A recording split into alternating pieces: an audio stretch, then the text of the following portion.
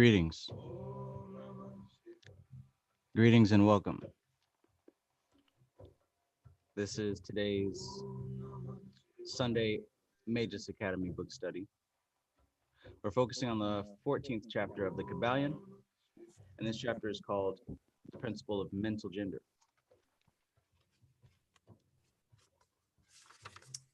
So, chapter 14, Mental Gender. Good afternoon. I hope you guys are doing well. I certainly am. Meditation helps with that for sure. What's going on, Sirius Suit 888? First and foremost, good afternoon, Natalia Dozier.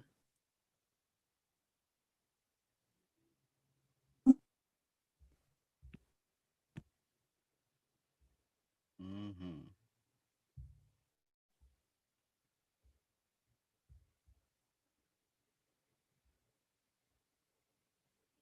It's a good day. It's a good day every day. Mainly because we're here fulfilling our purpose. Even if we don't know what that purpose is, we're still doing it. Our purpose has nothing to do with what we know or what we don't know. It helps if you do know, but even if you don't know, you're still doing what you're supposed to do. I find comfort in that. That means that I don't have to have all the right answers today, that I can trust that my existence here, which has meaning, both objectively and subjectively, is being carried out by a series of forces that are infinitely more intelligent than my conscious mind. Little something to remember. Good afternoon, Chris Topal. Good to see you, Al Dickey. Peace, peace, bro. But yeah, speaking of mental and objective reality, mental and objective universe, that is a lot of what was mentioned in this chapter, the principle of mental gender. So last week we talked about the principle of gender itself and how masculinity and femininity are different from sex organs, right? Because a human body which incarnates in this physical world is born with sex organs so that it can continue creating more human bodies. Nothing too outlandish about that. However, on every other plane in existence, when gender is manifested, it has less to do with the generation of physical bodies and more to do with the generation of whatever exists on that plane. So, if we're talking about the etheric plane, the principle of gender is going to involve replicating etheric bodies. Same with the emotional plane, the astral plane, or the mental plane, or the spiritual plane. The principle of gender is less about male and female and more about planting a seed and developing a seed. What Dion Fortune taught us in the mystical Kabbalah 2 book studies ago was that these planes are stacked on top of each other. They're layered. And, just looking at the tree of life, for example, looking at the rows across, every plane that is below another plane is feminine to that plane above it. In other words, the energy is falling downwards. It's moving downwards, circulating downwards. That's the natural flow. So the astral plane is going to be masculine to the physical plane. That's why everything that is started was first a concept, an idea, a feeling before it solidified into a physical thing. That's why when we look at the tattvas, the elements, they're structured on top of each other in an evolution type of descending order. So we go from infinite everything, right? Om, every energy that could ever be in this gigantic soup of pure beingness. And we go a step below and we section off a piece. And that's where we get Akash. Then within that piece that section off, we get movement, which is the air element, Vayu. And within that movement, heat is generated.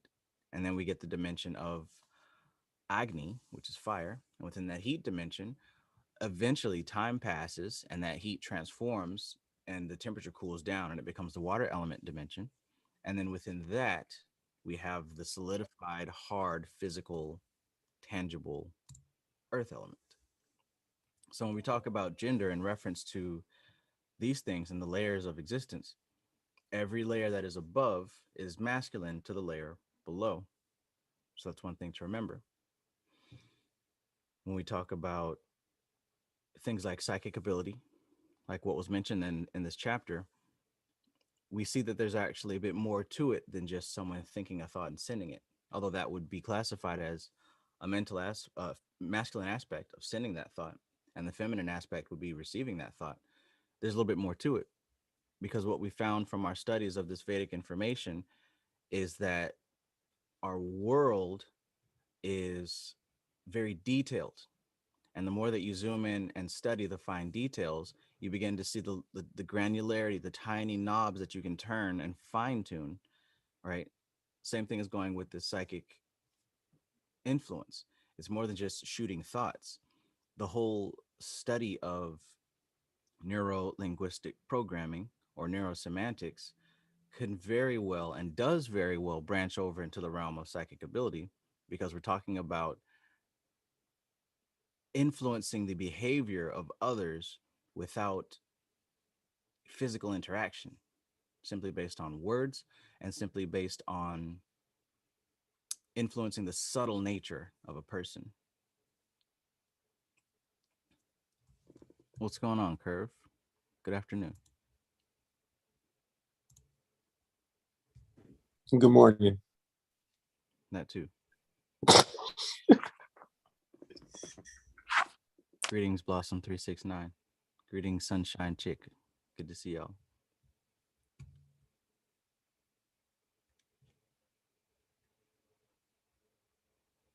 Good afternoon, or I think it's afternoon in Germany. Nathan Large, peace.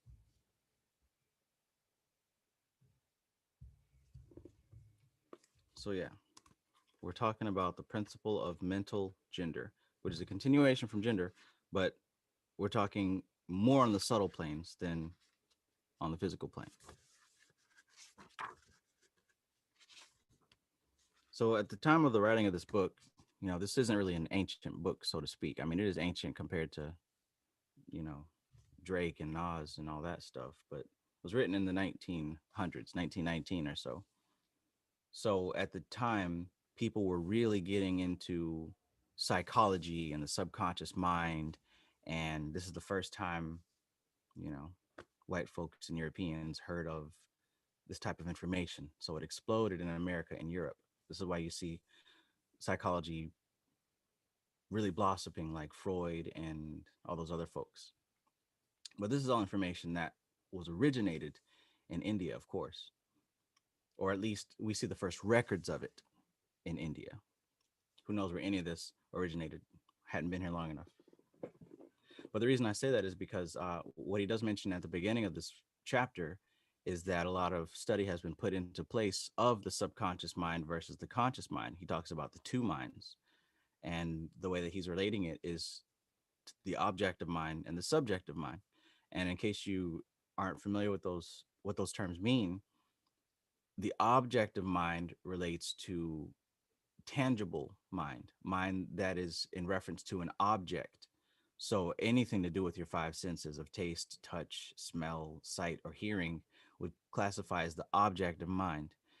In the Vedic texts, the Indian texts, that mind would be considered manas because that mind deals with the five senses. It's the direct manager of the five senses. Now, when we talk about the subjective mind, that is getting into the mind that does not deal with objects. The subjective mind is very abstract and it is little understood by most people, mainly because it can't be defined by the five senses. So the subjective mind would represent your map of reality. The subjective mind would represent your opinions and your feelings and how you structure the world around you, how you relate to it. Subjective mind would be the context, where the objective mind would be the content that fills in the blanks, that fills in the context. So when we're dealing with psychic ability, we're dealing with meditation, we're dealing with mantras and all the spiritual stuff that we've been dealing with, we've been deeply diving into the subjective realm. That's why this is also new. That's why it feels so special, because we're tapping into aspects of ourselves that have previously not been consciously dealt with. But what we learn from working with this stuff more and more is that the subject of reality is a bit more real than the object of reality. Because in all actuality, it's the subject of reality that defines the object of reality. How you see the world defines how you interact with it. Our behavior is equivalent with how we see the world. And that's a big thing in neurolinguistic programming, is understanding that how a person behaves is exactly equivalent to how they see the world. So people aren't everything that people do. If you just watch people's behavior, that tells everything about how they see the world, which is why actions speak louder than words, which is why it's more important and more wise to observe and pay attention to how a person behaves in opposition to how and what they talk about, right? Everyone talks woke. Everyone knows the buzzwords, right? We all can say kundalini. We all can say I'm an empath. We can all say all that stuff, right? I'm not coming back. I'm not reincarnating again. I've done my shadow work and all that. We can say all that, but it's the behavior that really shows it. Our behavior is exactly equivalent to how we see reality. What's good, First Eye Vision? Greetings, Toby H78, LG and Dennis. Good to see you. What's up, Smooth and Smooth Shaddai? John Dorian, what's up?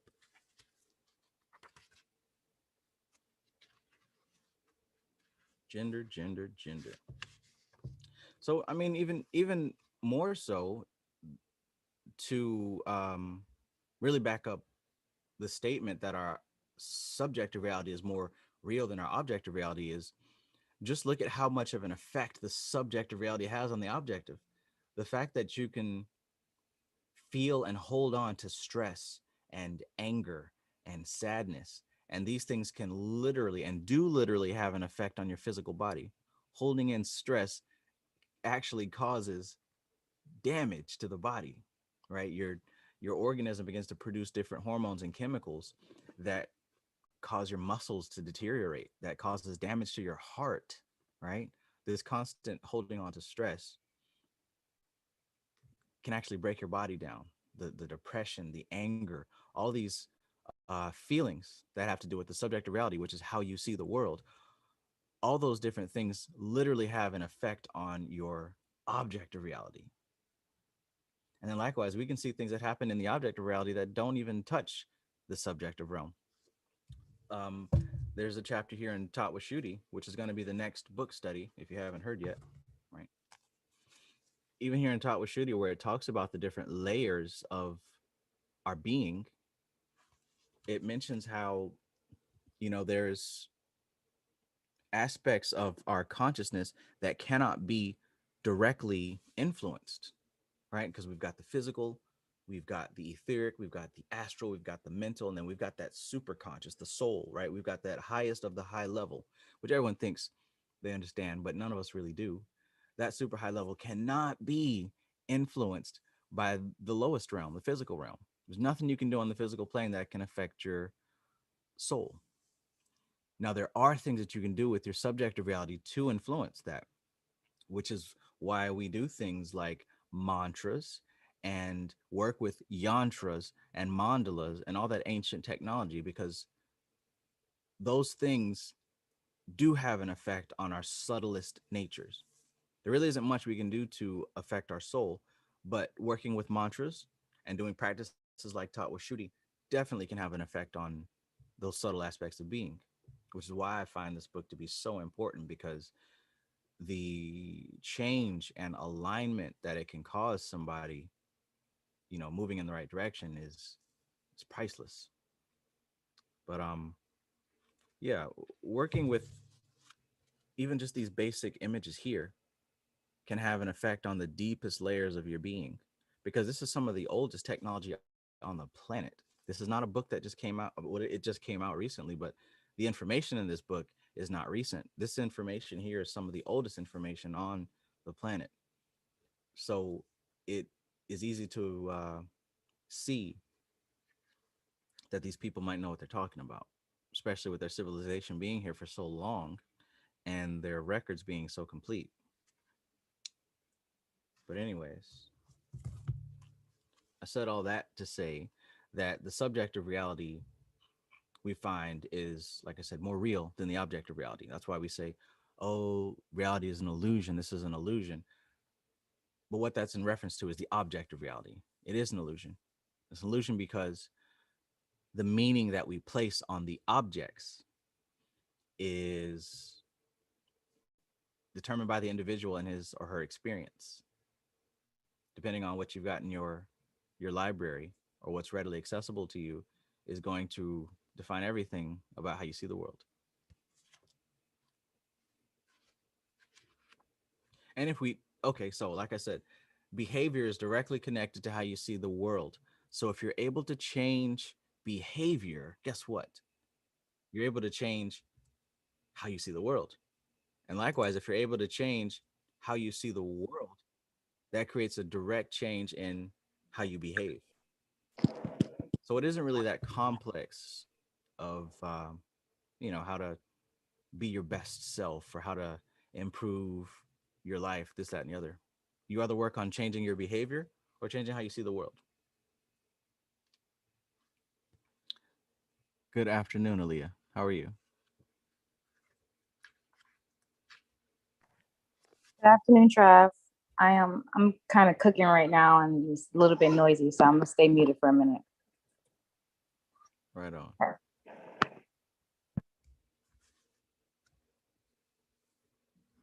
Good stuff. Good stuff.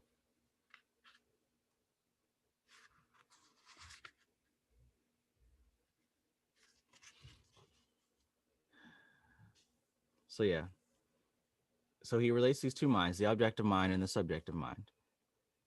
And then he also talks about how, when we speak of gender in relation to these two minds, typically it's the objective mind that takes the masculine role, because this is the mind that we are engaged with at all times. This is the mind that we are by default engaged with.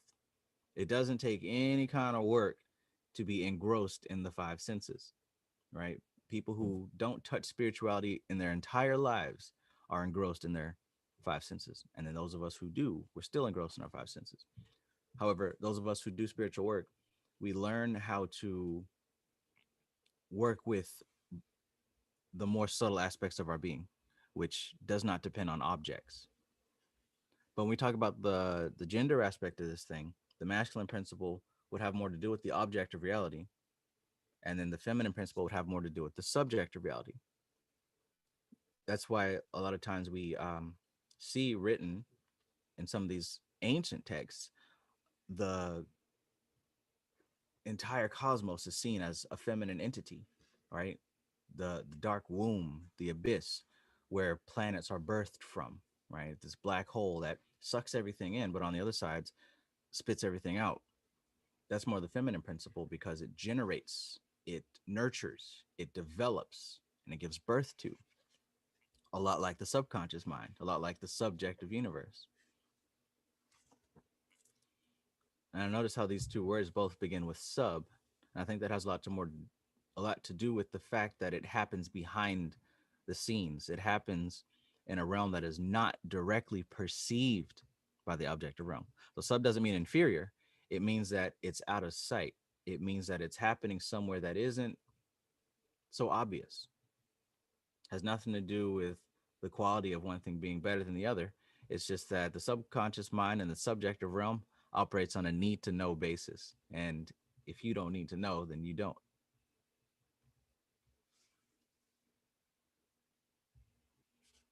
Yeah, he even says here, hmm, the me will be felt to be a something mental in which thoughts, ideas, emotions, feelings, and other mental states may be produced. It may be considered as the mental womb, as the ancients styled it, capable of generating mental offspring. It reports to the consciousness as a me with latent powers of creation and generation of mental progeny of all sorts and kinds. Its powers of creative energy are felt to be enormous, but still it seems to be conscious that it must receive some form of energy either from either its eye companion or else from other eyes ere it is able to bring into being its mental creations. This consciousness brings with it a realization of an enormous capacity for mental work and creative ability. So this subconscious realm receives impressions from the objective realm and from the conscious mind. It receives impressions and then it develops them. Hence why it's so important to take care and consideration with what you consume, right? Not just physically, but also what you listen to, what you see, and what you repeat on a daily basis. These things are all implanting impressions in the subconscious mind. So we can stop blaming and accusing them and they for doing this and that to us because you have the choice of what you put into your body. So regardless of what them or they are doing to us, you have the authority over what goes in to your being. So even though you watch the content and complain about it and bitch and moan about it, you're still watching it, you're still consuming it. If it was really a problem, you'd cut that stuff out of your life. And that goes with what I said before. Behavior is the exact same as how you see the world.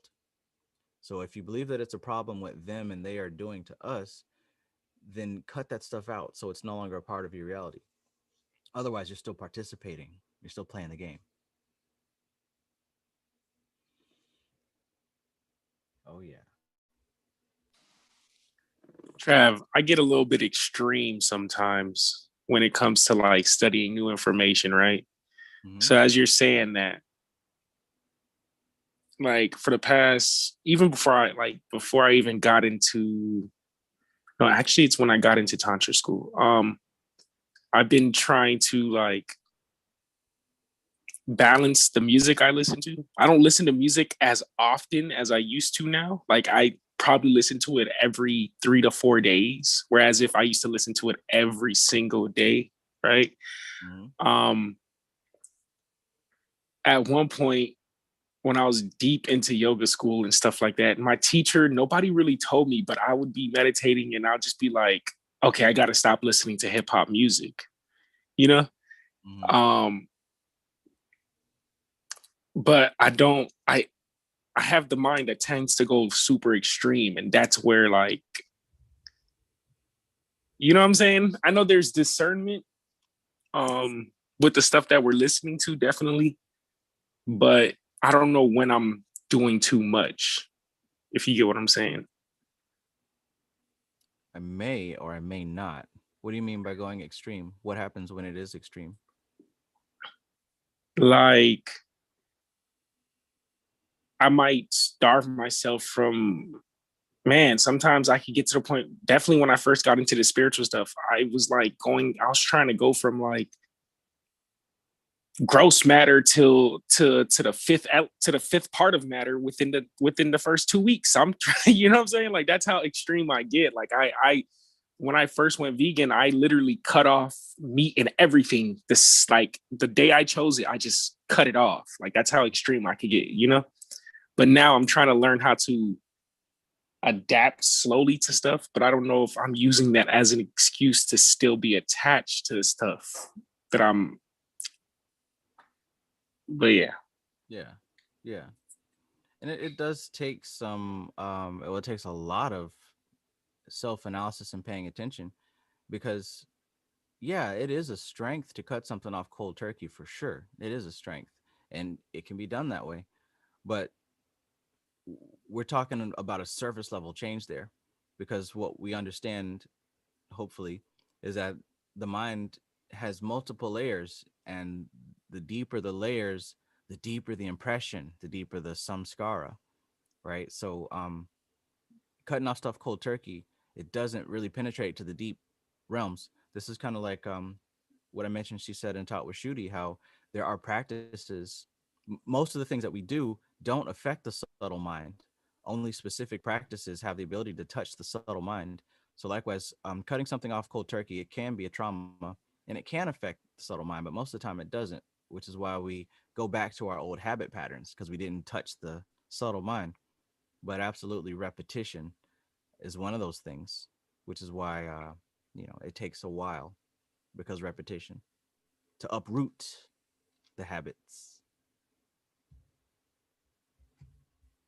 I know what you mean. Okay, so how do you determine balance and going too extreme? How do you determine like, okay, I'm still living this reality, so let me enjoy certain things so I don't super separate myself from everybody? Mm-hmm.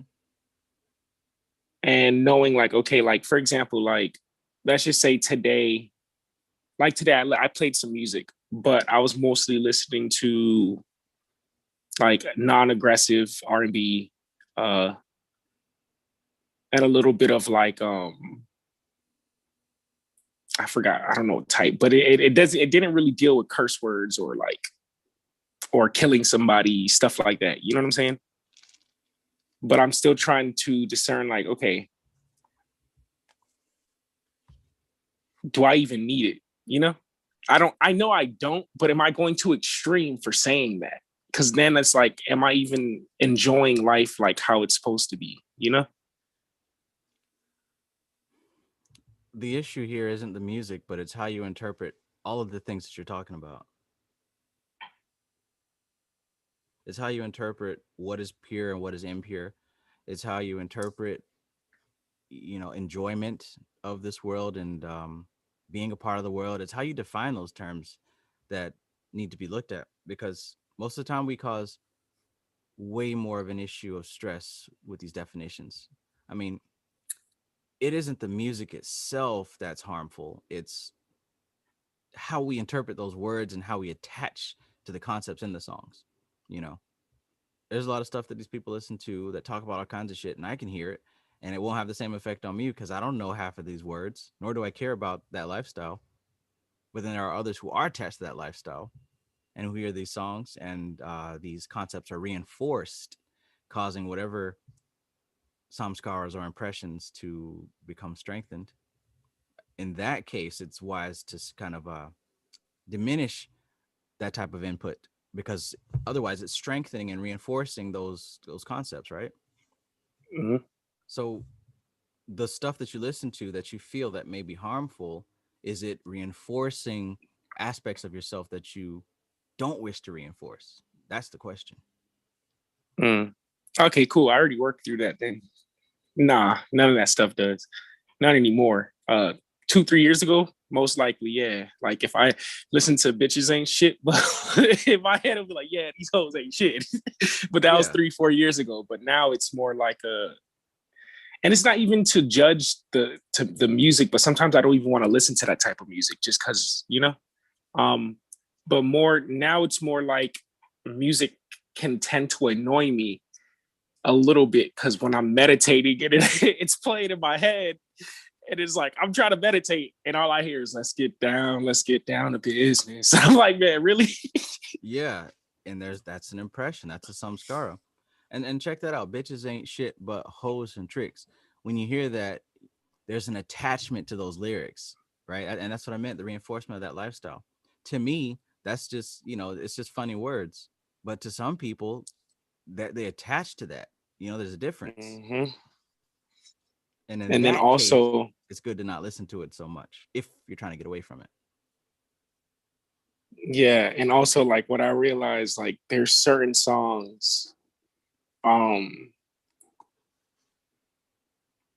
if I listen to now, it's like a subtle heartbreak would come through because it's like I listened to this song a lot when I was with a certain person, you know? That And too. it's like I'm observing it and I'm not attached to it no more. But like, you know, it's crazy that I like, yeah, it's not crazy, but like, yeah, I was realizing that like 2 days ago. There are certain songs if I play and it's like I don't literally just because I'm listening to the song, the pain comes up, but it's like I'm not attached to having to get that person or wanting them back in my life, you know? You're not well, I'm not attached to having that person or to getting that person back, sure, but there's a whole range of things to be attached to. Attachment isn't just what you want it to be. Attachment is because you're still feeling those emotions. There's a level of attachment. It might not be to wanting that person back in your life, and it might not be to getting revenge, but there's some kind of attachment because the emotions coming up, right? See, in my mind, I'm thinking it's just like, yeah, you're right. I guess in my mind, I was thinking in like, probably it's just because of the love I still have for that person, you know? And it's not in the attachment type of love, but it's just like, man, like just things that used to get to me in the past few, well, last in a within the past month, things that used to get to me, like things that I used to judge or things that I used to judge online or social media and stuff like that. It's not affecting me no more. So I'm finding more of a way to find love, to have love for everything within people, even what I used to call the bots. You know what I'm saying? Right. I'm seeing how, just like how you say, like life is perfect the way it is. I'm more diving into that perspective rather than my own past perspective. So recently, that's what I've been doing more work on, like not like letting being around things that used to trigger me more, so I can stay strong within the face of it. Because I was listening to Alex Becker too, and I know he talks about just remove it from your surroundings. But that was my problem. When I used to remove weed from my surroundings back in the day, I could do it. But it's like when I'm around people and it's like, them some scars getting hit, they're playing hip hop music, my homeboy's right there, there's a bottle of liquor. And you know what I'm saying? It's like, damn, all right, let me just fall into it. I'm talking about like after 3-6 months, not smoking, all that. And then boom, the liquor hits. And then it makes impressions on everything else. I stopped my semen retention. not recently, but like this is like a on and off battle with, semen retention and smoking and liquor for the past 2-3 years. I've been trying to stop. Constant process, right? Yeah, but I'm starting to see like how they all, like how the dominoes, each domino affects each other, you know?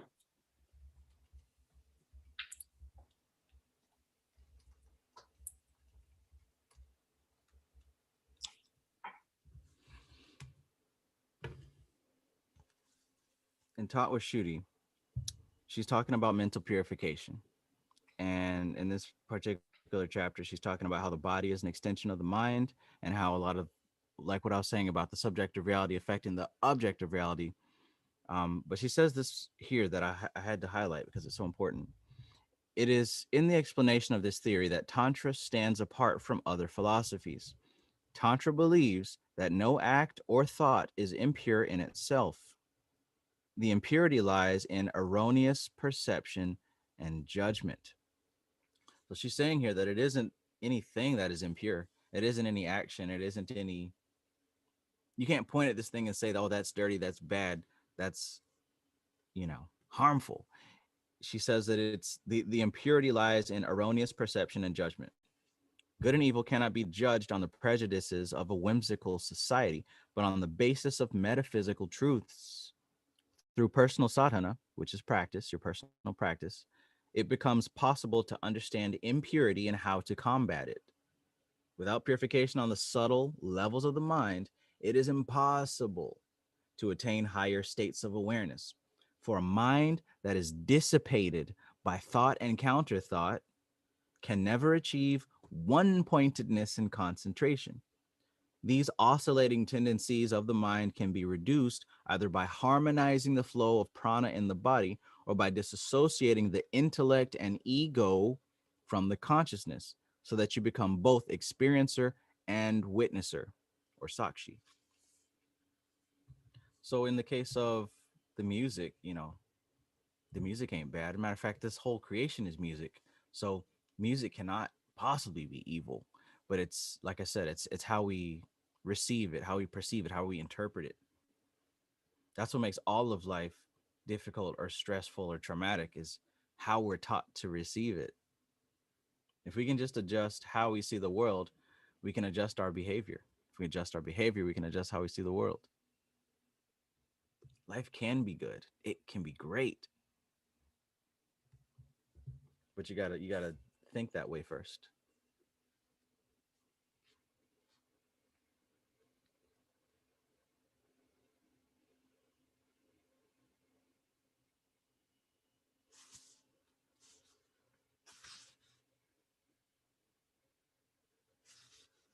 Hmm. The objective universe is what most humans are accustomed to regarding as the only universe, e.g., the totality of matter and energy in existence, of which these same humans would just assume themselves to be components. Humans are aware of the objective universe because they bump into it all the time, from stubbing one's toe to examining galaxies through telescopes. This surrounding is so constant and pervasive that they are physically and physiologically addicted to it. Removing such constant sensory reinforcement normally produces disorientation, followed by panic and insanity.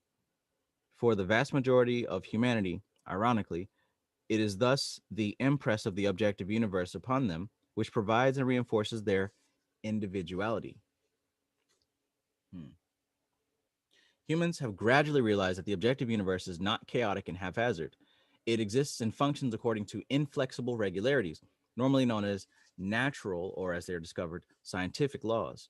In prehistoric and primitive cultures, before such laws were known to exist and be thus inflexible, the objective universe was assumed to be a variable at the manipulative whim of gods, and considerable effort was devoted to worshiping or appeasing such entities to prevent natural disasters or cataclysms. Of course, there were enough random interactions of natural laws to lend credence to divine intervention explanations, particularly when preached to ignorant masses. Hmm. That was about the objective universe. When we talk about the subjective universe, this book talks about the subjective universe is each self-conscious being's perception of the objective universe, right? So this is your perception of the objective universe. That's the subjective universe. Is blended with personally generated overlays, selective impressions, and creative imagination as instinctive, indoctrinated, inspired, or initiated. Thus, not even the most controlled physical scientist can claim to accurately and completely see the objective universe. What he sees is his filtration and distortion of it through his subjective universe, which he has built up both consciously and subconsciously from innumerable sources since birth. I was talking to this, well, I'm mentioned in a comment in a post in the Major Society about this girl, and she was talking about how she healed all her traumas. Obviously, no, you didn't, because we're having this conversation. But I said, everyone that you deal with, including yourself, is dealing with unresolved trauma. And, she insisted that's my truth. And, she doesn't have to hear it. And that's fine. But what is reality and common sense is that the total objective universe can't be observed for the simple fact that you have a perspective, that you have an opinion, because everything that we see is filtered through layers and layers and layers of memory and impressions, deletions, distortions, and generalizations. You can't get away from that. You can't get away from it unless you're in the Himalayas somewhere doing some extensive meditation. And I don't think any of us are doing that. So, yes, we're all working through some type of mental, physical, or emotional trauma to varying degrees. No sense in avoiding that or ignoring it or pretending it doesn't exist, because doing that is neglecting the responsibility of healing those things. But yeah, like he says here, what he sees is his filtration and distortion of the objective universe through the subjective universe, which he has built up both consciously and subconsciously from innumerable sources since birth. Innumerable sources. So it's not even just your opinions, it's also what has happened to you in your childhood that you had no control over, good or bad. All right, if your parents took you to Disneyland every weekend, you're going to see life differently from somebody who, you know, doesn't even have the opportunity to go to Disneyland because they live in Czechoslovakia or something. More creative, artistic, mystical, etc. personalities may let their subjective universes run more freely, right? So us artists and mystical creative people, we have a little bit more of a run with our subjective reality, to the point where the objective universe is only occasional and necessary relevance to them. In other words, we only come to this objective world every now and then because we have to. How many of us can relate to that? If some such persons reach a stage where the subjective universes have completely replaced the objective universe, they may be called insane, in the sense that sanity is a measure of an individual's suppression of his subjective universe within socially sanctioned boundaries.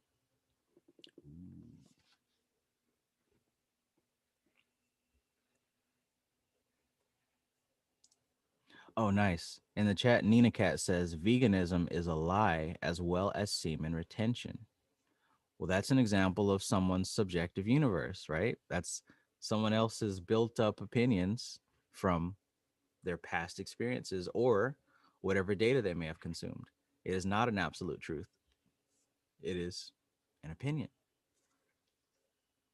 Because in Curve's reality or in my reality, the answer is absolutely different from Nina Cat's reality. And that's perfect because she doesn't have to deal with what I deal with or what he deals with. And neither of us have to deal with what she deals with. Hell no. And there's no need to be have any kind of emotion about it. Like it literally is what it is. Just like this shirt I'm wearing is black, or this Rudrakash necklace is made out of Rudrakashas. It is what it is. And that's what makes it so perfect. First Eye Vision says, how are you gonna keep leveling up without trauma? Hey.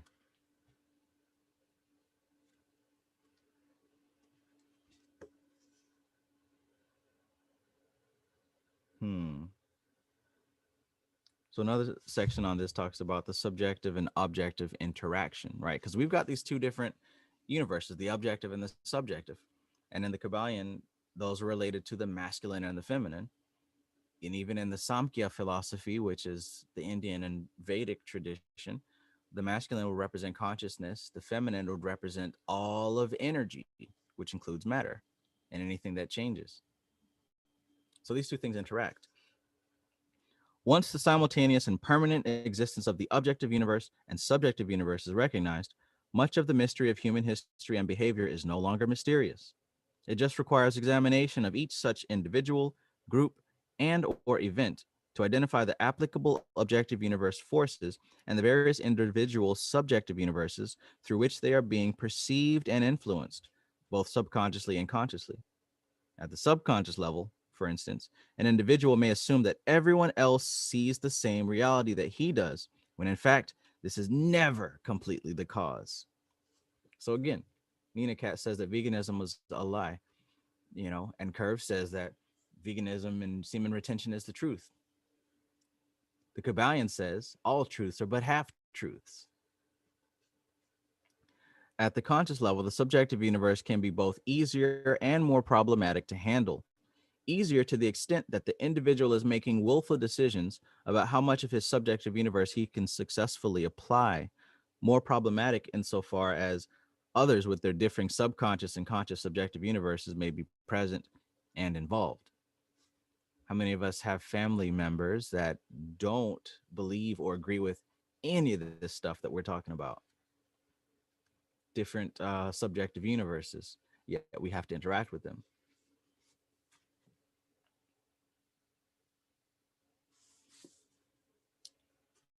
Hmm. Collective and collective subjective universes. So subjective universes that are all intermingled together. You'd think that this would make some chaos.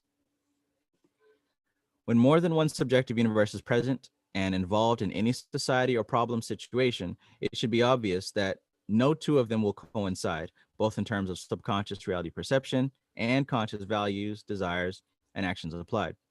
Hence, both human society and human history is most accurately understood as attempts by which the involved humans to reconcile their conflicting subjective universes into one or more community approved collective subjective universes. Sometimes this is possible through peaceful means, such as education, reasoning, or argument. In other instances where conscious subjective universes are too passionate, or when subconscious subjective universes are too inflexible and intolerant, the individuals or groups may resort to coercion, aggressive and intensive indoctrination, conditioning, and reinforcement, along with the suppression or extermination of the offending competitors to achieve the desired reality. So, in other words, through peace and peaceful means, oftentimes we can, some people say agree to disagree, or at least respect that someone else has a different view of life. That's usually how, it works in a civilized community. But as we see more often than not, that's not the case. And as it says here, where conscious subjective universes are too passionate, or when subconscious universes are too inflexible, intolerant, right? Just like how we will see religious groups go off and kill people because they don't agree and try to force their beliefs on other people's communities and nations, even to the point of, mass murder.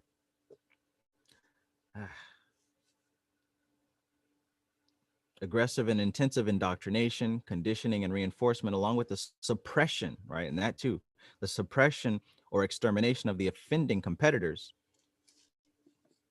We see this a lot throughout history, and how tragic. In modern society, unsurprisingly, such coercion and intolerance are invariably attributed to the enemy, domestic outlaws, insurgents, revolutionaries, or other alien individuals or groups. It is assumed without any need for argument or justification that the community collective subjective universe into which its members have been conditioned since birth is not just one among many options, but is reality. In other words, we hear about the American way, and that's all that we think is the right way. We see other people in other nations and other lifestyles, and we think less of them. They're either wrong or they're uneducated. You know, the Europeans that went around the world civilizing the savages and that type of thing. It's 2 o'clock. Wow. Thanks, ladies. Hmm.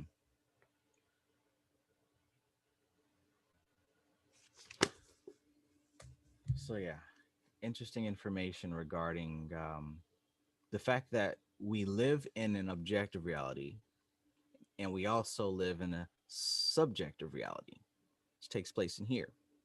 And that no one's subjective reality is the same as the other person's for the simple fact that our experience and our history is individual and unique to each person.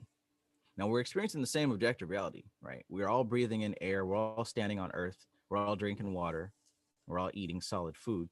But it's the interpretation of all these things that make everything so different. Now, if we're able to come to the same page on a lot of ideas, we're able to understand each other better, which is why when it comes to communication, it's much better to understand who you're talking to in order to communicate with them more effectively, as opposed to just throwing words at somebody and expecting them to listen and believe it and all that good stuff.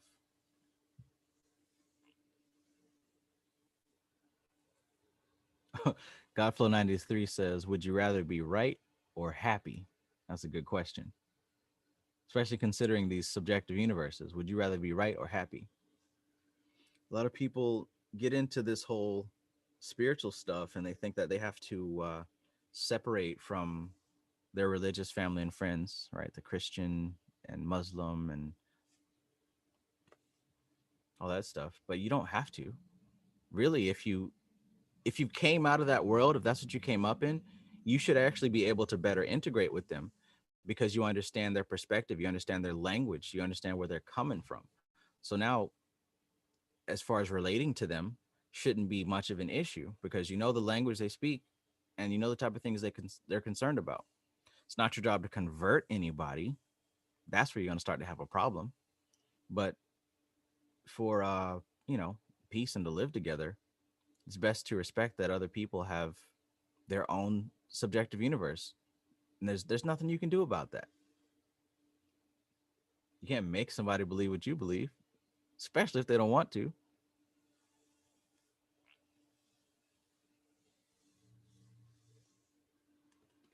Nina Cat is still going on about veganism. She says, check out SV3RIG East channel. He has tons of ex-vegan interviews. These people were falling apart on veganism. Also, Bill Gates promotes it, and we all know he is a great guy. LOL. True.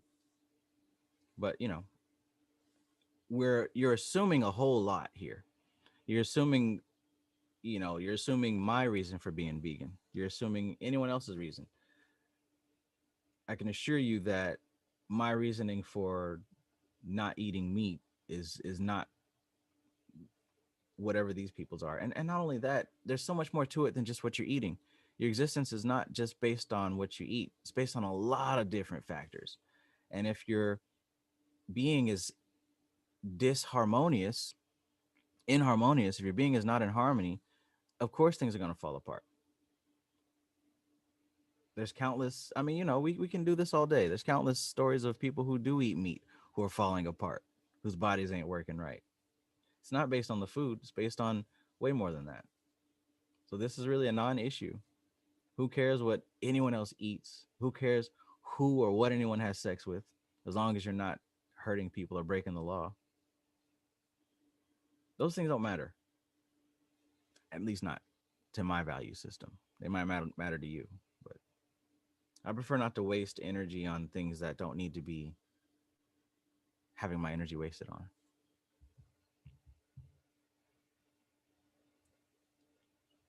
Sirius Sut 888 says, could you say there could be a middle point of subjective and objective minds? Absolutely. And honestly, that's where the magic happens. That middle point. That's probably the closest we'll get to reality. But in truth, ultimate reality, according to the most ancient of all texts, the absolute reality is a reality where there are no conditions placed on it. So when there's no conditions placed on reality, that is ultimate truth. No opinions, no memories, no views and perspectives, no height, no length, no depth, no smell, no taste, no sight.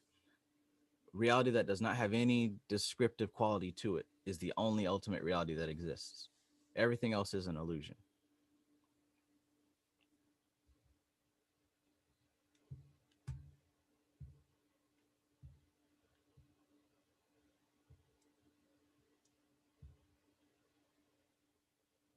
Framestar Film says life without triggers is a world without guns. Wow. That's a pretty big statement there.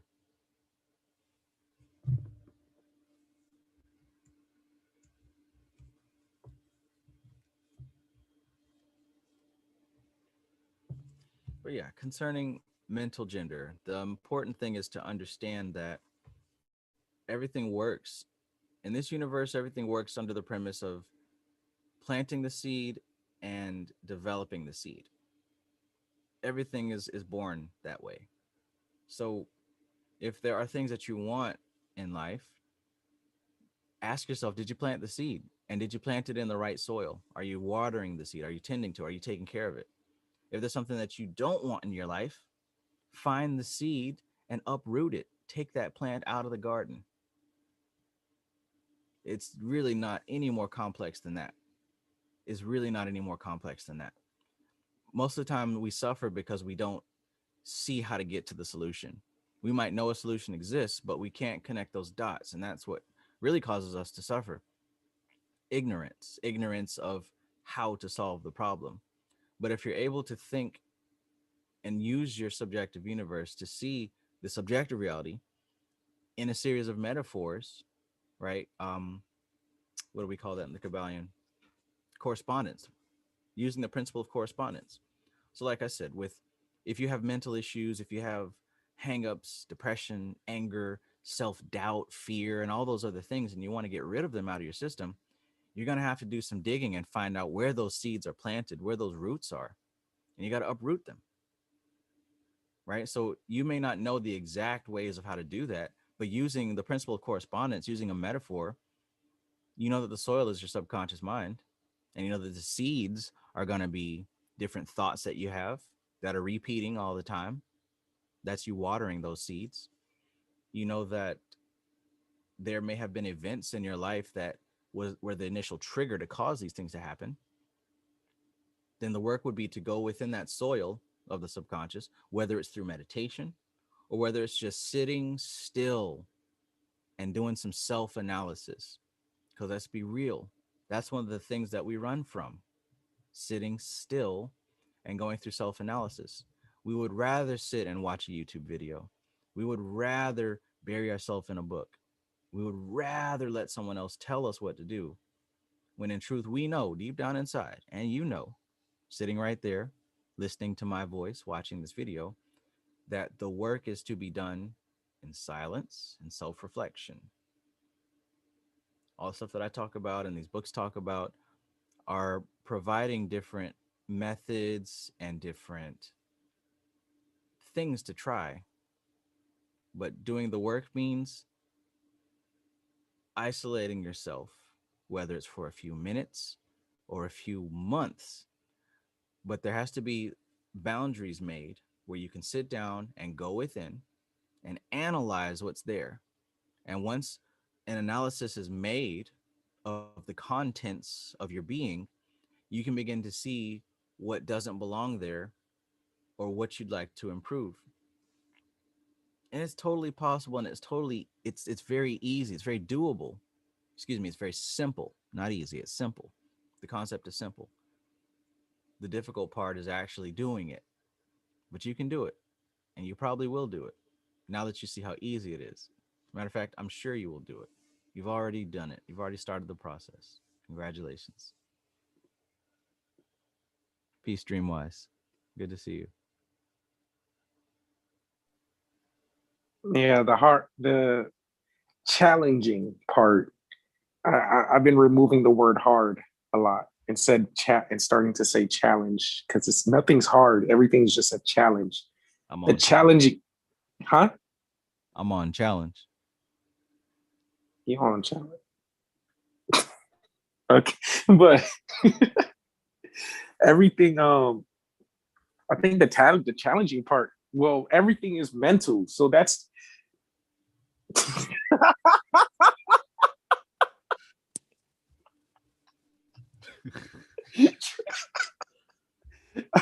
everything. Trav, you funny as hell, bro. Everything is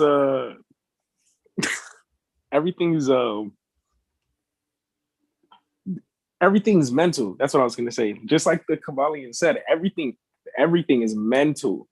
You know, so like as a kid, I remember for me, I didn't like to work. But now it's like I removed everything and I don't see work as work. I just see it as a lifestyle. My perception changed, which makes me like, I don't mind sitting here and studying a subject for like 10 hours. I just have to find that focus within me first. Yeah. But other than that, yeah, everything's mental, man. Whatever you believe. So if you feel like if you go into something physical and you're like, oh, it's gonna be hard, you're looking at the thing wrong. It's not the thing, it's not the physical aspect that's gonna be hard. That part is a part of the illusion, but you know, we still gotta go through it. It's the mental. It's the mental. Well, no, the illusion is you saying that it's hard. There you go. There you go. Yeah. You'd be amazed at how much just changing the words can change the whole scenario. And yeah, I heard Drake say that. Drake said he was like, he's like, I never use the word hard. I only say challenge. He's like, when you say hard, it's like you're blocking yourself from getting to that point. When you say challenge, you just know there's things that you just have to change about yourself to fulfill that. Facts. I was like, damn, this was back in 2013. Yeah, man, yes. That ties into the post I just made on Instagram here. The symbolic aspect of words is more powerful than the actual meaning of words. Oh yeah, I think I saw that yesterday, right? Now it's cool to sound deep and it's cool to use big words and shit like that, but most people aren't rocking with that. You know what I'm saying? And when we do, if who said this? I don't remember who said it. I think it was it Snyder? I don't know. But somebody said that when you reach a word that you don't understand, that turns off the learning mechanism. So if I'm reading and I'm studying and I hit a word that I've never seen before, I don't know the definition, my brain stops learning. And everything I read after that, I'm pretty certain I'm not going to retain that info. So the person I heard this from said that it's great to have a dictionary or a thesaurus around. And after he said that, I bought a thesaurus. So I think it was David Snyder. But basically, when we reach a word that we don't understand, it turns off a part of the conscious mind. Right? Studies have shown that this happens. So, with that being said, people that use big language and outlandish language like that to sound smart, it's not that you're deep, it's that people can't understand you because their brains stopped working. So people are like, yeah, okay, yeah, that was deep. Uh-huh. Really, they're saying that because they don't understand what's going on, but they don't want to sound like they don't, right? So they say that if you can't teach it to a third grader, you don't understand it. It's better to use common language if you're really trying to get a point across. But if your goal is to stun and disarm people, then sure, talk about the magnitude of the severity of the complexity of the proximity of the servitude of the melanin, my brother. I prefer not to do all that because it's unnecessary. Bro, with this generation, you gonna hear a lot of "shut the fuck up." Hey, yeah, can you blame them? Who's gonna come around to a bunch of young folks talking like that? You're asking for trouble. Definitely. Oh wow, it's definitely with the perception of their perspective of like people your age group and Pat and like older. I think college and school was so important to y'all. Whereas if our age group, we don't really give a crap about that stuff. It's like, oh, I could just start my business and live my life. And yeah, so the big words don't mean shit. Cause if you're not saying exactly what I'm trying to, if you're not talking in my language, in our language, let's just say, we ain't gonna try to figure you out. We'll just go back on our phones. Right. And that may be that's a hard pill to swallow for a lot of people, but reality is what it is. Like, instead of getting mad at that, find how to work around it. You know, I could get pissed off about that. These dumbass kids don't want to listen. No, that's not helpful to me or anyone that I could be talking to.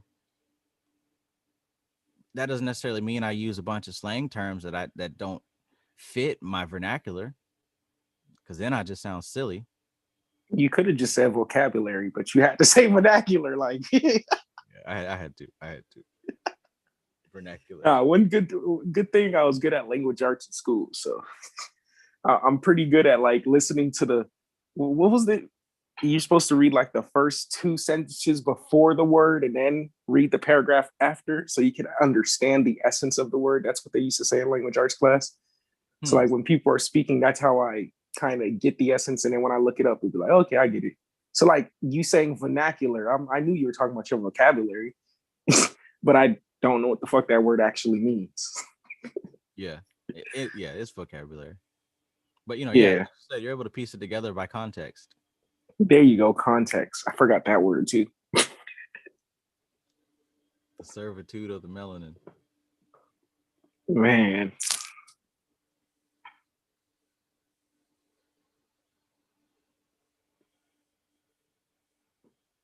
Ooh.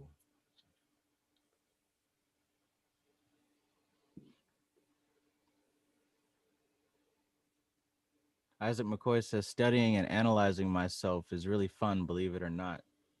Yeah, and it gets to that point that this stuff stops being work and it starts to become like you said, Curve, a lifestyle. Like, it's what else am I gonna be doing? Mm-hmm. The more I get deeper into this, man, it's like that's how my days go lately. It's more like I don't have to push myself to go do something because it's like there's nothing else to do. Like to me, it's just like yeah, I'm literally wasting time if I do like I'm at the point where I literally want to delete Instagram again because I've been going on it more, you know? And I just don't need all that. You know, until I'm fully cleansed, that's where I might feel comfortable to hop back on Instagram. But them some scars is easily getting attacked whenever I get on there. You know, not attacked, but they're activating a lot. Whenever those impressions, man, they get a lot Right. whenever I'm on there and stuff. So I'm thinking like, okay, after talking with Shooty, reading it 2-3 times, of course, and doing the practices diligently, then I'll probably get back on social media just so I could give myself that break. I like how you didn't blame Instagram, but rather address that it was your own, you know, Oh pattern. yeah, yeah. I got tired of blaming other shit too. Speaking of Talk with Shooty, I'm trying to promote this so that no spiritualist is left behind. The next book study that we're gonna do, because we got one more chapter of the Kybalion, and then we're done with this one. But next we're gonna be doing Talk with Shooty. So you still have plenty of time to get this book. If you don't, I'm telling you a whole month in advance, because what I would prefer you do, what I would recommend that you do, is go ahead and buy this book. There's a PDF floating around, but you know, go through the energy exchange and purchase the book. If you notice, I don't have any affiliate links, so I'm not making any money off of this. This is all literally because I know this will be able to help you in your situation, whatever it is. You're in a human situation, so this book is going to help you. This is going to help you. I'm not making no money off of this. I'm telling you this because I know it works. I just did it again today. But anyways, go ahead and get this book because we're going to be doing it next. Um, it's going to be probably in a month from now. So we're April. At the latest, it's going to start on June. And the latest is going to start the first Sunday of June. At the latest. At the earliest, it'll be mid May. But I'll definitely let you know. Now, that doesn't mean we're not going to be doing this, but it does mean that things are going to change a little bit. What I'd recommend is that you go ahead and get this book, go ahead and read it once so that you can read it again, because the information in here is so profound that it will take multiple readings, not because it's difficult to understand, but because it addresses some very overlooked aspects of your being. And if the goal Mhm. here is purification, because that's what shooting means, purification, you're going to want to become familiar with all the aspects of yourself in order to purify them. So I will be creating some other material that will, just try to help get and extract as much um, of this information out and how you can apply it to yourself as possible. So that's part of the reason why I'm taking a month off in between these books, so that I can create some more content, really diving into each one of these chapters, so that when we come to these next book study sessions, you guys can participate from experience as opposed to I just read it 5 minutes before the before the meeting. Tiffany Rogers, it's called Taught with Shooty. All right. Now I noticed that your name is in gray, and that's fine. But if you're gonna get the book into the book study, the next session it will be private for members of this YouTube channel. So if you want to participate in the book study group, go ahead and hit the join button. And there's multiple levels to join at, from $1 all the way up. Now, with the $20 level, that's where I'm going to include some more of the supplementary material that I'm going to be creating. But join any of the levels in order to participate. And if you want to be on video here in this conversation, then of course you would join with the student level, major student level. And that just helps to support me with having the time to dig into this material and produce content for you and to open up this forum and all that wonderful stuff. So Talk with Shooting at the latest, first Sunday of June, at the earliest, mid-May. But this ain't going nowhere. We're definitely doing it. So don't run away. I may flake out when it comes to DMs, but I don't flake out about this work. Ladies, I apologize. It's not you, it's me. They tired of hearing that, Trav. I usually don't say that. You like every other, you like all them other niggas. I'm just kidding. Man, this cleansing stuff is crazy. It's like having multiple freaking stains of coat. Multiple like paint stains on you. I didn't sleep all night, so I'm everywhere right now. I haven't slept in like 36 hours, but it's like having multiple layers of dirt on you. And like the first one is like, okay, you just got washed. Then then the second one is like, okay, like you come back for purification, the second coat. Now you just got what's that thing called? Pressure washed. Mm-hmm. You know what I'm saying? There's layers to this stuff. And then each layer has a different perception of that one sentence that you might have seen in a book. And that's why it's so important to read it like 3-4 times. Because by the time you get to it the fourth time, the fifth time, you're going to be like, oh, crap, you just took a whole different thing. Just like how people go to the Bible and they always look at the Bible and find something brand new. Yes. There's a whole shifting of thought that has to take place once you really start tapping in. Just having the books and meditating isn't tapping in. Like there's a shift of mind that happens. There's a previous mind that has this conception and goes to the Bible or some text to back up what they're saying. Right. So they already got it in their minds. They're just using the verses in the scripture as ammunition to back up what they already got going on. That's one level. But then another level of actually being tapped in is coming at this information with a blank state, with a clean slate, and appreciating it for what it is and allowing the text to transform your perspective of the world, as opposed to using your perspective of the world to transform the text. When I read these documents and these scriptures, I look at it with an open mind. I approach it as if I'm the idiot, the jackass, the dumbass human that don't know anything other than mate, feed, kill, repeat. And when I look at it in that way, I'm able to absorb more from the words than my limited perspective.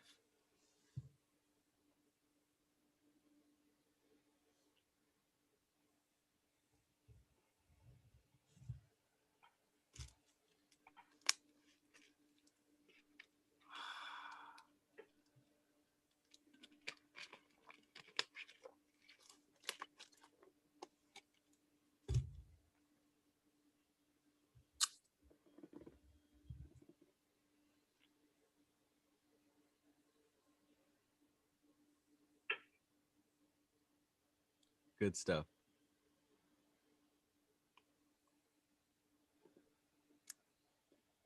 Matthew Watson says, Tatwashuti has helped my progress so much, and I'm not even at its meditation yet. I can't wait for this one.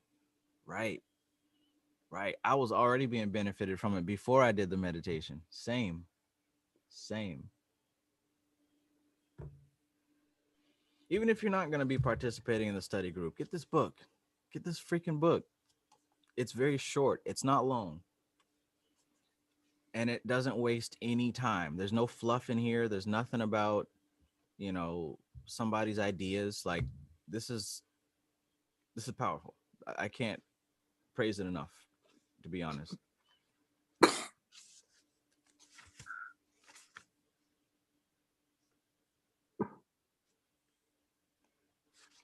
It's gonna be 4 months, so 6, 7, 8, 9, 10. From June to October, we'll be working on this.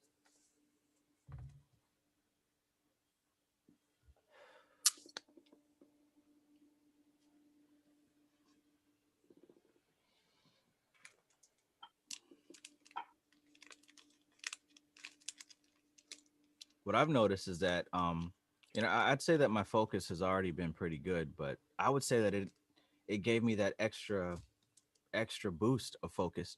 You know how, like, if you might have a particular skill or something that you're working on or improving, like when you first started you were trash, but after years of practicing and practicing right, you got so much better, and you may have even hit a plateau and not able to get any better at it. Like, say maybe you're running and you're able to hit a certain mile run at a certain time, but no matter what you do, you can't cross that line.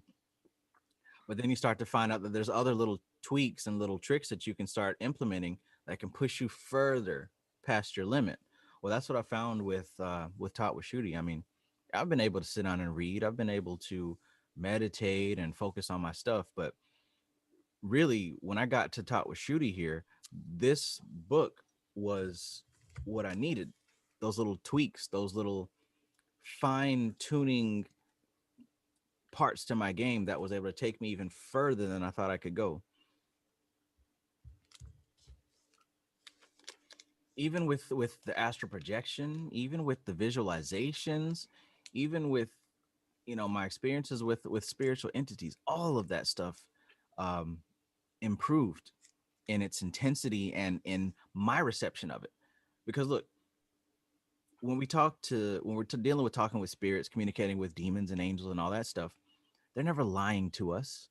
It's us that are lying. It's us that receive that data and misinterpret it. So when people have something, oh, the demon tricked me. No, you misinterpreted it. So in doing a practice like Taught with Shooty multiple times, you're cleansing the layers of your being, physical, mental, spiritual, and the subtle layer. So now when you receive communication, there's not going to be room for misinterpretation because you're cleansed. And if you maintain that cleansed being, it's going to be very difficult for you to misinterpret your intuition or when spirit is talking to you, or your chakra meditations and all that stuff. It's going to work so much better because you're operating from a purified foundation. Yeah, so go take your spirit to to that shower. Cause y'all niggas dirty. Gross. I am too though. While you're bullshitting, that's where I do my Taught with Shooty. No, I'm actually being serious. I'm actually being super serious. On a spiritual level, we all stink. Yes. Stanky. Spiritual shower.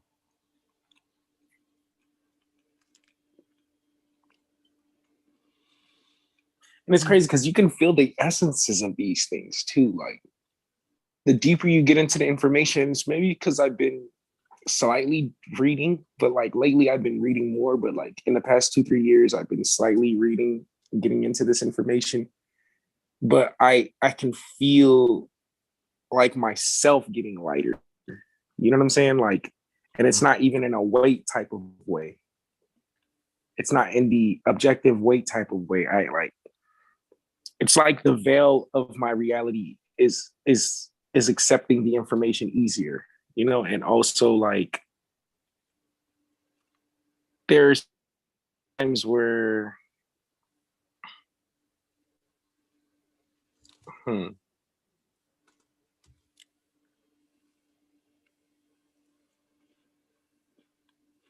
trying to name a perfect time instead of just not a perfect time. I'm trying to. If you've been up for 36 hours, you might want to stop trying to think of a perfect way to say it. True. Yeah. I'm just gonna pause. No, I'm saying just say it how it is, because I know how it is staying up multiple days. Yeah, I'm trying to even think. I'm trying to think of the thought, to be honest. Damn. Because it was there that it's just like, damn, where did it go? I'll be right back after this commercial break.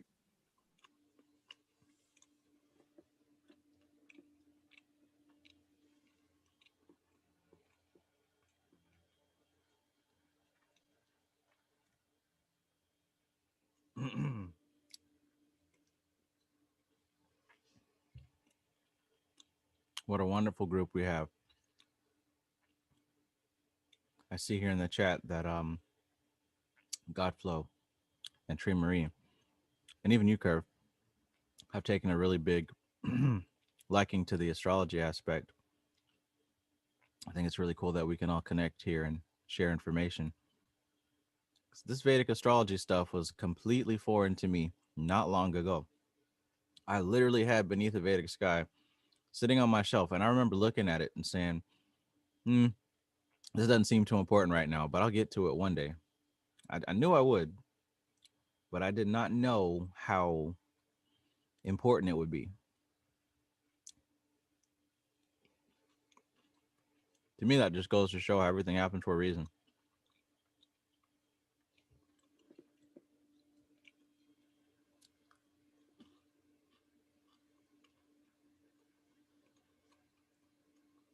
There you go. Thank you for saying that. Okay. So basically what I was trying to say, it's not even like a feeling, but it's like sometimes it's like when you brought up Vedic astrology, when I first got into it with you guys, I would be, and then on top of that, I would, be practicing meditation and attachment towards things. To not react in an emotional way towards things. Because I think when we say an attachment, everybody kind of probably misconstrues it. But I think so.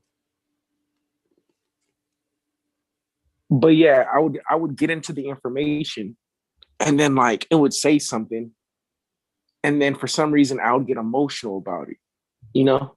But the fact that my veils are being released, it's easier for me to catch myself and just be like, okay, nah, I'm taking this too personal, or I'm being very subjective with it. So now it's like it's a lot easier to just look at the information for what it is, basically. That's not fully what I was trying to say, but yeah, Yeah. you catch yourself in the moment of things that, and, and that's basically the practice too, because meditation is not the only practice. The real practice is when you're facing these things, and how you respond to them. Right. Meditation is the practice, and then the experience. That's being on the field. That's being in Yeah, the match.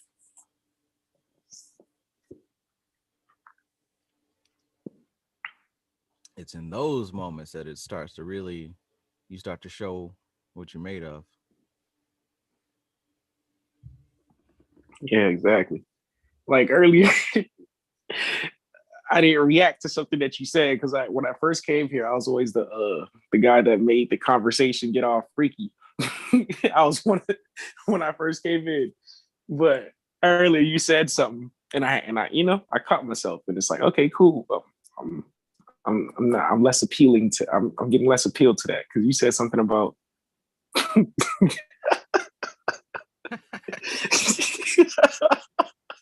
I'm on complex. What was it? What did you say? you said something about uh the books ain't long, it's short. And it's like that's not what she want. Oh man, the book ain't long, it's short. No, I think you just said it's long, no, it's short, not long, or something like that. No, you said it's short, they ain't long. And I was like, oh, that's not what she want. Oh man, But yeah, I guess it depends. Some people don't like to be damaged. Some people do. man, I heard that too. I thought that was cap. I thought they were telling that to my friend to make him feel good. It I went depends. and asked that girl. I was like, "Yo, were you just being nice to him, or?" She's like, "Nah." And I was like, "Oh, so there is some." You see what I'm talking about? 2, 3 years ago, my perception, just because of Yeah, the way everything was presented to me. yeah. And that's it's an American myth. Well, not even American. I guess a human myth that all females want a gigantic penis. Like I think that started with the hip hop culture, man. my dad used to tell me that back in the '60s and stuff, in the South here where we live. If you don't know American history, the South is traditionally pretty racist. But he used to say how white fathers would tell their daughters to stay away from black boys and black men because they had giant penises and it would hurt really bad. I think that kind of backfired. But Yeah, you said that's what they used to tell their daughters back in the 60s and 70s. they went against that definitely. Yeah. As soon as that movie Black Snake Moan came out, stop. Still haven't seen that. Oh man, that shit is crazy. But wow, that's a whole different. I never even heard of that. The closest I heard to it hurting was an Asian saying, "No, no, love me long time, no," through a comedy. But that's the only time, you know. But just like, what the fuck? I never knew like parents used to white parents used to tell their daughters that. That's crazy. You'd be amazed what you can find out from like Reddit forums and stuff. All humans like to share their experiences. Just got to find out the right places of where the experiences are being shared. Reddit is a wild place, bro. It can be.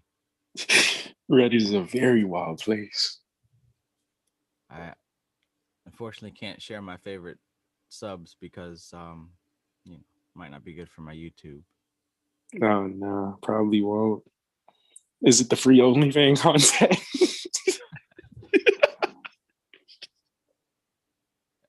Don't answer that. Don't answer that. I always click the check mark that says not for kids, but still. Okay. Yeah, because like 5-6 months ago, somebody introduced me to that shit. They're like, "Yo," I wasn't even into OnlyFans to be honest, but this dude, he's like, we're in a group, and one dude, he was actually paying for someone's OnlyFans, and what? I was like, "Damn," but I don't want to say what I said to him exactly, but my other homeboy was like, "Yo, just go on Reddit and type in the Instagram model's name, and it's gonna pop up." And I was like, "Oh no!" And then he's like, "Yeah, when it pops up NSFW, you found the right one."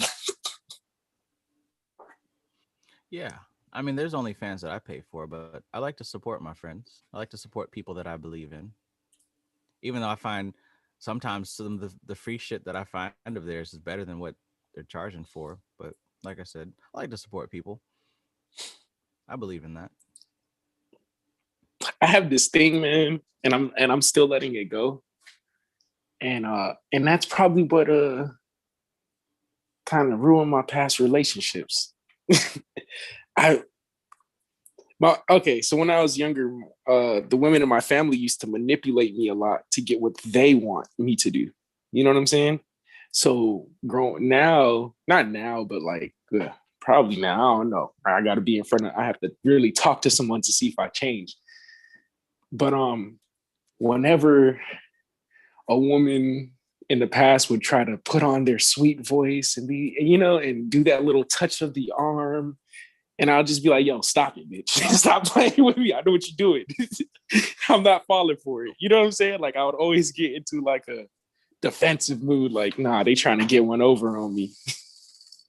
And I think I take that mentality with OnlyFans because it's like there's some good women out there, and I met great women. I have women best friends that I've never done anything with, but there's just some of them where it's still perfect once again.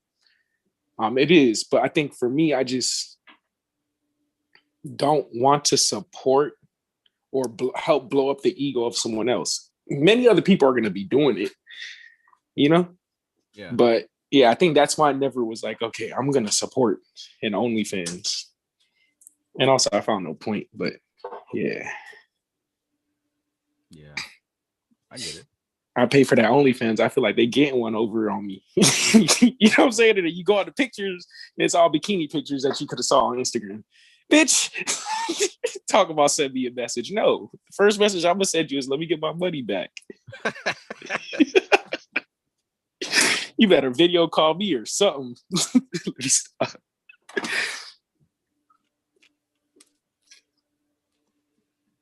It's all good.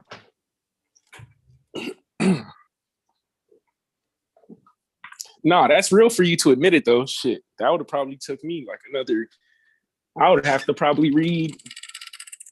I put this on everything. I never did it, but if I did do it, I'm the type to like. It's gonna take me a while to tell that part. Like, yeah, I didn't invest it in some OnlyFans, you know.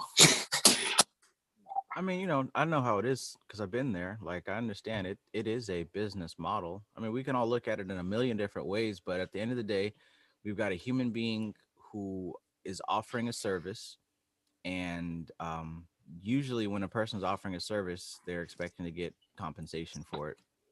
So, whether it's an online course or a physical product or, bare butt cheeks and titties and jiggling, it's still a service.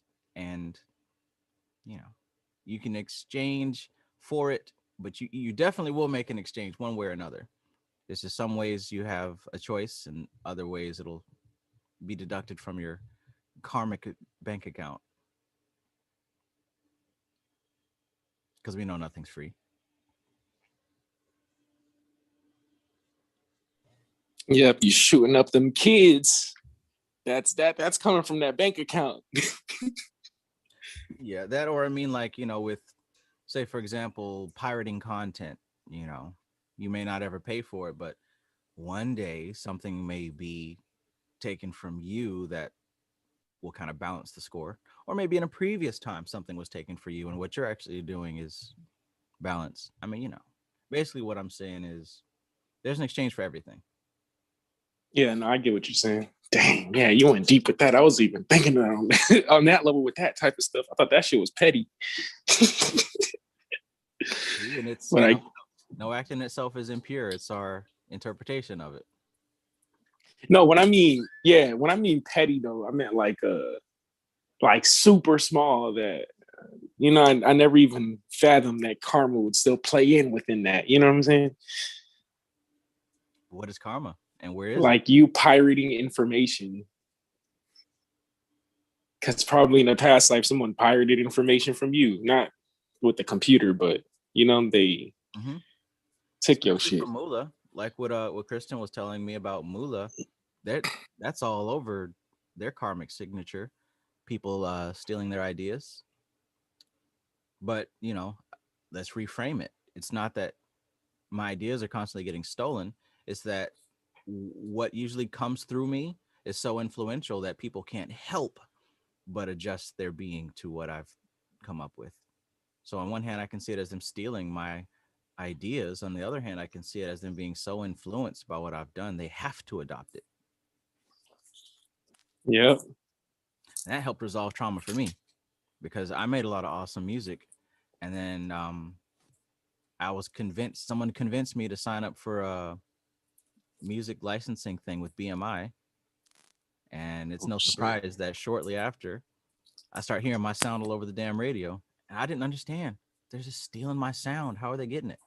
Well, I submitted it to these freaking people. Of course they're going to do that. That's some moolah shit right there. Wait.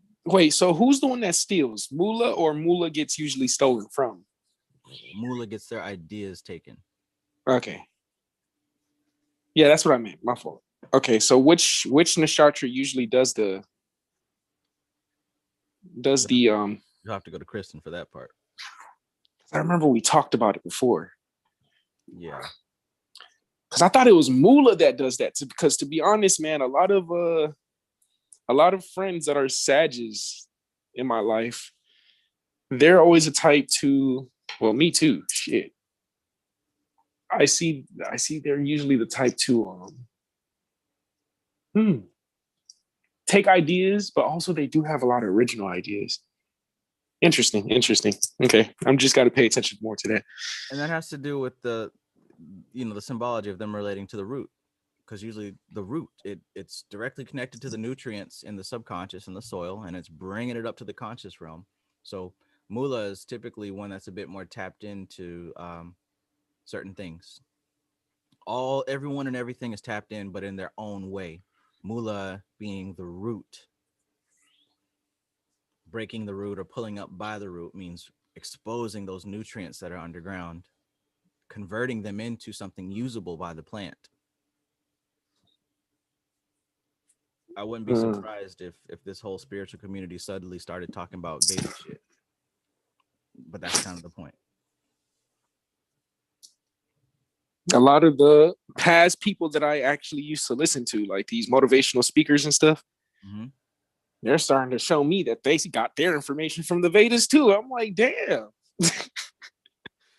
But one thing that I realized this week that's very dope.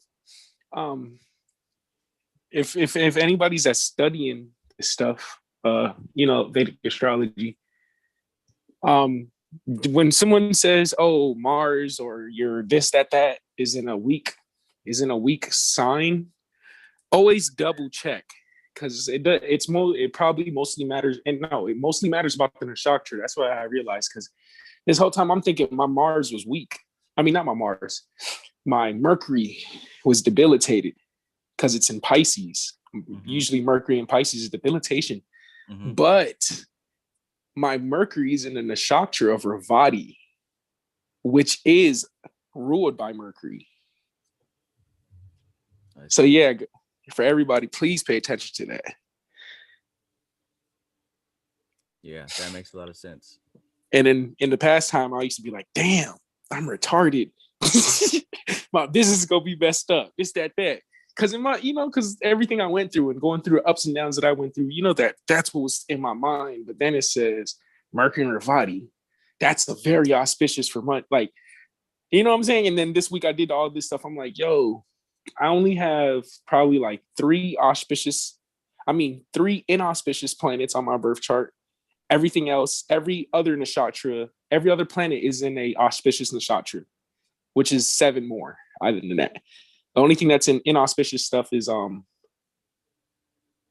was it K2? Hold on.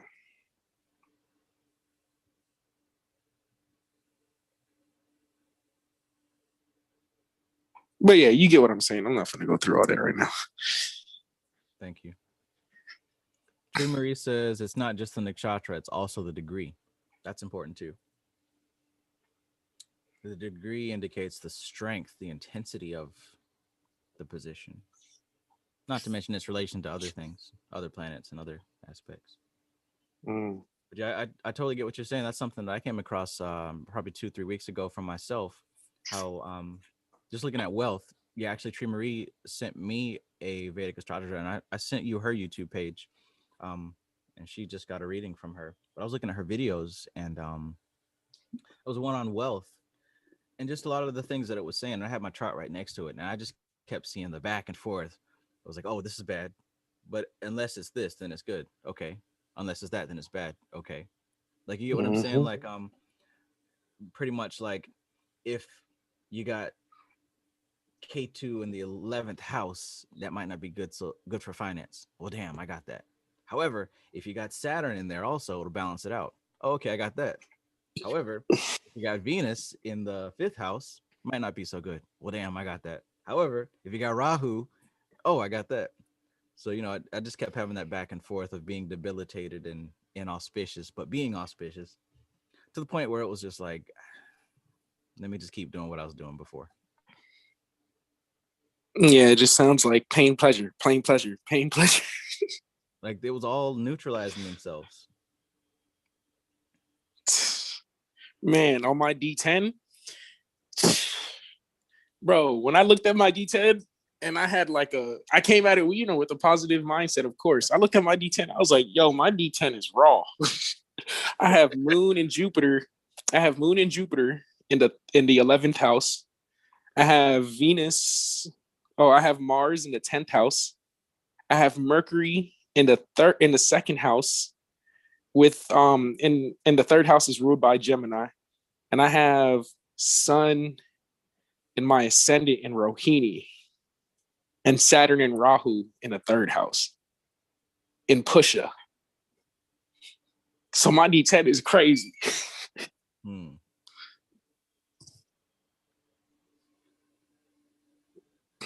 Interesting.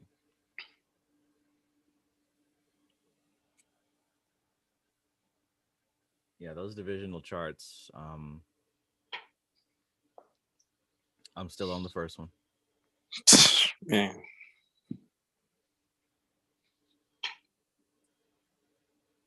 I'm not trying to be a Vedic astrology expert, but it is good to know and useful for supplementing some of the other things that I'm studying.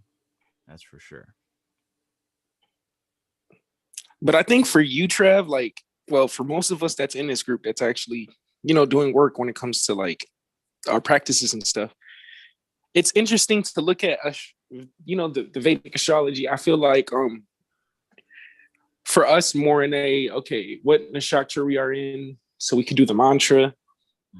But now that we're taking control over our lives and actually doing these stuff, right? I think it's still good to look at it, but I think it doesn't fully apply to us anymore like that, unless like it applies to us within the past. You know what I'm saying? Like we can read our past perfectly, and we can read what situations might help us immediately, like not immediately, like or a career can actually help us to get more immediate results maybe. But to project our future from it or to rely on it to see our future or anything, I don't think that helps us anymore because of the steps that we're taking within our practices. I can agree with that. Yeah, because the chart, it seems, is more for it's a description of the autopilot energy.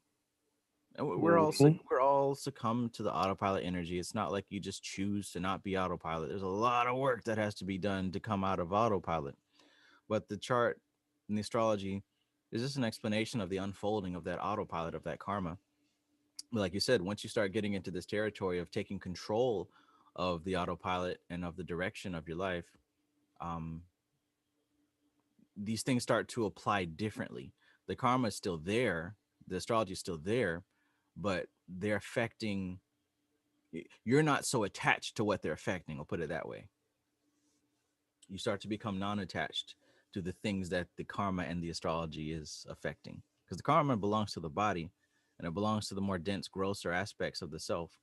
So the less that you identify with those gross aspects, the less that karma and astrology affect you implicitly like that, the less you have to succumb to autopilot. Now, when I say non-attachment, of course, I don't mean just saying, oh, it's not me. Oh, I'm not. Oh, it's nothing verbal. It is an actual process of non-attaching the self and identifying with the objective reality. So the more that I think that I am this necklace, right, this defines me. This is who I am. This is what I do, like that type of shit. The glasses, the YouTube channel, like all the little parts of what I think is me, all that stuff is being affected by karma. So the more that I understand that all those things, I give them back to nature. It is nature. This body belongs to nature. Everything that I do belongs to nature. What I actually am is elsewhere, doing else things. Not like in astral projection land floating around, but what I identify with is not anything incarnated. This body is as much mine as everything else is mine. It's as much a So part are of you saying that sorry, go ahead. it's as much a part of nature as the trees and the squirrels and all that other stuff. But I'm something else. Okay. So the body's for the streets. That's what you saying. The body's for the streets. Indeed. Indeed. Almost 20 to 30 hours a week. Here I am. Greetings.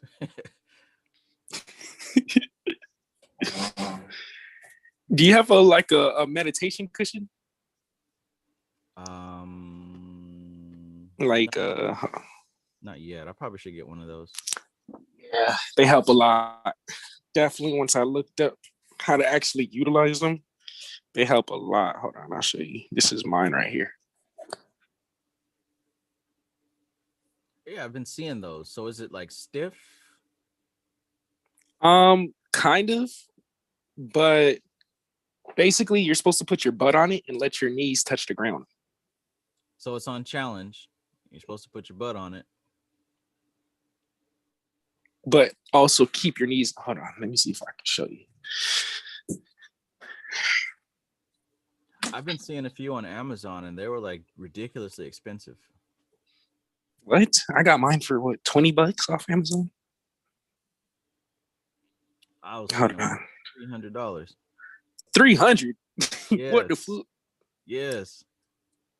Nah, homie.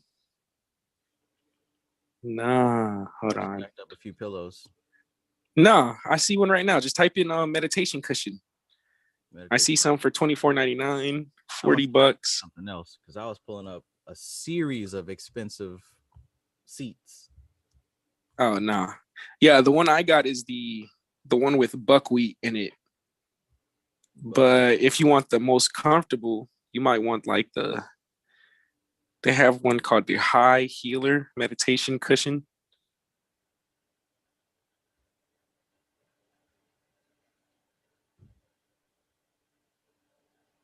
By the way, for those of you who are interested in prosperity magic, I believe the Money Magic by Jade, which is the infamous money magic book that has been unavailable because it's been ridiculously expensive. They might still have some copies on Amazon. Usually it's going for a ridiculous amount, but they just made a reprinting for like $9. You might want to grab that if you can, because it'll definitely be sold out by hell, probably tomorrow. I got it on PDF, and yeah.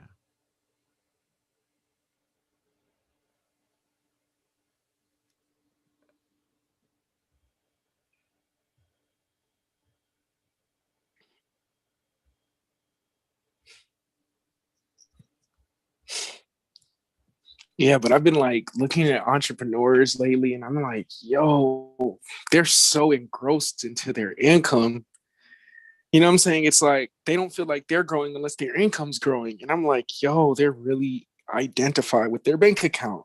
Oh yeah, And I'm seeing the everyday cycle: wake up, act like you're broke, grind, grind, grind. And it's just like, wait, bro, when do you get to know yourself?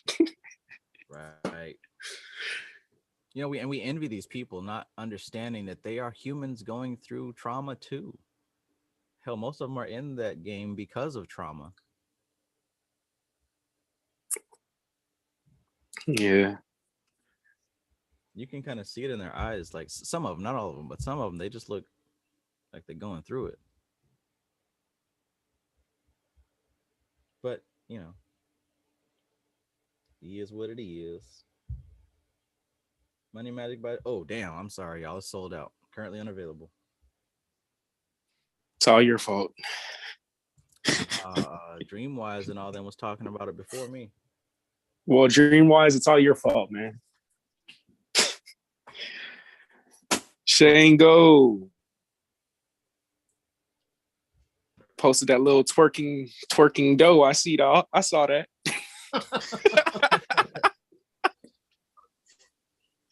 Well, dream wise, it's all your fault, man. Shango. What's up, y'all? Wait, why can't I hear myself? Twerking dough. I saw that. Oh, shoot. Yeah, that dough was crazy. I just saw it. It's nature, man. Yo, I sent one to I sent a meme to Mike yesterday. That shit says they got asses out here that used to be their stomachs. It's true. Horrible. So horrible. How you been, Shango? I've been good, man. I can't complain. I've been good. That's good. Weather's doing good. I'm feeling good. I'm looking good. You know, I'm in the best condition of my life right now, man.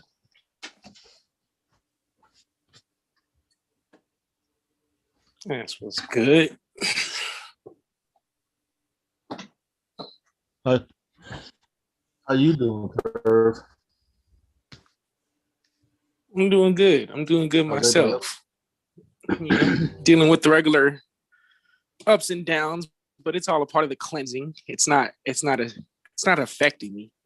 I still smile through it all now. So I appreciate it. I reached that level. Yeah, I get it.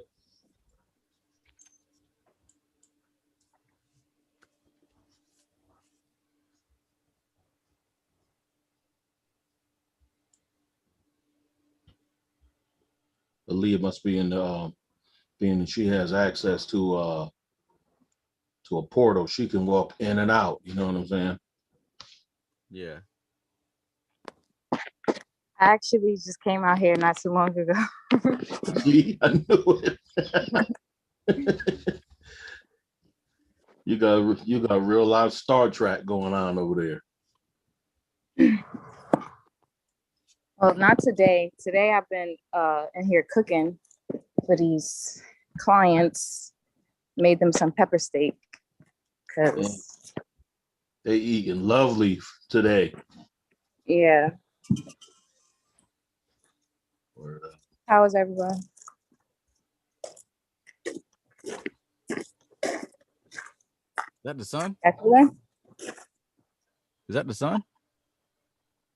Yeah, that's the sun. That's Jesus, Trav. That's Jesus.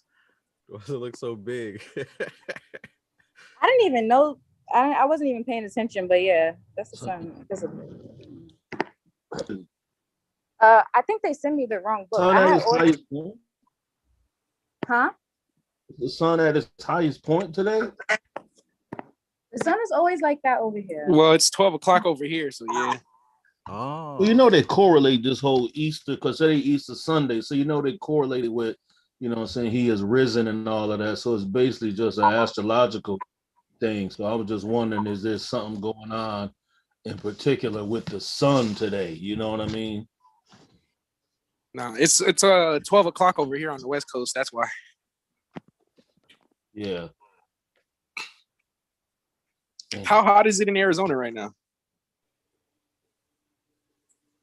It's 100 degrees. I'm just making sure. Let me see. Oh, It's God. always 100 degrees. It's 93. It's 93. That is so hilarious to me, man. Oh no, it's 84 in Las Vegas. You literally 2 hours away. That's crazy.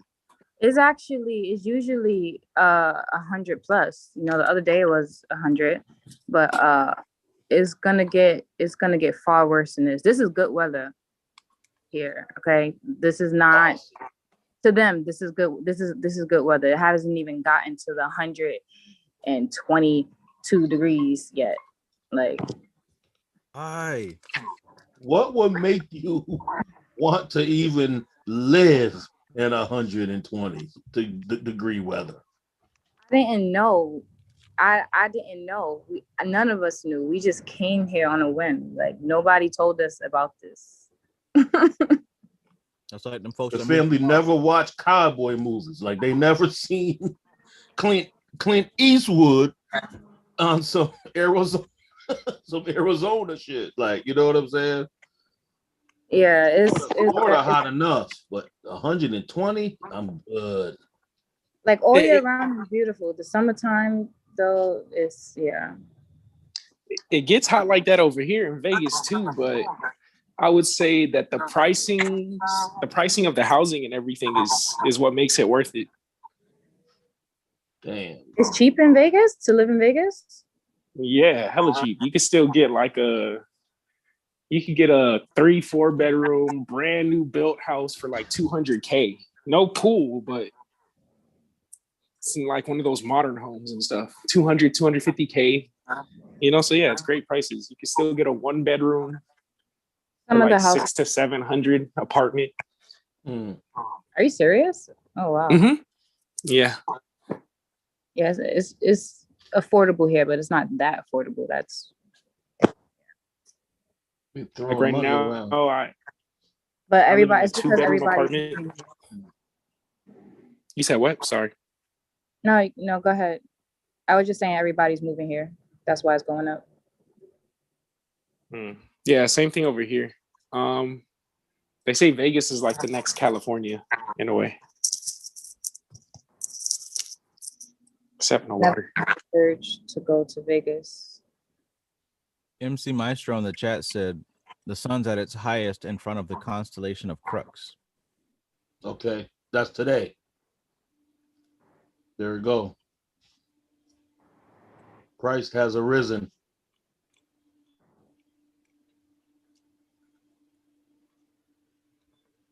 Well, Christ needs to take a nap because it's real hot right now. No, I didn't say that you were at what Christ is at. You in hell.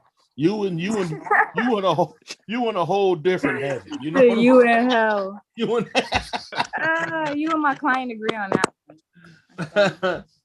Nah. Always in hell over here. But see how they get us, man? You know what I'm saying? Like, I used to do some work for this church, right? And I used to always talk to the pastor of this church and used to build on all kind of shit. You know what I mean? He was interested, so I fed him. You know what I mean?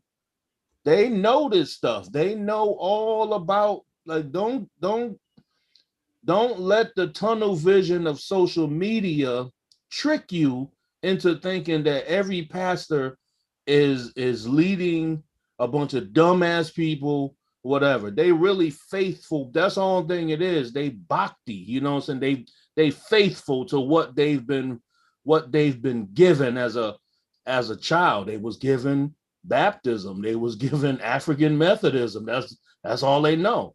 Mm-hmm. But the whole thing, they do know the same shit that you said MC Maestro said. Pastors know that. They just don't concern themselves with it. They do what they know. It ain't no different than, you know, I've been seeing, I don't want to say I've been, because it's not I, it's self, you know what I mean? That realizing that everybody is playing out this mythology of Arjuna and Vishnu.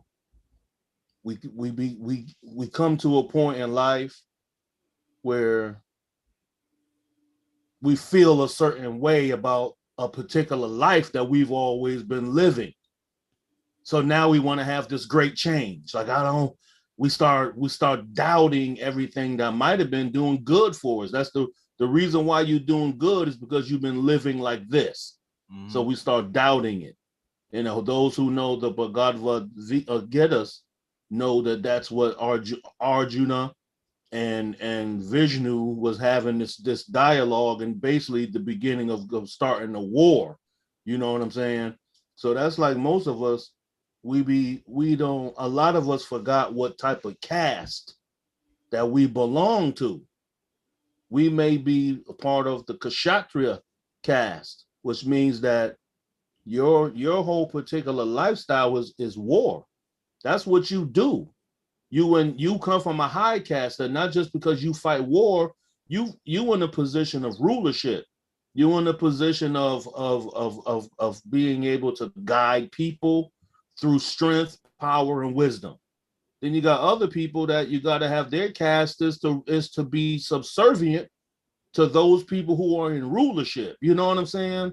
So the more we go on down to the line right now, a lot of us are really, and just the realization of that when I came across that information of the four, you know what I'm saying? It's kind of like in the movie Black Panther when they had the 5 tribes, but the 5 tribes were once at war with each other, but they were still family.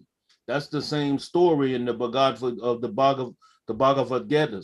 They were all family.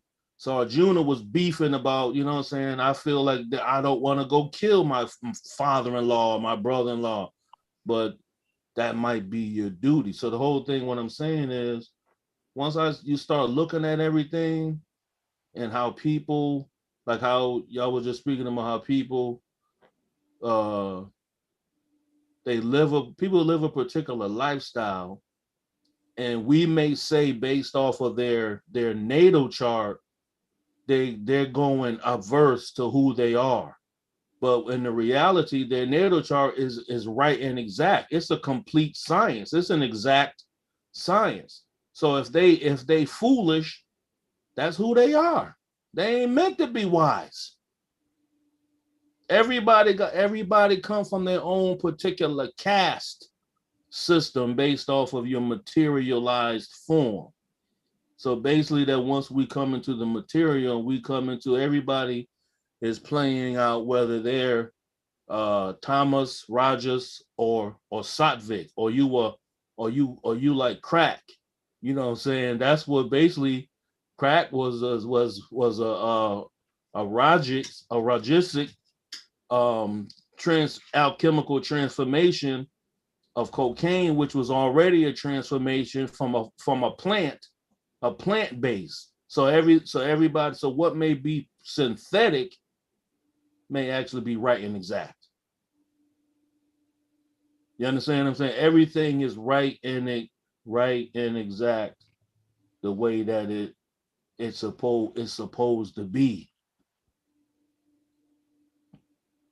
So it's like that like I really see it now, like the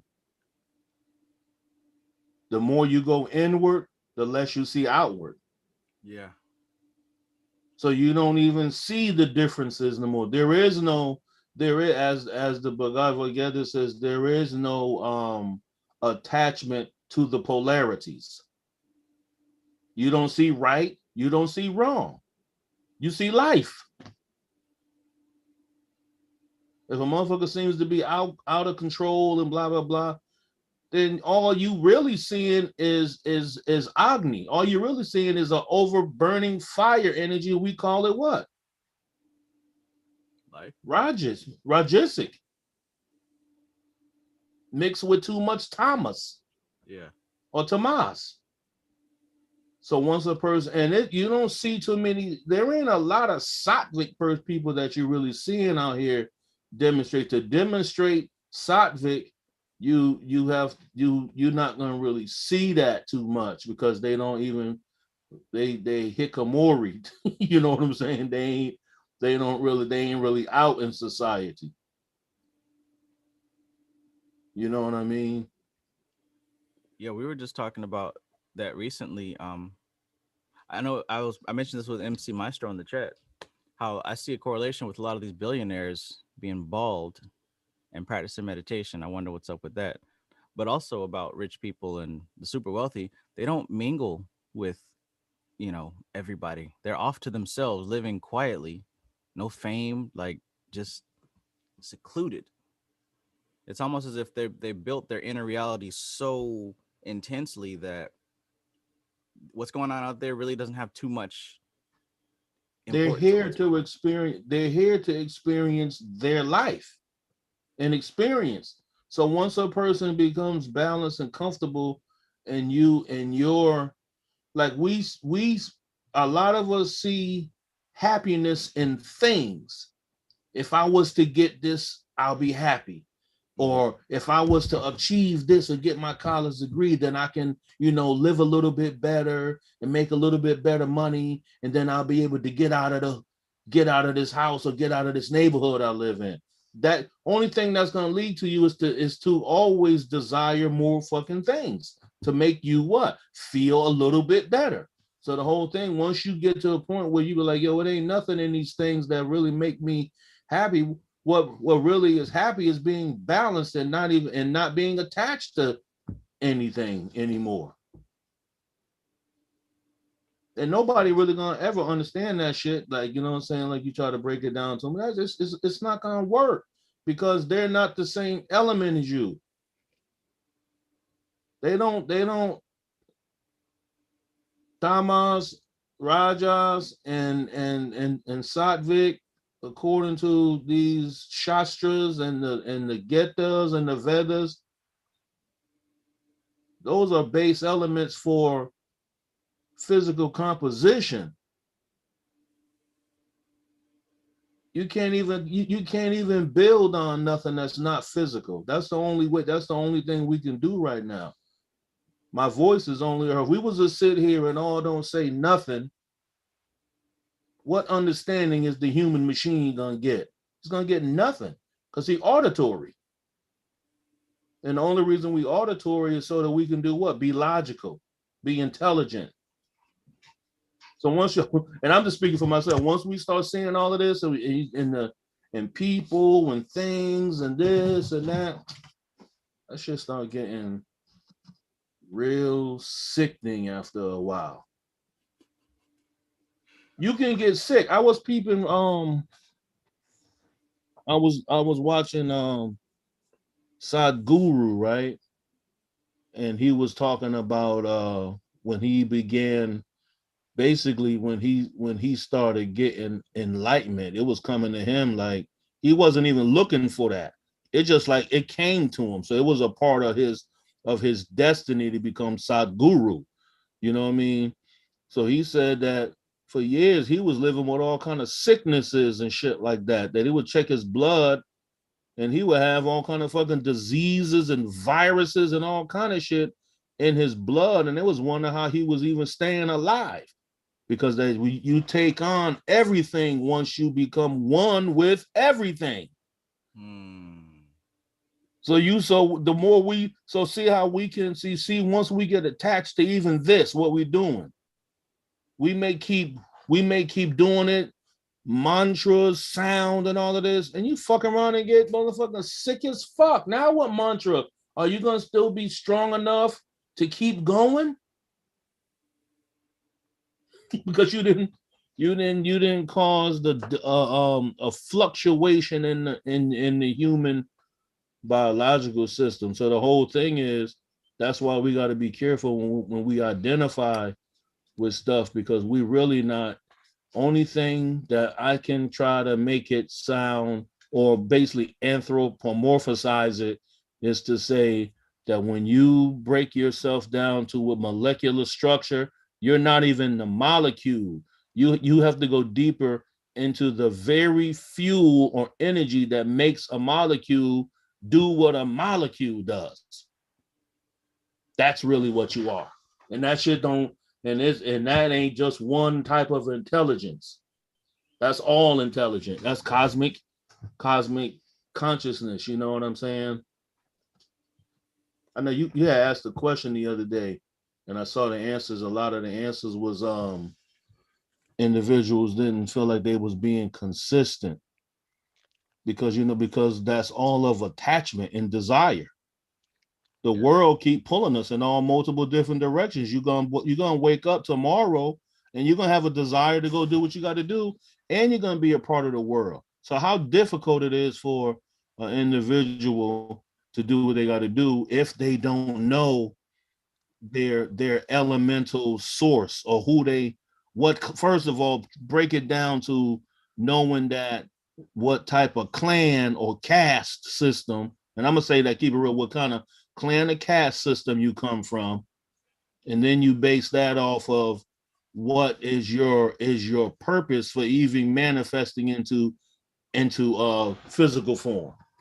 So if a person don't know their purpose and their history going back to nothingness, how they gonna how they not gonna be inconsistent every day? It's you understand what I'm saying? Yeah. People shouldn't even feel nothing about that. All they gotta do is go back into self-analysis and keep working. Don't tell nobody. Don't sit and try to build with people about it and all of that. Just do your individual work on your own, because that's all it is. You the source of everything. You the source of Vishnu.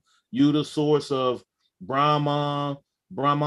You all of that. Shiva, Shakti, Parvati, and all her different 28 different forms.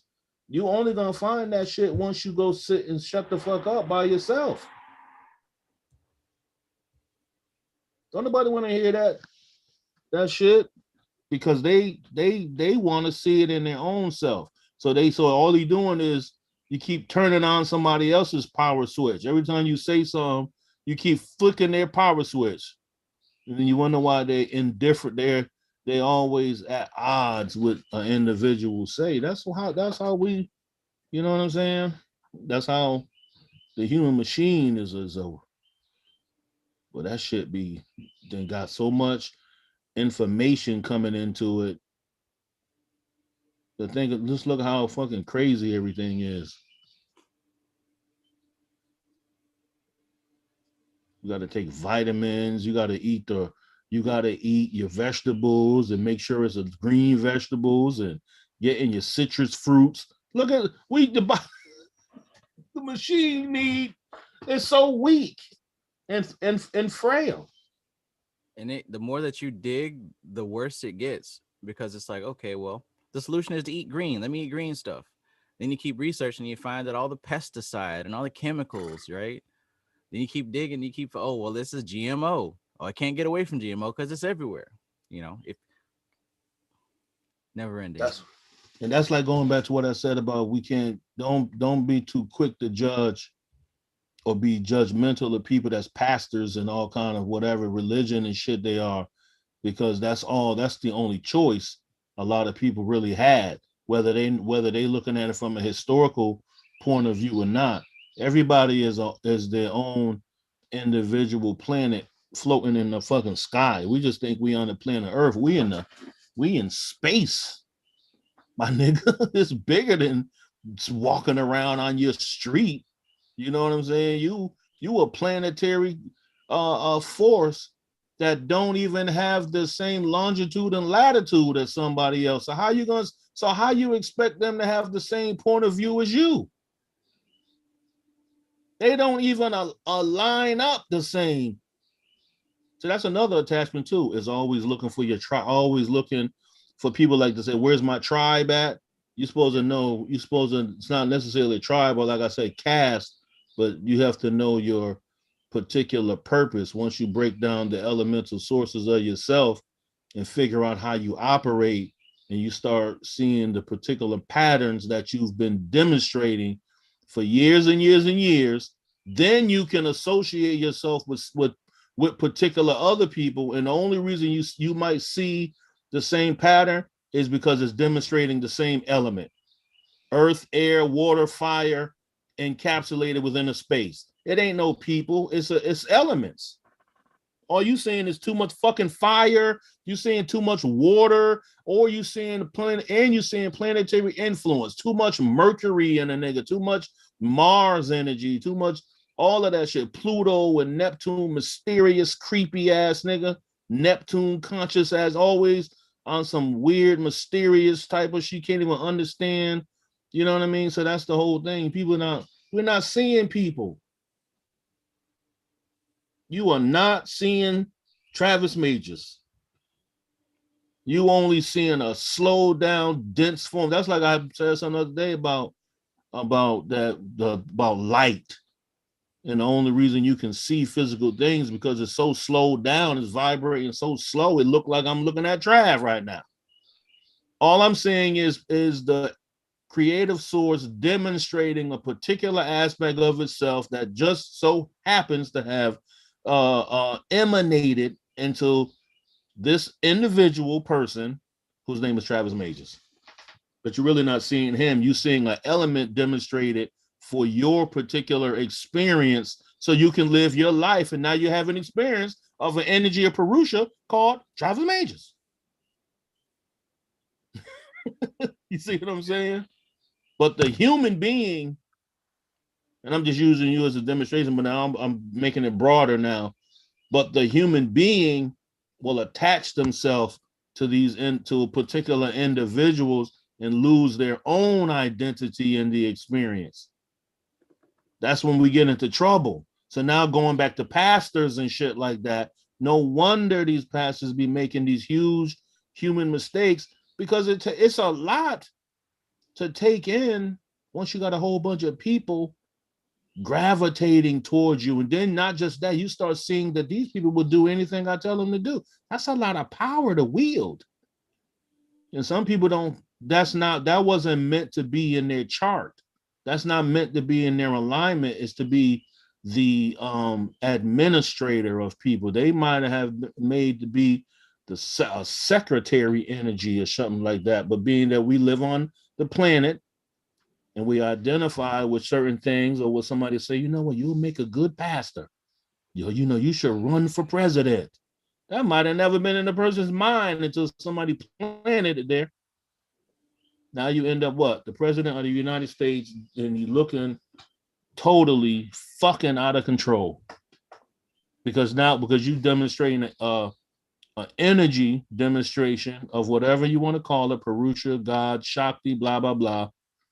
Now you're demonstrating a particular aspect of that in the front of everybody's face. And if they're thinking from the human mind, they'd be like, man, such and such is out of control. They doing this. Like, nah, it ain't them.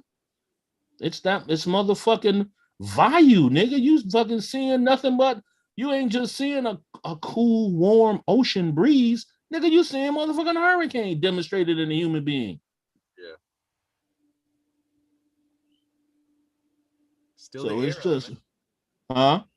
Still the air element. We're just seeing a different expression of it. Still the air element. You just seen it in a different way. And then when you break it down to the gunas, now you start seeing it demonstrated throughout, because the human brain, not the mind, but the brain in its 4 sections and 2 spheres, that's guna as well. That's nothing but element forces operating in a mental atmosphere, because that's why astrology turned into what? Psychology. Mm-hmm.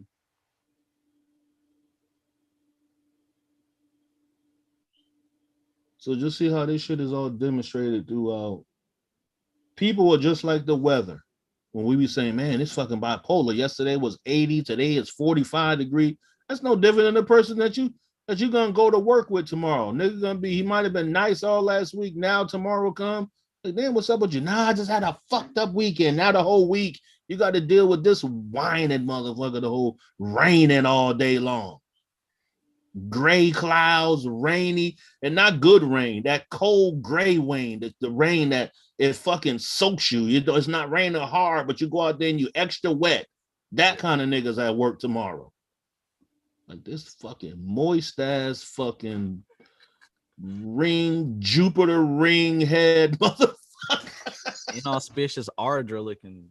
You know what I'm saying? All that kind of shit. Now you fucking got to deal with this shit all day. So I just be seeing that shit now, Trav, man. You know what I'm saying? Like, I meant to say that when you had asked that question, but it was just hard to really. And I'm not a long texter, like, you know how people be texting. I always can't really put what I really want to say sometimes into inboxing it or capturing it into a post. It's really, you know what I'm saying? So you know I can't do it, but that's kind of what it is. Once you start, I'm just gonna say to people, once you really start doing, once what you have, what the self has been doing starts working, you're gonna know it's working. It's gonna change quickly. Some people may take 10 years, but that's why it always say consistency. And that's why you got to read the Bhagavad Gita. Remember how we was reading Dharma Darshan, and then we got turned down to the Raja Yogas. Remember I had posted the Raja Yoga, and I said, yo, man, I said, I've been reading this other book called the Raj Yoga, King of the Yogas, and it sound like the same stuff from Dharma Darshan. Remember that? You know what I'm saying? Now what I'm seeing is well, everything else that we've been reading, I got to go all the way back to the Bhagavad Gita's now. They not doing nothing. Every piece of information that these magnificent authors been writing, the Vivekanandas and all of them, basically what it all is in interpretations of the Bhagavad is the Vedas. Yeah. Yeah. And you can, and what I'm reading is too, because now I try to read it from read it in English, but I try to read it also in the Sanskrit language, because as it's described in the Vedas, all what they're using, sin and karma, all of that can be eliminated just by reading the Bhagavad Gita. So now that changes my whole mind of how I've been taught about karma. Karma can be instantly wiped off the slate. Yes. Just like by me finding NLP, I learned that psychological disorders can be healed within a session or two, not Instantly. after months. Yes, I have a story on this. So one of my regular customers, he usually buys he usually used to buy a Black and Mild with tip jazz and a Yosemite canned wine every time it came in. Yosemite. And so, yeah. But he said he went to hypnotherapy once. It cost him like $500, and he said doesn't even want to like taste it anymore, like can't stand the smell of it. And I asked him like, so what did they do? How was the session like? And he was like, basically they just took me through my memories to the very first time where I smoked a cigarette, and it's like I didn't even remember that at first, and it just like uncovered that for him. And it was just like, what? How? Like I really want to try it. But Trav said NLP can do that, so I trust him on that. And people not ready. Hell, that's one of the most popular ones right there. It's called there's a name for that particular one. And you know what else is fucking crazy too, Trav? How the topic is you know what I'm saying is mental gender, correct? Mm-hmm. Why you think do you realize? See, I don't. Maybe you have, maybe you haven't, but maybe some people haven't realized that what we've been studying has been going right along with everything that keeps being demonstrated out in the world. If everybody go back and watch the videos, you will see that each law that we've been speaking about, something was happening that was following the law, or it was an adverse example of the law. So right now we've been doing this whole gender thing, and what's now being talked about more. It's always been talked about, but who just now put gender back on the motherfucking front burner again?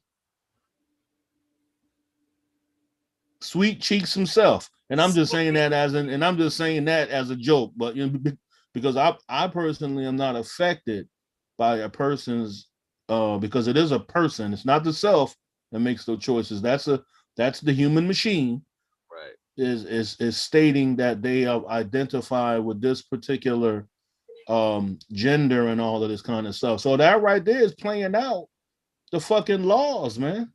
So who's Sweet Cheeks? Lil Nas X. Oh, that had me dying. The dude said Sweet Cheeks himself. I'm just saying. Hey, that dude was going down that stripper pole for like a good hour, dog. He was coming down. He came down that pole. Satan was so happy, and he didn't even smile. He was so happy. Sweet Cheeks came and visited him. But we already been there. Everybody who ever watched South Park already done touched on all of that weird shit like that. You know what I'm saying? Yeah, South Park was the first thing I seen when the dude got caught fucking the chicken. I'm gonna give somebody a little bit of something, right? When I was little, my mother used to always have albums and shit. My mother used to play records. She had this record by this artist. The nigga name was Sylvester. This shit threw me off. As a kid, I didn't really understand it. Front cover of the album, Sylvester was on that mother with a full tuxedo on. The back of the album, it was a full woman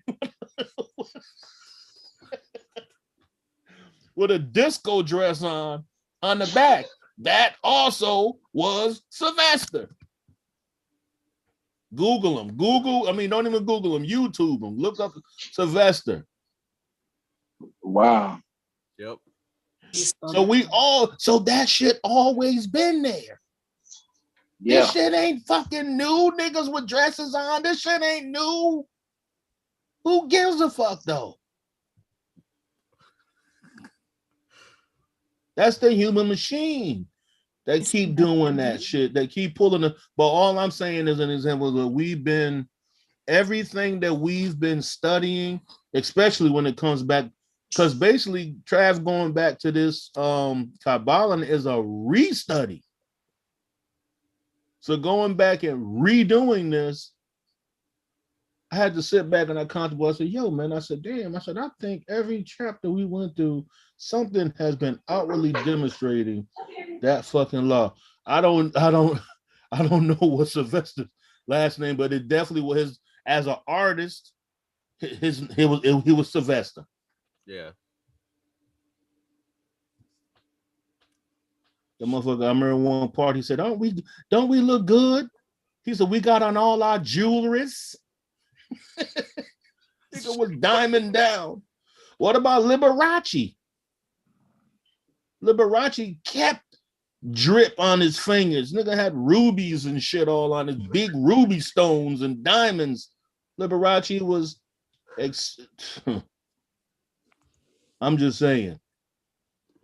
Once you start seeing, go ahead, Star. I'm sorry. I was gonna say before him, they always had that performer that had the half man tuxedo and then the half woman performer dress. That was always, that's been old.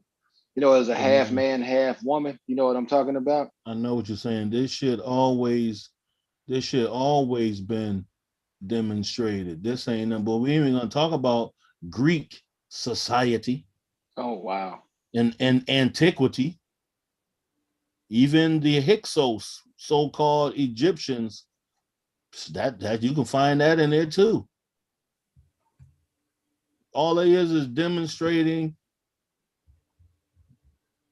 I don't even want to say it, man, because you know what I mean. I don't want to speak it. I don't want to say something that may sound disrespectful, but believe me, I'm not being disrespectful. I'm just saying it. A lot of what we see when the elements are mixed up is hybrid nature.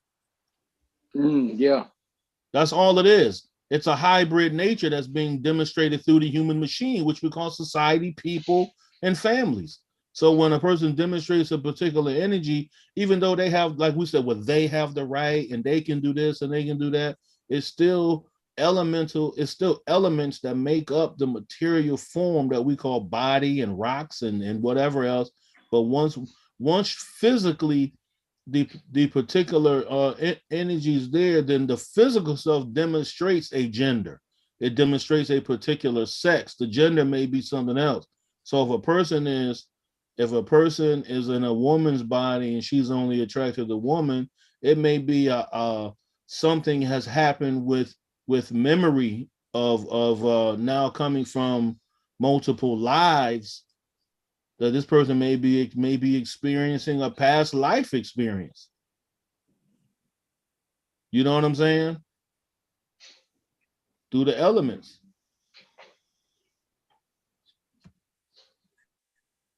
Transitional species, they exist in everything. Because evolution is continuing. We are not a complete. We have not completed our quote unquote human evolutionary process. We're still going on and on. We have actually de-evolved cognitive wise. We're at the dumbest level we've ever been as a human being. What they say, women, androgynes, and other mythical beasts. Mm-hmm. Bobby Hemmett recommended that one. Yep. Okay, yeah. And think about Prince. We never once, I don't care who it was growing up. From my uncles, from the hardest dudes on the block, everybody was rocking with Prince music. And not once did I ever come across anybody say Prince was gay. Now, obviously, I'm not looking to wear high heels and stretch pants or a cat suit. But he demonstrated a particular energy through his artistry. Yeah. He touched androgyny. He didn't necessarily go full androgyny, but he touched upon it. That cover picture, Shiva and Parvati in their androgynous form. Yes. Shiva and Parvati, and that's and that was ancient shoot. But basically, if there's masculine expression in its fullest, and there's feminine expression in its fullest, then that would mean that somewhere in between there would be a third expression. Because it does what? Because when we do back, masculine and feminine are what particular guna is masculine, and what particular guna does feminine display. Rajas and Thomas.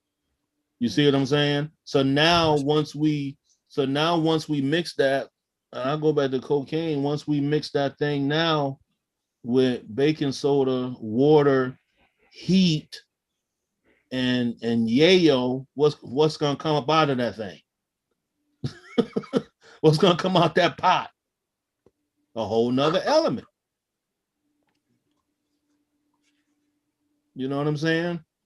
So that's the whole thing. If people, it's just a different. Like I said, when I was a kid, I had a great aunt. Her name was Aunt Lula. Aunt Lula was mad cool to me. Bought me anything I wanted. She was well respected by people. I didn't know once that my Aunt Lula was completely always wore men t-shirts and button-down shirts and slacks all the time. Mm-hmm. And then when I got older, my mom's because one I was looking through the family pictures. Now I'm looking at the pictures of Aunt Lula like yo, why she kind of mom? They laughed. They said your Aunt Lula was completely gay and you never knew it.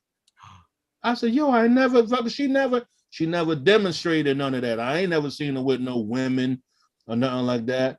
But she was completely in that and fully invested in that lifestyle. Wow. That's my only thing as a human machine. As a human machine man, I don't want to have someone else's lifestyle, whether I'm against it or not, pushed on me like that's, you know, like he's shoving it down my throat. Like, yeah, man, you gotta take it. You have to accept it. Like, okay, dude, I respect it, but I don't have to accept it into my lifestyle. So that's the only thing most people are saying is it ain't the fact that you mad. It's the fact that like, yo, man, you really, really trying to. It's like if you go to somewhere and you go to a party and the motherfucker keep trying to pass you a particular drink that you don't drink.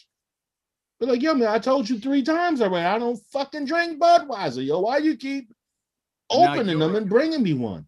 But now you're some type of elitist because you don't want that drink. Or I'm disrespecting what's being offered to me. So you must be exophobic, or just saying exo, meaning that you can have a phobia of anything. You know what I'm saying? So I'm not, nah, it ain't that. But that's what I'm, you know what I'm saying? The more we keep studying this shit, the more intelligent, because we are physical, so we do have an intelligence, but the more we also mix that, it's mixing the elements with supreme intelligence, demonstrating a balance of understanding, and also knowing that you don't have to have a reaction to what you're experiencing. You don't have to have a reaction. That's a huge part of it.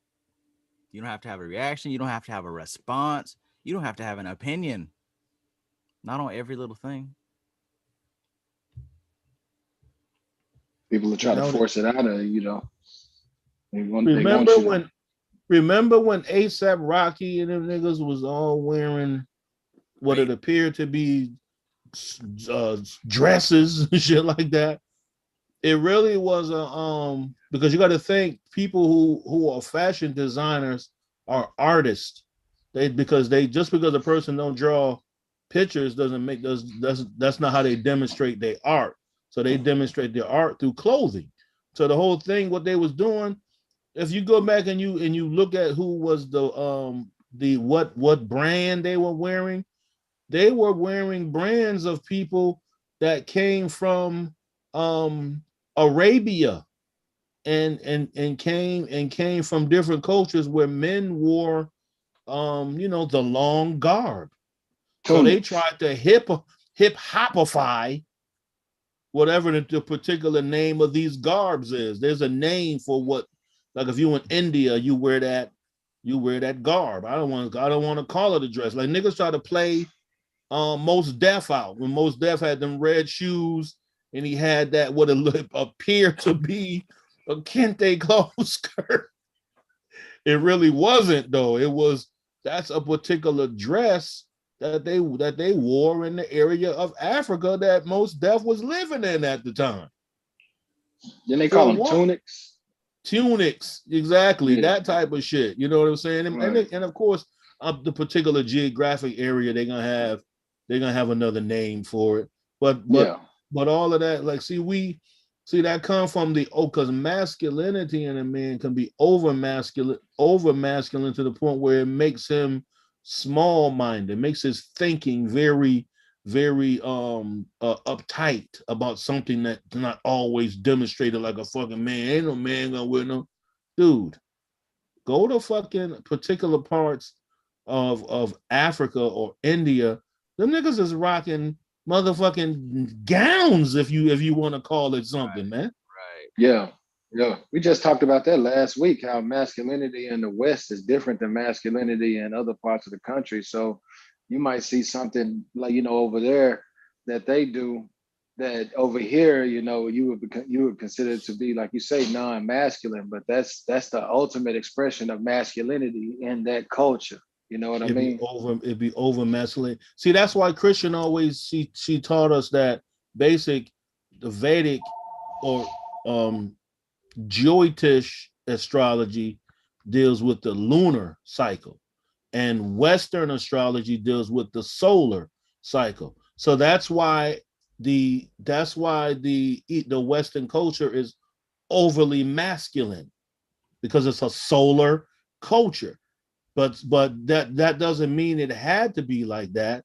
That's the way that it was demonstrated by people who were over toxic. I don't even want to use the word toxic because I think that's becoming another cliche, another catchphrase too, that word. So it's just becoming, so the Western masculine energy just was demonstrated without refinement. It's not refined. So when something is not refined, it's gonna have non-usable particles in it, like fucking gold. Any metal ore or alloy has to be put to the test of fire so it can burn away the other elements in earth that has to be expelled out by its diffusion or its a heating limit. So when you don't measure your manhood by fire of purity, then you're gonna be left with niggas ain't putting enough heat on other sun elements. So they left with particles that your shit ain't 99.9% pure. Your shit 77.3%. You cut, nigga. Nigga done stepped on you like 8 times already. Whoever knows, you know what I mean? So right. the whole thing is everybody right now was not demonstrating 99.9% purity. They cutting with everything. That's why people be looking crazy. That's why spirituality look crazy. That's why it's demonstrated what again? Gender was demonstrated, the law of gender and masculinity and femininity in a obverse side was demonstrated to your boy last week. The dude who was fucking supposed to be a counselor or some shit. He got his wife fucking cuffed up on the camera and shit like that. And he trying to explain why he cheated. Dude, just say, you know what I'm saying? You love Yoni and it's not the fact that you out of control. You just chose the wrong woman who was not along for the ride with you, while you deal with other women. There's a lot of women out there that'll date you while you date other women. Find them. Don't wife somebody up under stealth. Yeah, I'm gonna have and I'm gonna hold to death do me part. That's some serious vows. I didn't know different than a Masonic oath. You take 3 oaths to fucking basically get killed if you talk about some shit you ain't supposed to talk about.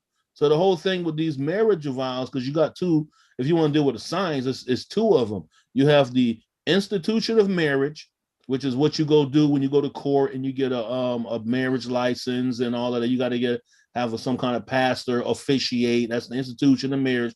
But holy matrimony comes from the moment when you opened your heart to receive each other into yourself, where you say, you know what, I don't think I want to deal with nobody else but you. Holy matrimony type shit. You know what I'm saying? But at the same time, you got some people who their energies, they're gonna want to date other people. They might get bored. They might just get bored with particular aspects of you, and then they want to go deal with somebody else. Not that they don't like you or they don't love you. They don't want to be around you all the time. You know how much maturity, a mature mind can only deal with that kind of a relationship to the point where where you can deal with that. You can, you know what I'm saying, where you, especially a man, because a man is weak. That motherfucker would fucking damn near he'd kill himself and everybody. He catches some dude with his fucking girl. Yep. Let the nigga come by your house and the nigga hear, and through the fucking closed door. Somebody is going down behind that shit, man. When he can't say to himself, I should have never fucking came by here unannounced in the first fucking place. So I got exactly what I was looking for. Her and that motherfucker moaning louder than she's ever moaned with me. Should have never came by there. So once we start not judging, but once you judge wisely from a particular point of view of your planetary energy and individual, you start seeing all the energies lined up in actions. Like Arjuna. Dude, you come from the clan that all y'all do is get busy. like the reason why you thinking of this right, and then he told him too, Vishnu told him, he said, you gotta look at what other people are gonna say about you. They're gonna think that you're cowardly because that's what you look like, knowing that you are the holder of weapons. Because you know they call each other different names, different attributes. Really, it's not a name. You know what I'm saying? Vishnu got many names. Whatever, you know, that demonstrates what atmosphere he was at a particular time. It's just no different than Travis Majors has a particular atmosphere than whatever LVX 777. Remember, I said I used to first watch your videos and I was like, who the fuck is this dude, LVX 777? This nigga never's on the fucking video.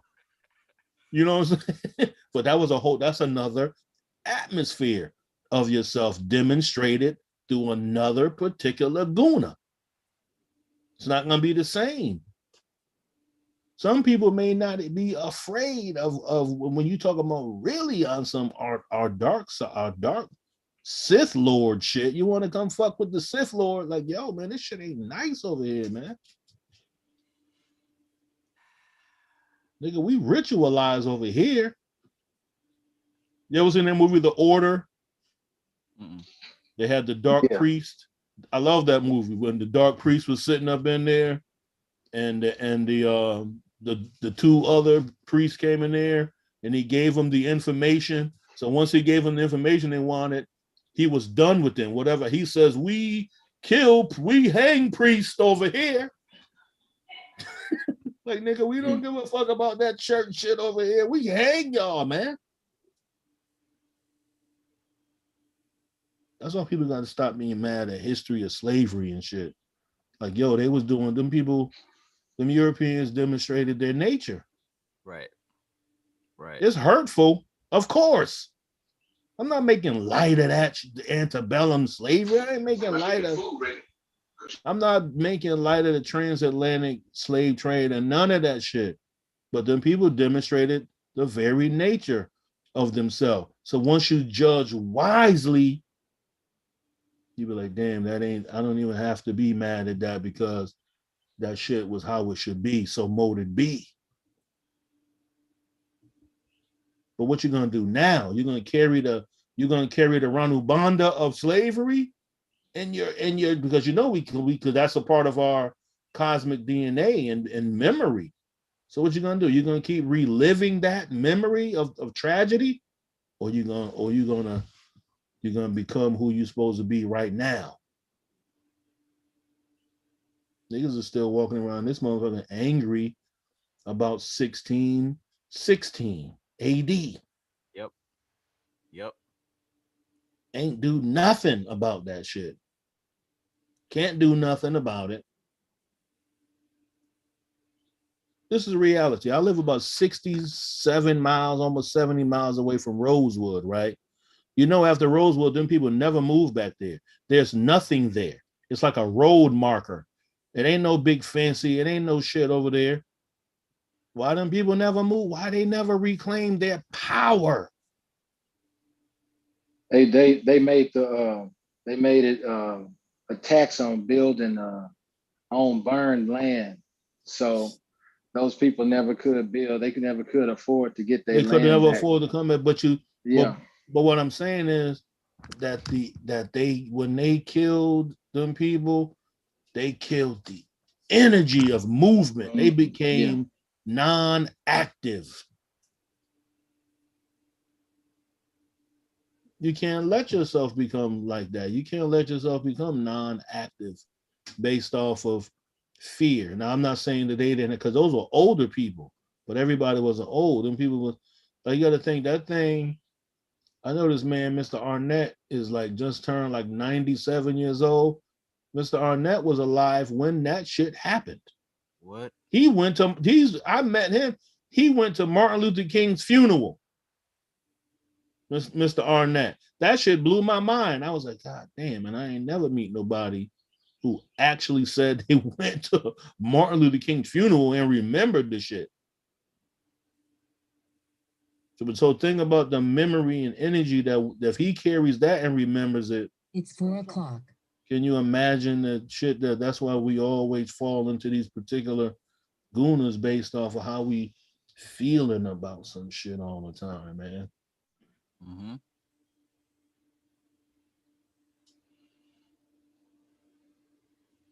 Once we learn to eliminate that, control your response to the experience, you will accelerate in your yogic practice.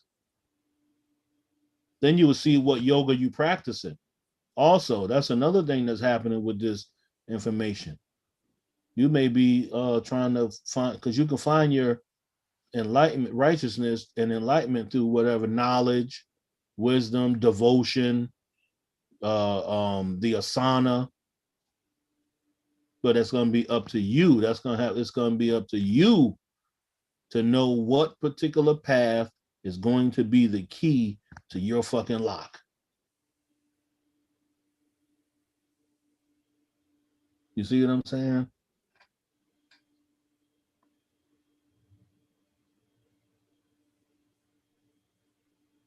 That shit crazy. When you really think back to the shit.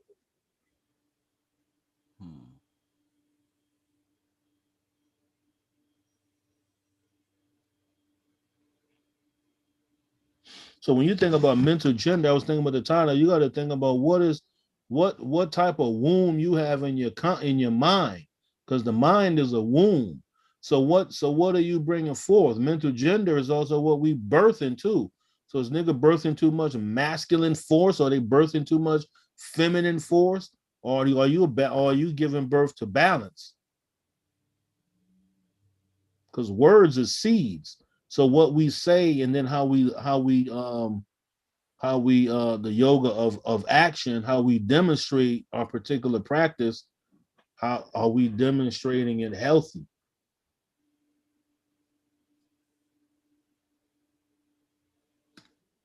Shit.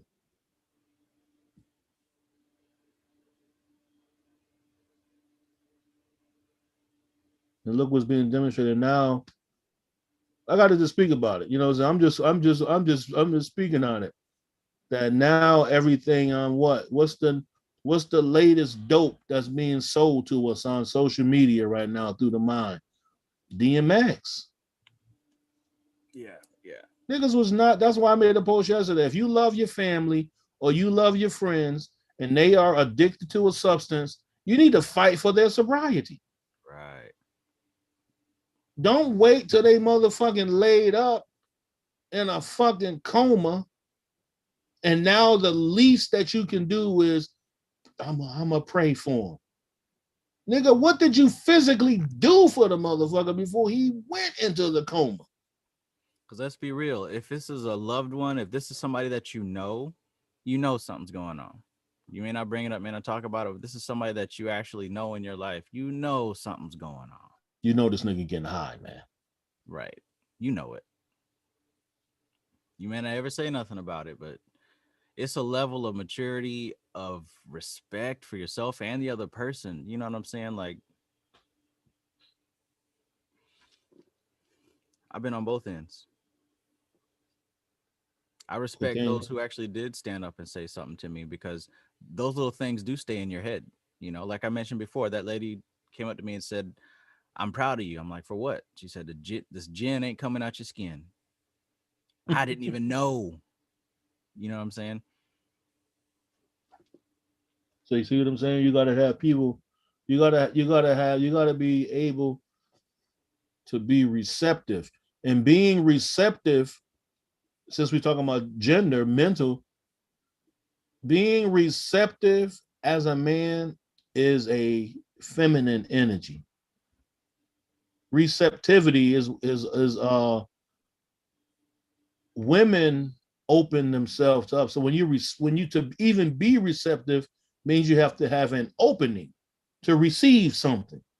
And most men don't open themselves up to be receptive to to pure love. And if they do take it, we always misuse it when we don't when we just receive something without um being respectful about it. So for us to be receptive to something, we have not become comfortable with the inner concept of having a womb that we have to open up to receive it. It's no different than a woman. When she was the blessed, she'd open her legs. That's a lot of power that you about to tap into. Ain't it just like the fucking outlet in your house? There ain't no power in these cell phones without it being plugged into a power source. So once a man taps into the feminine energy, he plugging into a power source that he gonna either overpower himself with and become out of control without the level of having a power station to refine the energy into a usable form or to usable hertz, or you're gonna fucking pervert the feminine energy that's being given to you, because once you plug in, you're also giving as well of a masculine force. So now you can distort the electricity of the feminine energy, especially when she opened herself up. You can cause a lot of problems. You know what I'm saying? That's why you got to be careful with fucking sex. Sex ain't really supposed to be no light. That ain't no light work to fuck around with. Man, this generation here, these people, I don't know how y'all doing what y'all doing. But yeah. I love women. It ain't just that if I say I love women, I want to smash. I love the energy of a woman who loves herself as a woman and she demonstrates womanliness. She can walk around me all day with motherfucking see-through Fenty Savage on. That don't mean they gotta bring out savagery in me that I'm ready to tear it up. I might admire her like, yo, you looking man, yo, you need to go ahead with that. You got to be. It's a level of maturity, but you got to understand the energy, because first of all, a woman loves to be looked at and knowing that they motherfucking flirting it all around your fucking face and you smelling their perfume and shit like that all over them, that ass clapping when they walking by. They want you to see that. Why you think they doing it? Right. But that don't mean you got to be out of control as a man. But like, goddamn, let me holler at you. They hate that shit. You know what I'm saying? No woman want that. Look, my nigga, and let her keep walking. Right. But if she look back again just to look at you, then she might be giving you another signal that, yo, I'm trying to tell you, I want you to come talk to me. Other than that, if she keep walking and she looking straight ahead, let her walk that path, man. Leave it alone. It ain't no different being in a museum, nigga. You do not touch the fucking artifacts in here, man. That should be all in the mind, too. Niggas' minds be out of control, man.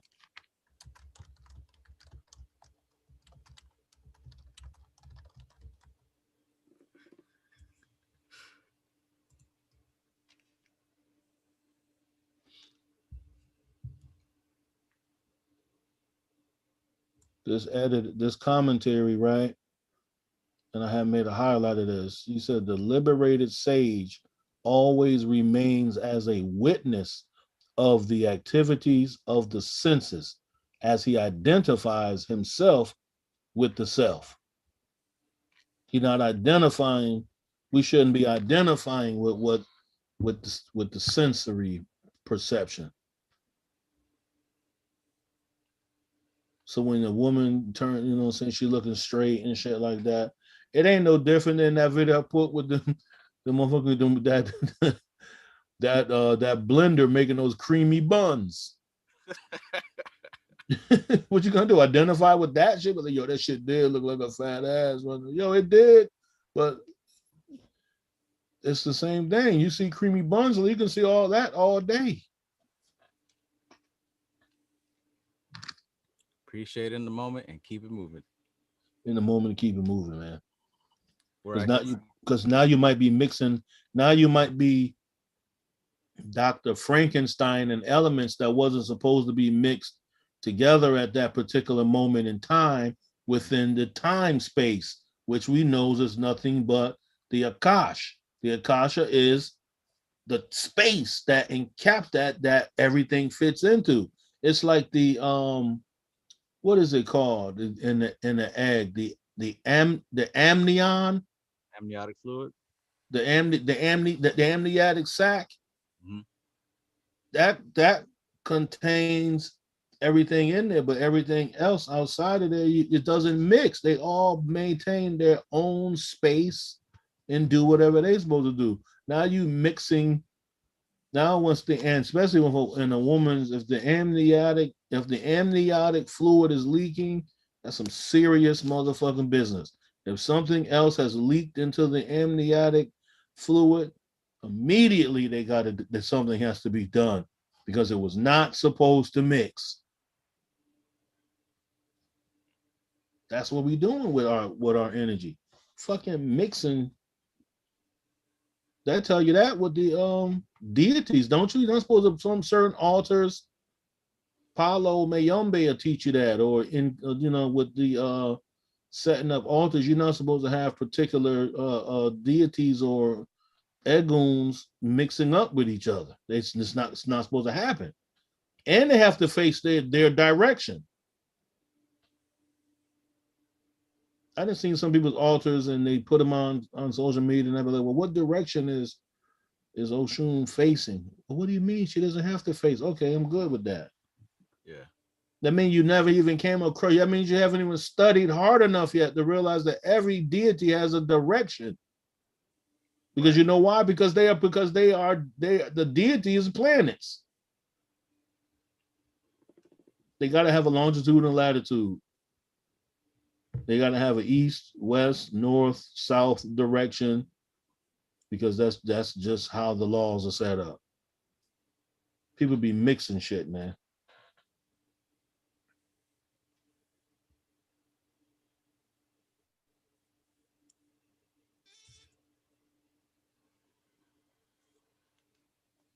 What direction is it facing? What you mean? It ain't got to face no direction. No, got okay. I mean, maybe you don't in your point of view, but when you dealing with these particular deities that belong to a particular system, there was always protocol. Nobody follows protocol no more.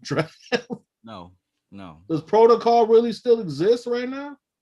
It does for consistent results and actual transformation, yes. But if we're like everyone else out here and well, my soul is telling me to do this, I have my own individual path and living my truth, then pick and choose, do what you want. Damn. But as far as consistent results, it's crazy shit, man. I love the ride though. I appreciate this group, man. This is it's needed, man, especially because we all studying the same stuff, you know what I mean? So I speak not just to be heard. I really speak to get feedback, you know what I'm saying? I like to hear other people's point of view as well.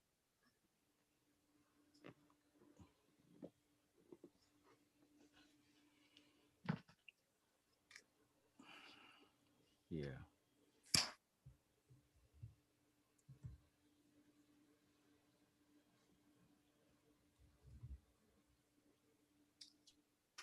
Everything is on its right track. Every single thing, Trav, is exactly the way it's supposed to be. No matter if it demonstrates, and I'm gonna just say, no matter even if it demonstrates toxicity, that's exactly how it's supposed to be. Absolutely. Because when you remove yourself out of the equation, there is no toxicity. Like, it's only toxic in regards to you and your opinions. And your When point you of take view. that out, it is what it is. Like what you were saying about, even with the slavery, in slavery, right? And the genocide and all the stuff that went down, it is terrible, awful. But it wasn't so terrible for the colonizer. It wasn't so terrible, for the people that were putting in that type of work. That's dependent on the perspective. They felt totally justified in what they was doing. They felt no guilt. Go back and watch Django again and listen to how Candy talk. There's a movie, I don't know if they took it off of YouTube. It's called Goodbye Uncle Tom. Hell of a fucking movie. Show you how they had see, the whole thing is they only give you one particular version of antebellum slavery. They're not giving you the version of you had particular plantations that bred a particular species of human being. They didn't took the Fulani people who are streamlined features. You ever seen like a nigga look like like how if you see somebody from Jamaica and they have that slim face, the chiseled bone structure and shit like that, and they don't be dark skin, they be that reddish type of color. Man, they have people with particular farms breeding only them. That shit was a science to these people, man. That shit they wasn't whipping them and castrating them and shit. These people, they dealt with the human being as a commodity, as anything no different than if they was to be selling a fucking hog. Absolutely. Or an Arabian stallion. We don't breed Sicilian horses, because there's horses come from all particular parts. Palomino, Negrito, all kind of different horses and shit like that. This particular farm only breeds this particular type of, you know what I'm saying? That's what Shango is about. They wanted they kept saying, we want that special type of slave. People still ain't even, a lot of people haven't even found the tool, which they have access to all the time. They haven't found the tool to get them out of that particular mind state, that they actually are only reliving the memory because that's from their bloodline that they come from. Some people are direct descendants of those type of people. Like they came from fucking breeding farms. So if you watch or if you observe what we call humanity in people, you will see that's why they demonstrate the particular ways that they do. And I'm speaking there because I live, like I said, I see a different type of people. When you go particular areas of the South, you will really see some shit, man. I done seen people down here that certain white dudes, they really, some of these black dudes and white dudes come around, they look down, like for real, on some real shit. Oh yeah. Oh yeah. They take their fucking hat off and be calling one, hey, yes sir, Captain. Like, what the fuck? Yes. Yeah. I've absolutely seen that. They always been like, well, my boss man said, I just be like, damn, that shit is crazy that shit is still being demonstrated right now. That through a person's genetic, they are living Ranu Banda. Yes, look, older generations. I seen it with my eyes that, you know, the boss man will come into the room and the whole atmosphere change. Everybody perk up. Oh, how you doing, sir? The words used change. Everything changes. Yeah, their voice tone. Think about that's an energy that was placed in these persons' molecular structure flowing through their autonomic nervous system. They call that code switching now. Code switching, yeah. It always felt, you know, as a child, it always felt kind of icky. You know, I didn't understand it totally. Hate it. Then, but Trav, it ain't even happening as a child no more. That shit grown people 2021 right now doing that shit, man. Damn. How? So I'm just speaking on that as an example of think about the whole of society. Nothing should be. Yo, man, I'm in it's 44 people in the chat. And I always say this too. I always look at the numbers. 44 people, you got us. Within these 44 people and us, if we don't get it by now, and y'all motherfuckers sitting here watching this fucking video, yo, man, they might as well turn your ass into a McDonald's hamburger. You might as well offer yourself to science so they can just do whatever. Go take the vaccine, my nigga. Go be a vaccine tester. Every time a new vaccine is made, you go sign up and let them test it on you.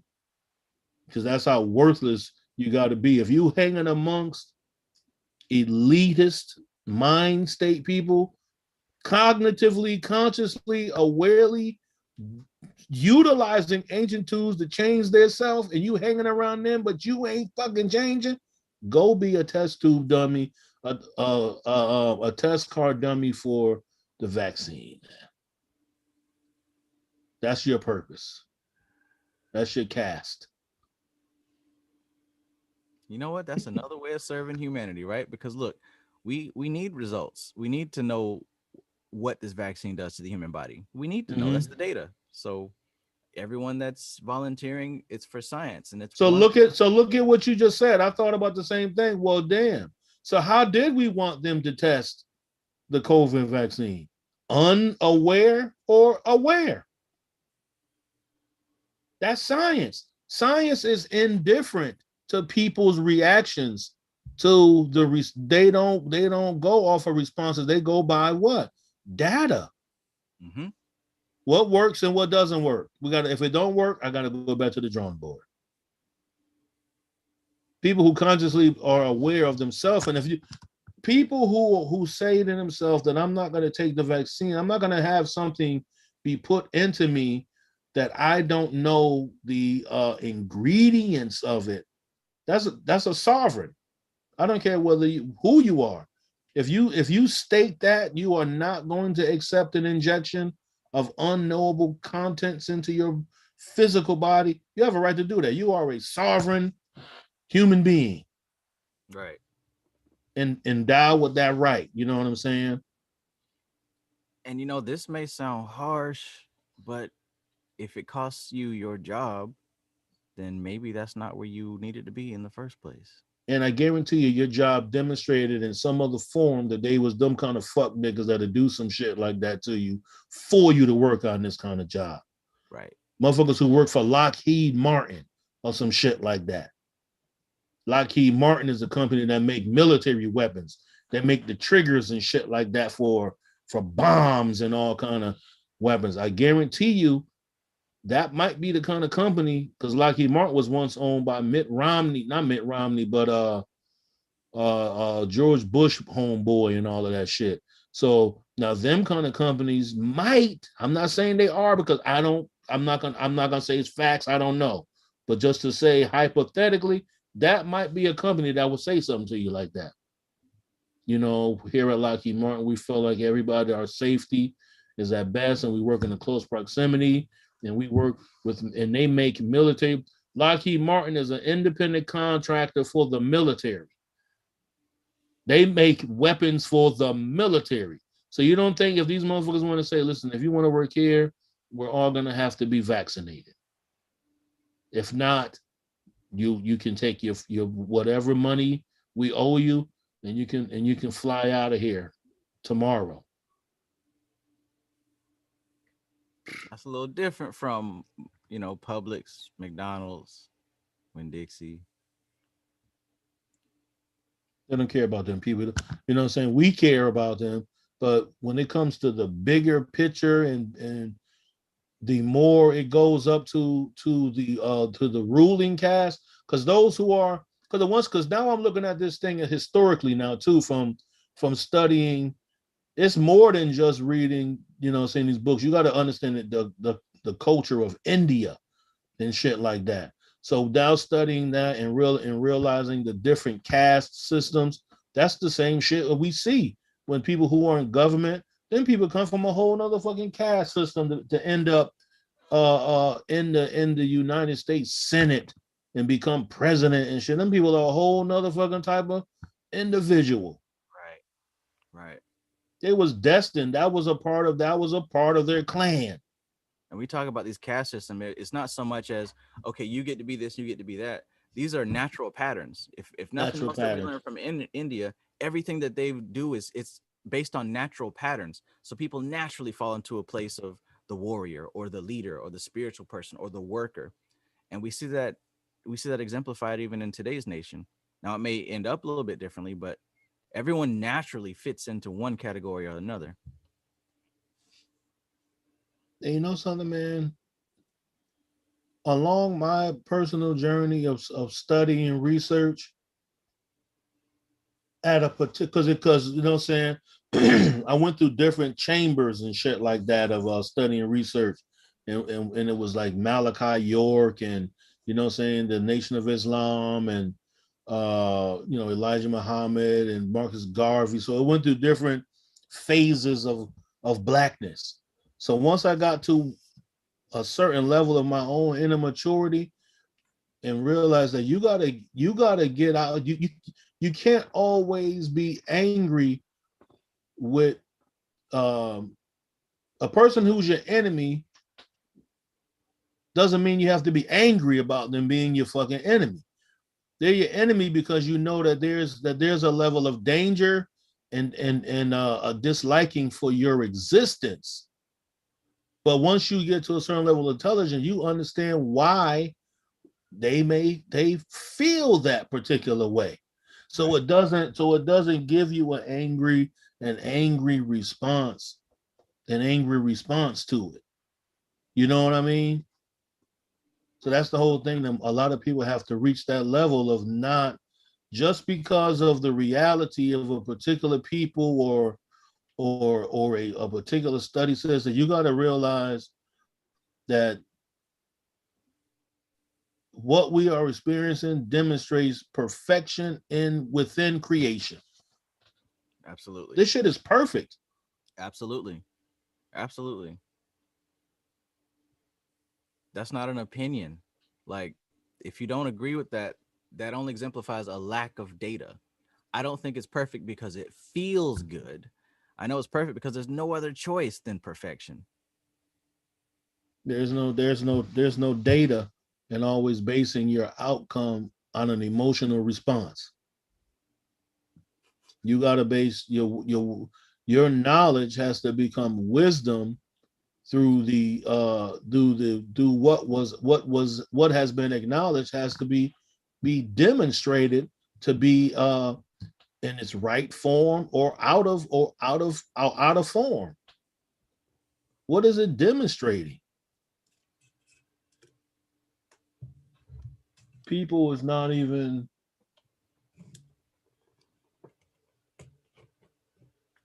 we are a step above animals. So the whole thing with the human being, even though they'll go along with something being like, what I'm saying, like a sheep or a goat being led by a sheep herder. And if you got to think, people who love their animals don't lead their animals to fucking slaughter. They just take them out to graze in the field and shit like that. But we know that there's some sheep. Sometimes you gotta, one or two of them gotta get slaughtered. You know what I mean? But you don't approach them. You're never supposed to eat meat. What's haram is eating any particular meat that's been killed through violence. What I know. You know what I'm saying? So anybody that's being made to feel uncomfortable is being done there because of unconscious. Some people, like a lot of people, they just go along with something out of a fearful experience. Right. It's not that they're not going by it because they're dumbfounded or they're unconscious. They go by it because whatever is their fear of losing what? Their comfort. What they don't want to be uncomfortable in their fucking life. So if a person knows that they could lose their job, and they didn't dedicated themselves to only one stream of income, and now this your employer tells you that in order for you to come to work next week, you need to make the decision to be vaccinated because everybody that works here is we're too close in proximity that we all need to be vaccinated. And now you thinking that I don't want to be vaccinated, but what am I going to do if I lose my job? That's fear. That ain't ignorance. Their response is not going to be based off of ignorance. It's going to be based off of being made afraid to lose their currency that's keeping their family fed and shit like that. You know what I'm saying? But even that is perfect because everybody has the same potential and latent ability within themselves. So it may just take some people longer to come to self-realization to even go into action.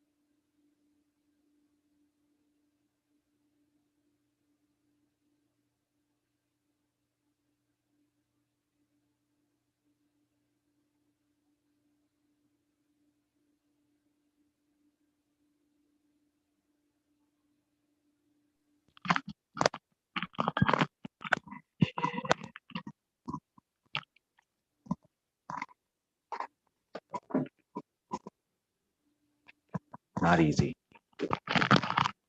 But as they say, nothing worth really having is going to be easy.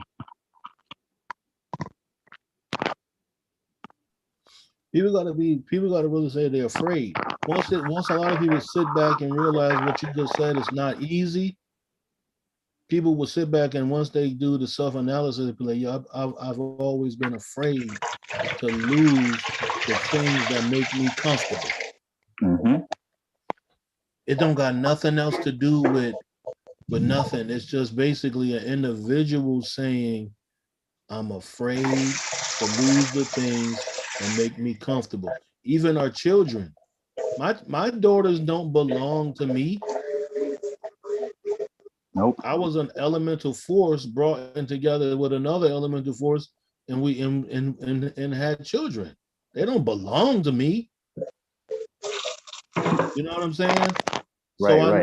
I know that I love them, but I know that I can't be attached to them because everything must go. You know, and maybe even to take it even more abstract, you know, it's not only that the kids don't belong to the parents, but this body doesn't belong to us. I mean, we're given charge to feed it and make sure it's clean, but ultimately we don't have any control over what it does, how it functions, or what it goes through. It's not ours. Think about the mixed up process of this, what we say. When we're born, we're not born to live, we're actually born to die. Soon as you take your first inhalation coming out of the womb and you get once the liquids are out of your lungs and you cry and you breathe, you're dying. You're already starting to decay. So how could you be attached to something that's in a decaying form? That's when you get to the agory stage of meditation. Nigga fucking meditating at the pyre and shit around 8 dead bodies right there. Right. It's inevitable. They realize that this dead body is nothing but this very body that I'm so-called alive in. I'm no different than that. So I'm gonna go ahead and meditate on this shit so I can become one with it, so I don't have to be afraid of it. Yeah.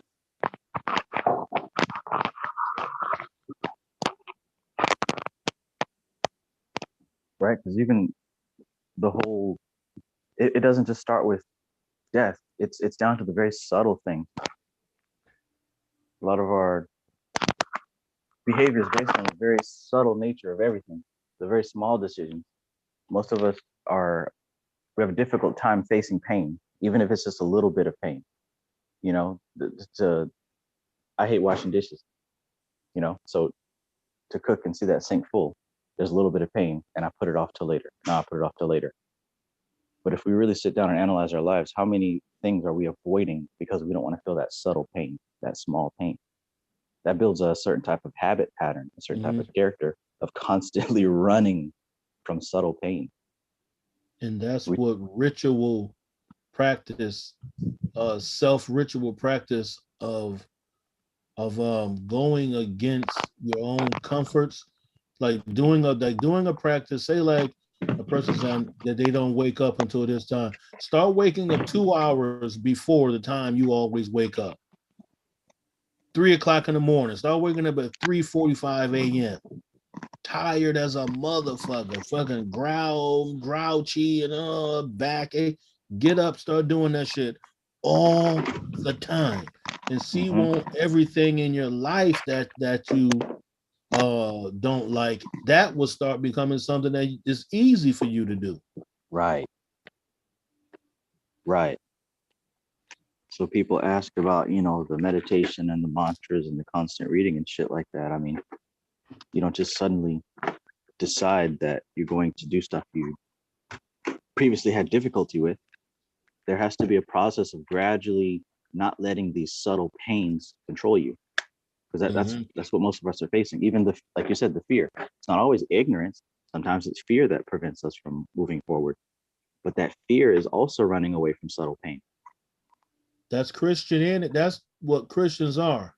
We have to be those who have, okay, those of us who think that we enlightened and shit like that, and we better than knowing not to be a Christian and all of that, we have to have compassion for those who still there, because they're there because they're fearful.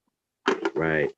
That's why they put their faith in the Lord, and they don't go against that shit because they don't know nothing else. It ain't no different than when I was on the block hustling when we was young. Of course, you had older people saying, boy, you need to get out. You don't need to be out there doing that. And nigga, I make motherfucking 5 G's every day. Yikes. What you gonna replace that with? Right. Words? What you gonna give me? That's you can't do that. That's particular hustler's fear. Like, yo, nigga don't want to be fucking broke again. Why you think niggas hustle? I hustled out of desperation coming up, not because I wanted a fucking gold chain and all of that. That shit came later because that's collateral damage of the game. You spend money on useless shit. But the main reason is fucking poverty, my nigga. Right. And who wants to go back to the pains of poverty? Nobody. So that's anything is like that. People that's a Christian, they don't leave the church because they're doubtful if anything else could make them feel as good as Jesus has been making them feel. Even though he ain't been around for years and years, they still believe he is.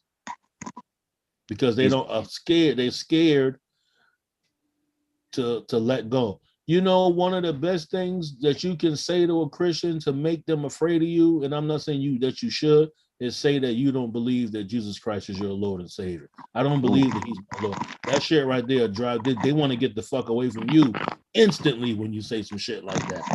Right. That shit goes against their very grain of that shit distorts their computer system. Absolutely. They'd be like, what you mean that? Oh, okay, well, I'll holler. I'm out. Nigga might get struck by lightning saying some shit. That's how they feel. That's fear. You might go to hell by association. Exactly. I don't want to get motherfucking lap tied to this nigga's basket because his shit is definitely going to hell. You know what I'm saying? Maybe that shit, everything is based off of fear, man. Fighting it or fleeing from it. People be afraid, man. That shit ain't just because they just dumb and they falling behind the white man. Yeah, man. Right. What else? Think about your own family. What else your grandmother had? Your grandmother ever read Vivekananda books? Absolutely As not. Granny, has she ever read Dharana Darshan? She don't want nothing to do with that shit. Show her a picture of the Om symbol, and she would instantly see motherfucking Beelzebub in that shit. Suddenly she's a demonic expert. You know what I'm saying? You don't want to mess with that stuff. Like, you know, this language is associated with the so-called language that the guy named Jesus would be speaking, correct? If you want to add some physical shit to it, like he would not be speaking English. He would not have a New York accent. So the whole thing, people have none of that shit. You know what I'm saying? People be fearful, man. They're afraid. That goes for all of us. Once, you know what I'm saying, whatever we was fearful of losing, people know that they need to stop doing something, but they're afraid to stop even doing that. Think about DMX. Think about an addict, yo. He said in an interview that when he was like 12 or 13, maybe younger than that, he used to hang with this dude who was like 30-something years old. And DMX ran the street, you know what I'm saying, robbery, and went back and forth to juvenile detention. He said that the one time he said this dude gave him weed that was laced with fucking crack in it when he was like fucking 11 or 12 years old. And that was the beginning of who we know right now laid in the hospital. Somebody else did that shit to him. So somebody triggered what was already inside of him through some outward action that made him weak enough that where he couldn't even fight it. And he had all the opportunities to go in some fucking Hollywood path and get some psychological help, as well as not even psychological. He could have got psychological help, but once you start hanging in certain Hollywood circles, nigga, you don't think they can put you on to some fucking yogins? Nigga, you was in a movie with fucking Steven Seagal. You don't think this nigga knows how to fucking connect you with some spiritual shit? People be fearful on changing, because like I said, even becoming an addict is becoming attached to the very substance based off of it's making you feel extra good when you take it. All of that shit. Don't even coffee, and I drink it. Don't coffee taste so good that sometimes when that motherfucker be at the perfect temperature, the perfect sweetness, you didn't put your creamer or whatever you put in there. Don't it taste good? Hell yeah, I'm about to find out too. But that's what I'm saying. We only do it because of body being attached to the sensory, the mouth and the taste buds, triggering the nervous system. The body only tastes it.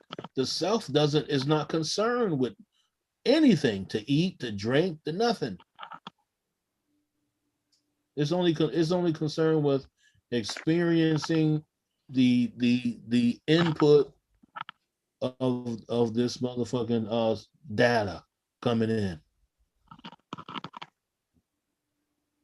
You spoke about the Christian, and for someone to say Jesus Christ is not my Lord and Savior, and how that would cause one to completely run away. Well, one of the things that I've been looking at in NLP is called logical levels, and that explains that type of thinking to a T. Because just like a computer, our minds operate in a system, in a hierarchy, right? Just like how we're learning in this chapter about mental gender. And I keep relating to what Dion Fortune said about how each of the levels above are masculine to the levels below. So it's a trickle down effect. But this also correlates with identity and how we see ourselves. And the levels above are deeper samskaras, and they hold more weight than the levels below us. So in order, the levels go from the ultimate system, then it goes to the identity, then it goes to belief, then capability, then behavior and environment. But the higher the level, the more deeper rooted the influence. So to tell someone, I'm not a Christian or whatever, that would really touch the belief level. But to say something as deep as I don't believe that Christ is my Lord and Savior, that hits on the identity level. So we're talking about people who identify their entire being, as a Christian and based on these rules. So to really impact somebody at such a deep level like that, it hits the whole system. Now I don't even want you in my environment. I don't want to behave like you at all. Everything that you do is associated with your belief, with your identity.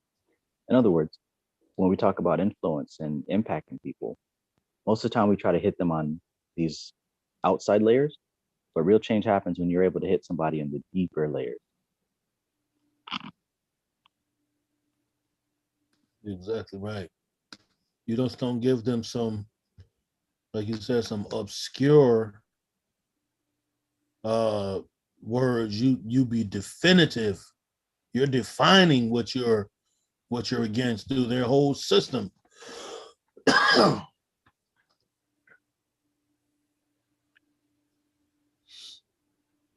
was trying to find it in the Kybalion where it talks about that, but I was thinking, I think it's idea of mental gender, maybe explaining a few words to students. No, that's not it.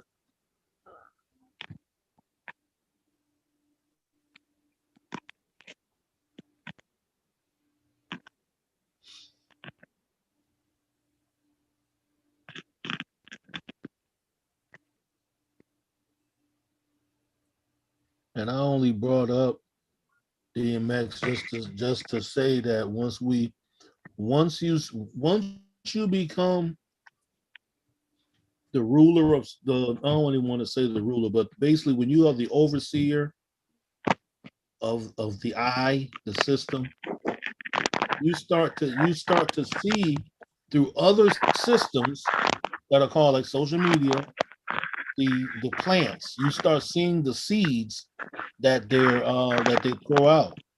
Mm-hmm. They never highlight anything or anyone when it's doing good. When it's operating correctly, there's no need to highlight it. But soon as it demonstrates a little flakiness, Mm-hmm. oh, they dragging your ass now. When was the only time you saw Malachi Z. York in the news? Dragged his ass. Sheesh, when was the only time you seen the 13th son in the news? Some kind of scandal. It's only, yeah. But yeah, just to go with what you're saying. It's craziness, man. And it's craziness based off of that's how they're demonstrating. Once you start seeing everything as elemental forces or guna, you start being like, oh shit. You actually would start laughing. You'd be like, yo, this is crazy. Yeah. It's no different than when Neo realized the truth about himself. It wasn't really about him being the one. It was about him being the one who understands who? The one, the self. That's when the nigga started. That's when he saw Agent Smith and everything as the numerical pattern that they were. And then Agent Smith ran at him and he absorbed that motherfucker. Right? He became this Agent Smith. And Agent Smith became him. And he only was able to destroy him by becoming him. No separation, no enemy, no difference.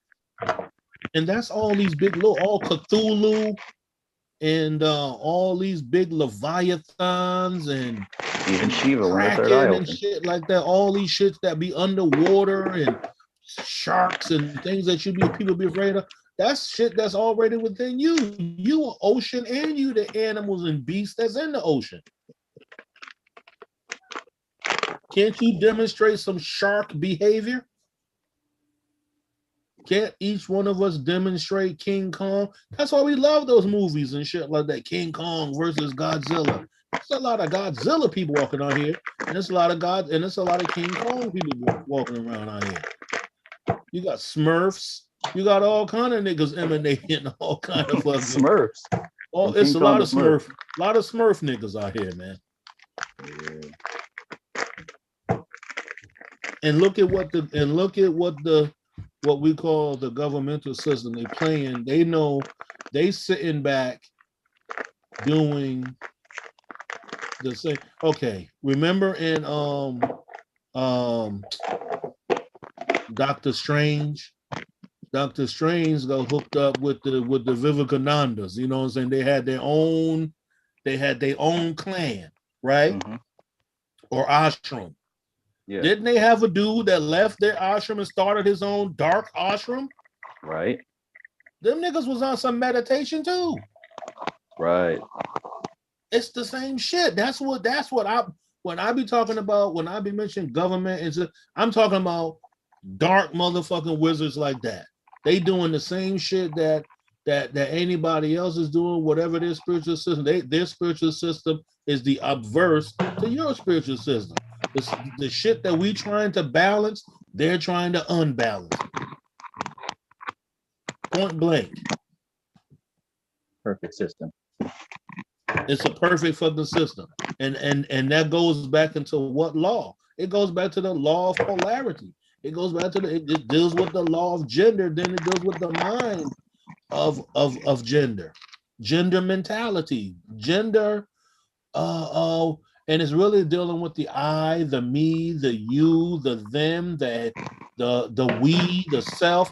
What particular experience through this electrical currency are you demonstrating, or what are you experiencing being demonstrated? That's what it is. Once we become aware of the mathematical formulation of matter being demonstrated to us, you got that shit figured out. You know how to blend with it, and you know how to blend it into you, and then you can change poison into something healthy. It's no different than taking herbs. A lot of these herbs we take actually poison the system at a small level that kicks in our immune system to make us healthy. So we think it's the herb that's doing it. It's really not the herb, it's your own body doing it based True. off of this herb. Then put a fucking then tricked your system into getting strong because it slightly poisoned you. Herbal medicine is basically, it's good, but it's actually poisoning the system. Take too much of a herb and see if that shit will not have a horrible effect upon your human machine. It ain't no different than, I know myself, so I can just speak for me. For me to take too much information in, well, I always read multiple books all at the same time, but it comes to a particular point where I start seeing the mathematical equation of everything I was reading, and then it's going to all break down to one particular book that I have to start. Maybe I have to read that whole book, because a lot of the other books will be different parts that you break it up into, that I ingest. And those ingested parts are basically going to be part of that one main book meal that you're going to eat. And my book meal right now, like I said, is basically Vedas and Bhagavad Gita. So that's why I know that when we dealing with the Kybalion, I now can see the pattern of, damn, this, we went back to this book so we can see it, so we can see the particular elements of these laws being played out in front of our face within our daily experience. Not just to fucking intellectually fucking jack each other off with this shit, but to be like, nah, we revisit it. Now I see it being played out for real now. Mm-hmm.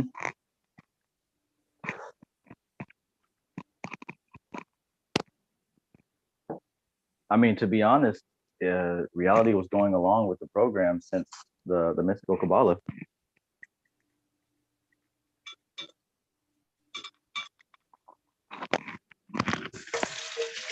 Yo, if we was to just think, that's why I look at the numbers, 54 people plus us right now. Everybody should be planting in their minds a seed to say, one day we'll all physically be in each other's presence, and then we can do something collectively. That's that. So it's still about, like I said, I know Trav has not eliminated any of his previous studies and still know how to do what we call magical practices and all of that. But now it's just more potent based off of whatever we've been inner shooting. You know what I'm saying? Mm-hmm. So once you bring individuals together. If you bring 55 people together, doing all the same thing, and doing a mantra all together in sync at the same time, then that you know what that's gonna fucking do? Niggas, somebody gonna be afraid and stop, and they're gonna stop because they're gonna start seeing like, oh shit, we really opening up a motherfucking portal. Yes. I think Like on about some this real from time shit. to time. I think about this from time to time about how this is actually bigger than what I even think. Because if we really believe in what we're doing here, and how the fact that the one is the whole, right? The as above, so below, microcosm, macrocosm, this inner shooty doing harmonizing our being so that our life flows better. And now multiple people are doing this as well, and multiple people are going to affect other people. You just see the ripple effect, the potential here of minds becoming clarified and making smart decisions for not only their well-being, but with the consideration of everyone else, with confusion being eliminated. This has implications that can be global. Yeah. The fact that we're talking about this ancient technology in this popular social media platform, making it look good and sound good. This is major. That's why you can't be upset with anything with technology. We can't say, well, technology dumbing us down. And I said earlier, we the dumbest that we've been, but it's not the technology, because as well as the technology dumbs people down, it also enlightens people at the same time. Mm-hmm. So the whole thing is, you would never get this many people together at one particular time during this particular time of day to sit for this particular time limit and talk about this stuff. So the next thing is you take all of that and you try to reverse it. That's how you formulate. The ashram is right here. Right. This is the society. I don't think sometimes people see it, like they come, they watch, and be like, yo, you a part of the society. The society ain't outside of you.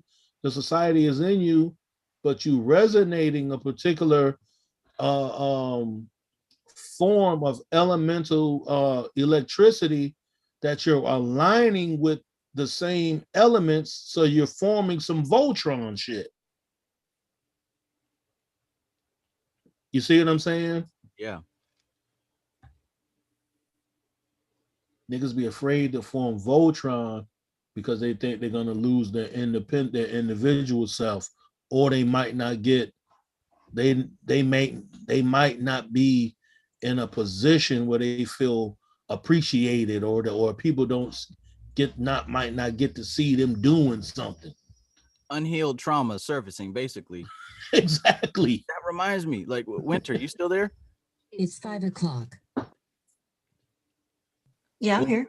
Okay, yeah, that post that you made in the group, I mean, I didn't expect that kind of response, but just a simple post, like us, from what we've been talking about here, to us, is evident.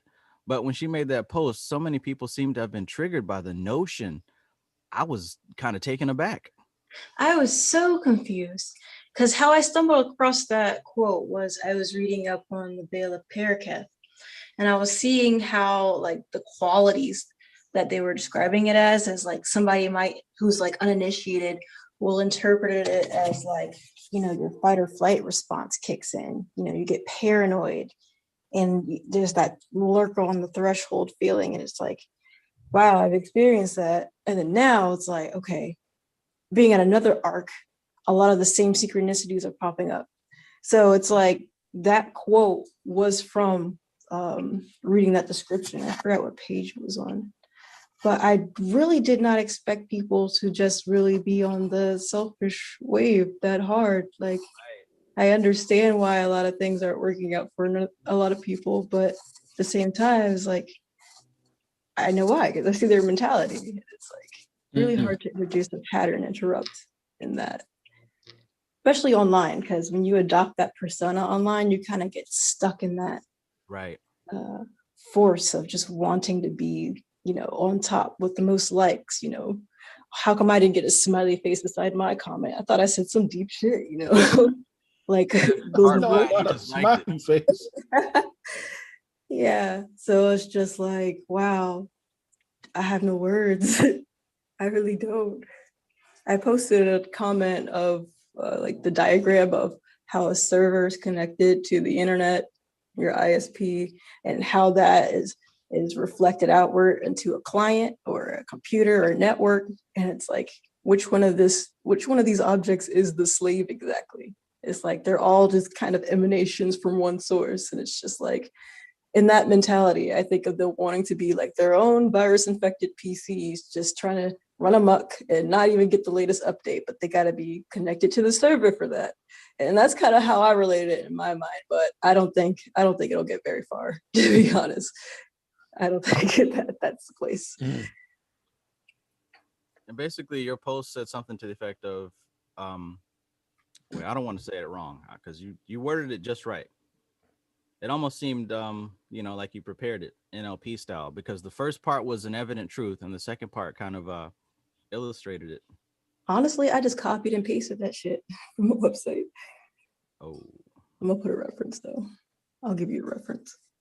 But it like stood out to me so much there it is. when I read it. Did you find it? Yeah. Dang. Remember, the soul's purpose is not personal advancement or self-gratification. It is to serve. So people are getting triggered. Why? Because of that last line. To serve. What you mean? Bondage. What you mean? Who? Serve who? Hooters. I ain't gotta serve nobody. We all got different paths, sis. I'm just speaking my truth. Damn. I don't owe anybody shit. I'm just doing me. I'm like, okay, well, in that day of doing you, like how often do you go out to a store to buy something in exchange for, commerce, it's like you're doing a service. There are goods and services. Like when you put yourself out there to work, you're doing a service. Either way, whether if it's to benefit yourself because you have to stay alive, Right. purposes, or for another person too, because of a need-driven want or a want-driven need, whatever you want to call it. But yeah, there's one guy, I forgot his name, but he was saying we have to exercise the will of the mind over the soul or something like that, or the mind. Yeah, I don't want to speak out of place, so I'm gonna go ahead. I'm curious to know how. Yeah.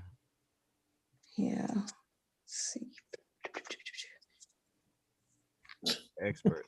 Experts. How you gonna tell me about will and soul? You can't even tell me what soul is.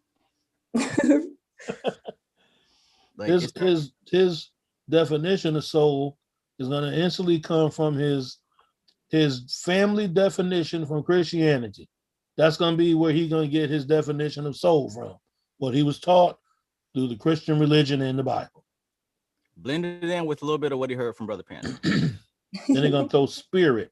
First they're going to say, well, it's just spirit. And then now you screwed up already. Yeah. Oh, yeah. He was like, and for those who claim to study Kabbalah, then the goal is beyond these concepts of humanity dictating your soul's purpose. And I'm like, how do you direct your soul's purpose? Like how do you dictate that?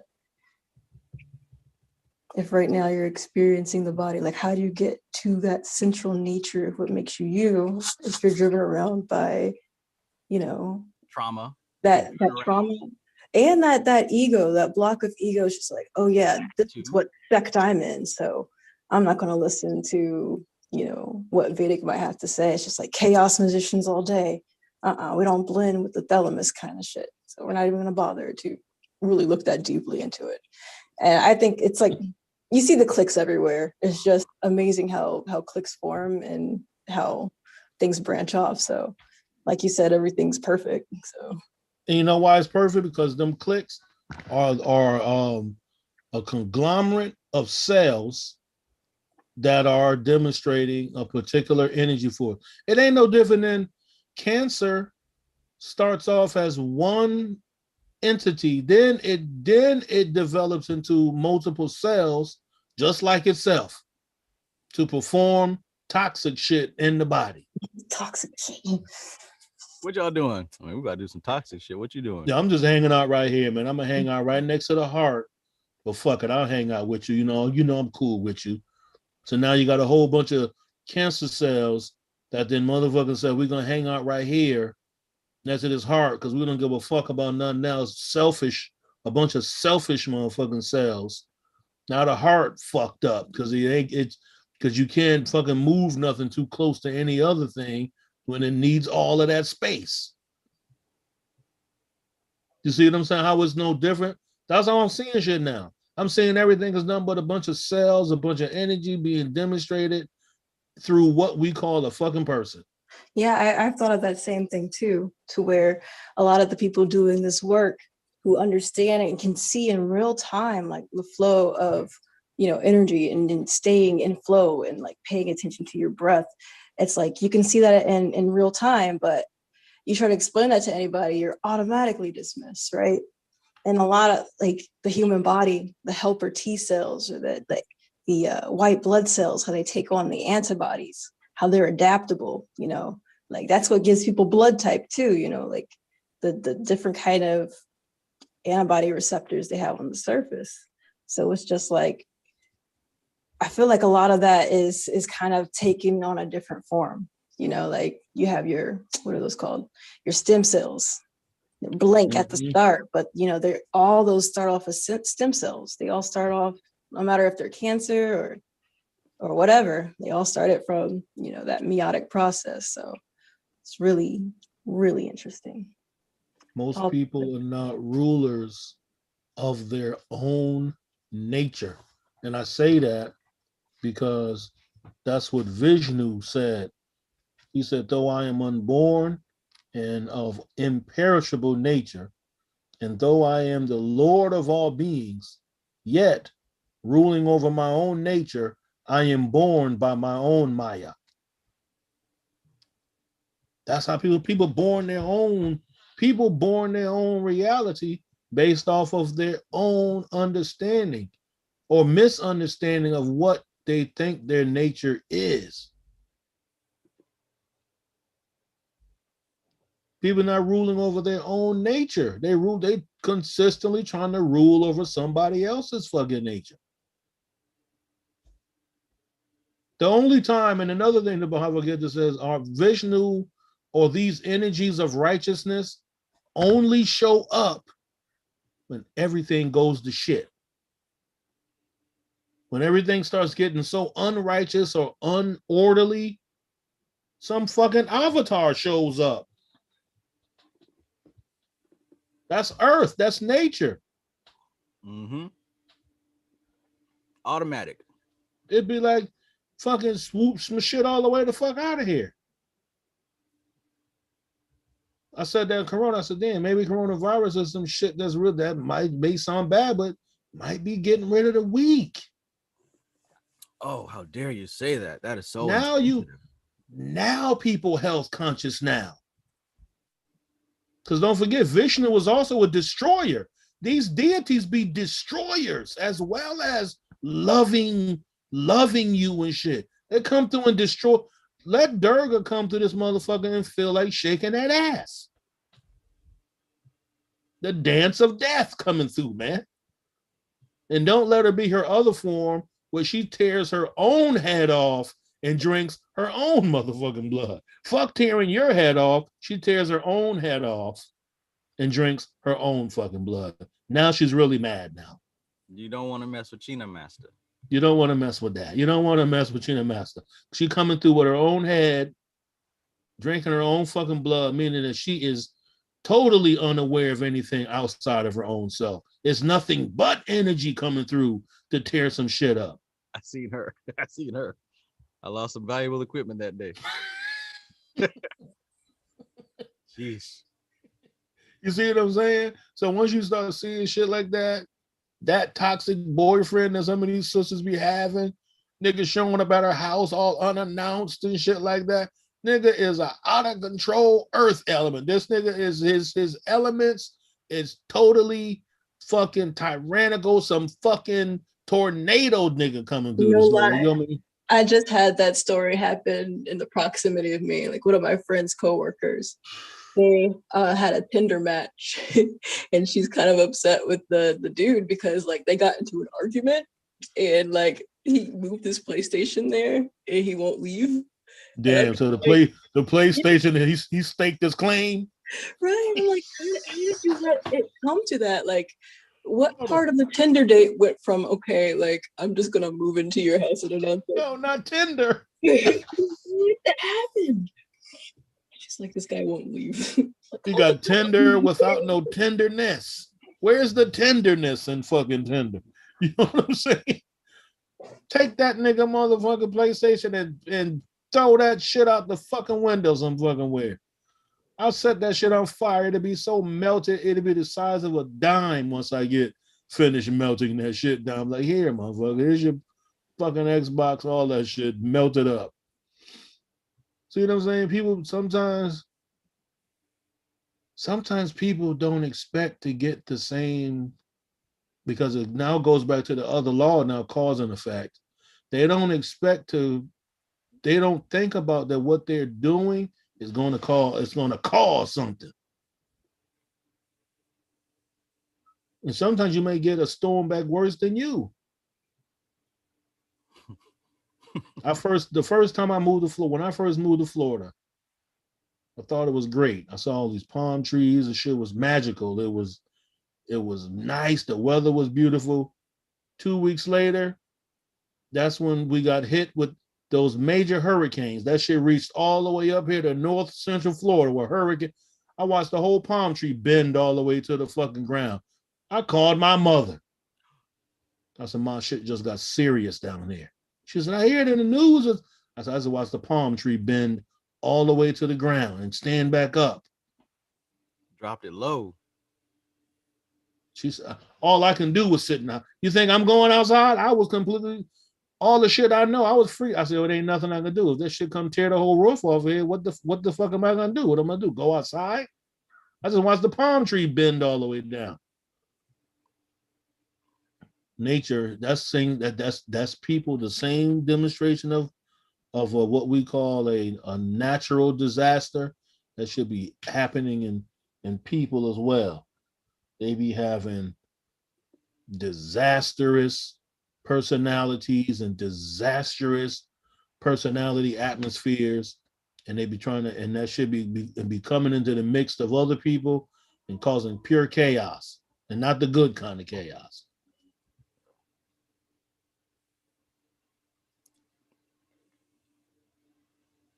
I was always a motherfucker called bluff, like on certain type of things. Like some dudes be thinking they tough, and I'm not the tougher person, but I'm just saying I was kind of a jerk like that.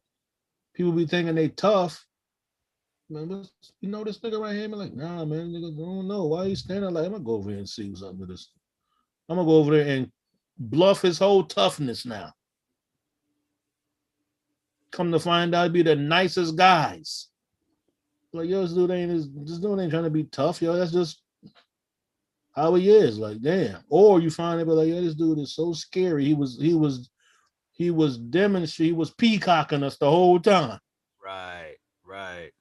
Remember in The Godfather when everybody abandoned the Godfather in the hospital, and Michael Corleone came there and nobody was there, and then the dude was standing out who came to visit his father, and he made him be his fake tough guy with him, and he was standing outside with. He said, "Put your collar up like that." He put his collar up, and he said, "Just standing with your hands in your pocket."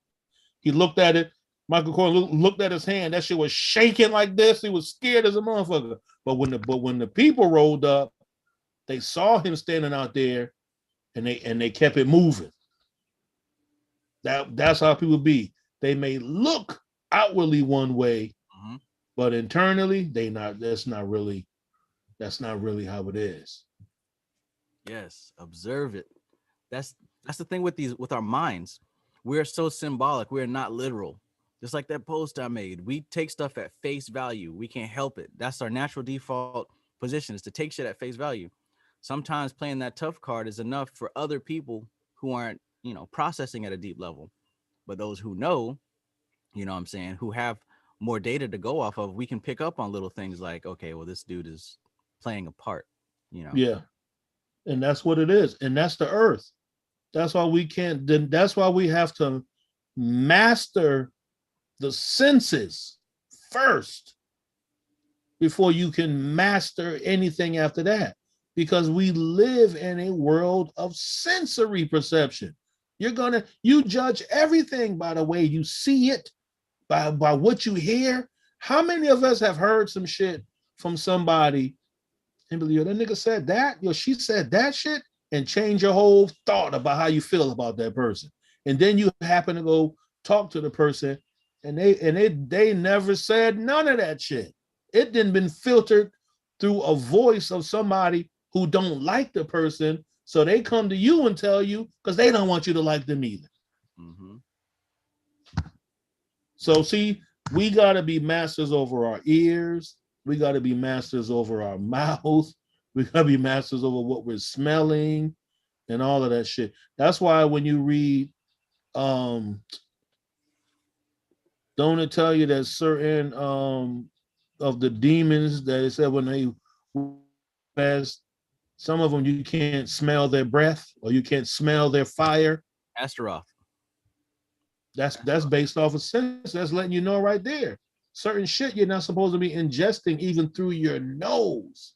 Hell yeah. That's how you're supposed to read the Goetia, by looking into the symbology of comments like that. Of the nature. And also don't the sirens, don't they get you like that? They even name, that's what the whole sound of a fire truck, a cop car, an ambulance is based off of a mythological creature called a siren that makes a loud noise, which actually is interpreted as a beautiful song that fucking ships be crash up all on the fucking shoreline trying to go find this fucking siren singing this beautiful song. Once you get over there, you crash and they kill you at the same fucking time. Jigglypuff from Pokemon. Exactly. You thinking this motherfucker is cute. Let that motherfucker Jigglypuff. That's all he keeps saying is Jigglypuff. Nighty night, motherfucker. I remember that guy from American Idol who auditioned with that song. No. You did Jigglypuff? Oh my god, you gotta watch it, Trav, bro. No. You just type in American Idol Jigglypuff, bro, you're gonna be weak. I didn't even see it yet, and stuff like that. Just the little things like that are what I love about the human race. Right? I'm like, what possessed this man? He was like, I'm gonna do this for the fans, for the community of Pokemon. And he did it. Dude, you don't got no fucking fans. What's the fucking, they like, loved it. People can be like, oh, dude, you weird all day to him. Like, only yeah, them who know would know. But at least he did it. Hey. At least he did it. And don't forget, like MC Maestro said in the chat, after Jigglypuff put him to sleep, everybody that fell asleep got robbed. Exactly. Hey. Exactly. No, Ash got his face written on a permanent marker. And that's how, and that just demonstrates, like I said, you got to be a master over your senses. Mm-hmm. If you're able to fight the auditory processing or the auditory sounds coming into your ears, Jigglypuff can't, there's nothing he can do. If you deaf, Jigglypuff is useless in a fight against something that can't hear. Mm-hmm. Put a motherfucking snake. That's why snakes, and I think I might have posted that with Sadhguru or I was talking about it. That's why he was talking about snakes. Snakes are the one of the basically only the very important creature. Their bodies intake they don't necessarily, because snakes don't have ears. They don't deal with the auditory processing of their nature. They deal with the energetic processing of the nature through their body. Their body feels the ground. They know about a week ahead of time when earthquakes and shit like that. And that's scientifically proven. You are not gonna find no fucking snakes. So when scientists say they're gonna go to these areas and test about earthquakes and shit like, they go out there and look for reptilian species. And they start studying them. They be like, by predictability, snakes are not gonna. The motherfuckers are out of there a week before some earthquake hit at the upper crust of the earth, because the snake is feeling it in the internal crust of the earth through their sensory. So we don't even rock with energy like that. Sometimes we may, like, I just don't feel right, but we're not masters. Only way you become a master of that kind of perception is that you got to master what goes into your mouth, what comes out of your mouth, what goes into your nose, what goes into your eyes and your ears. and what you feeling and what you allowing to touch you. Think about people. You ever be around somebody and they always like to touch you and shit like that? Like, hey, how you doing? They sizing you up. You know what I'm saying? They want to.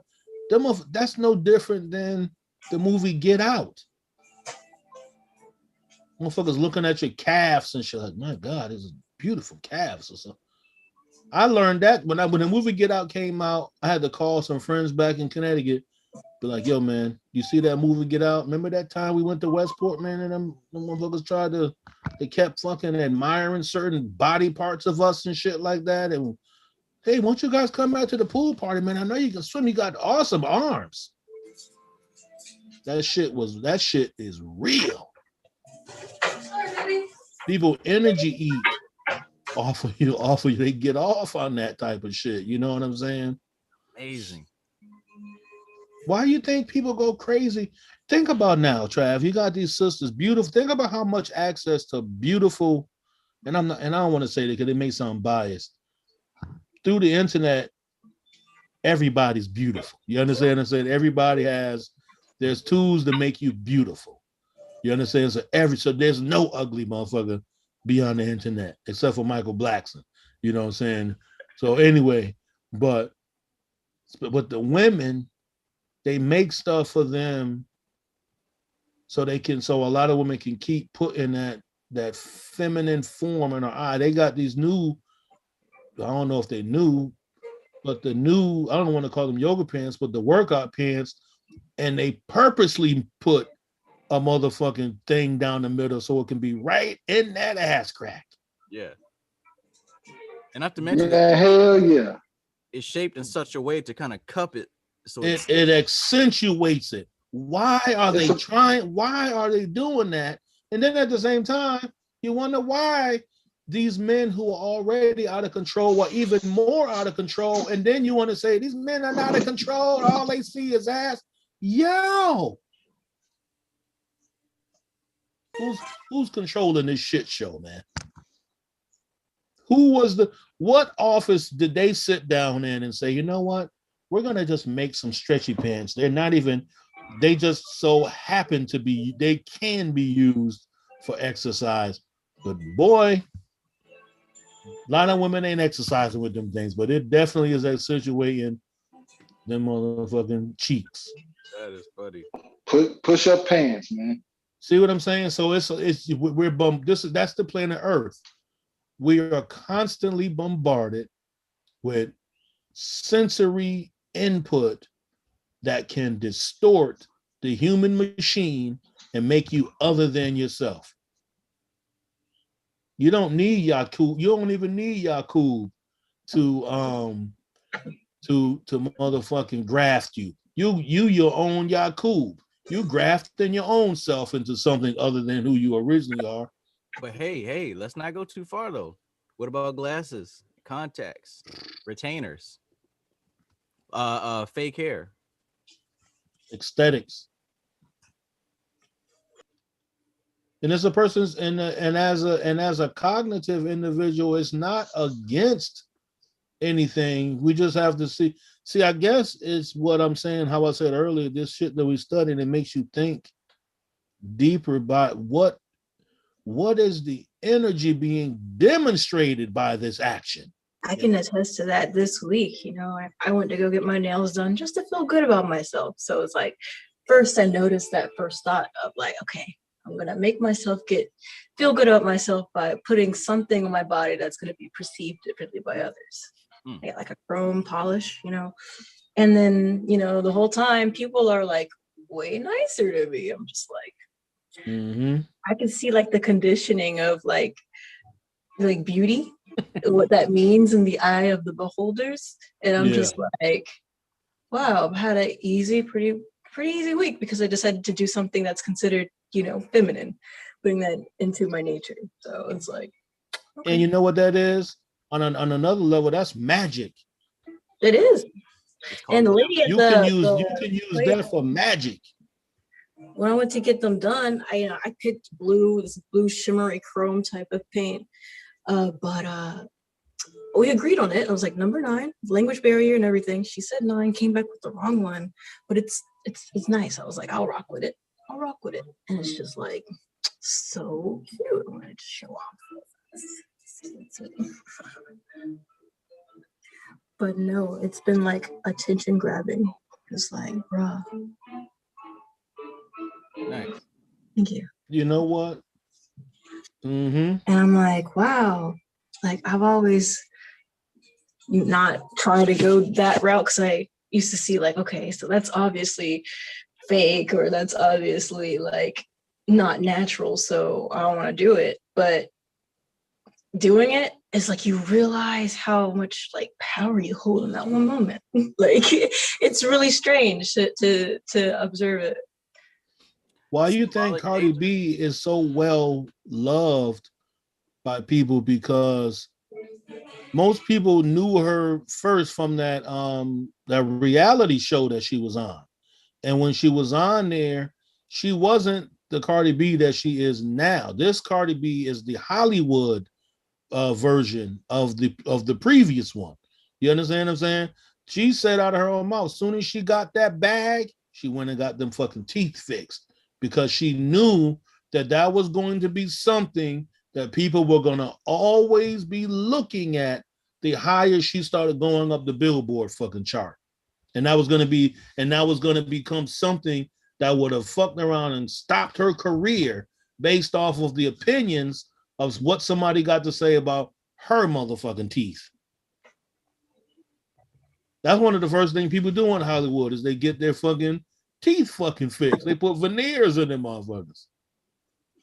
It's for a reason. It's for a fucking reason. It's all symbolic. Everything that when we look at people, when we meet people for the first time, we don't have enough time to judge their personality. We look at these simple ass triggers that people display, and we judge them based on that. Look at how he's dressed. Look at how his hair. Do she got her nails done? How's her hair looking? The makeup. We make snap judgments like that.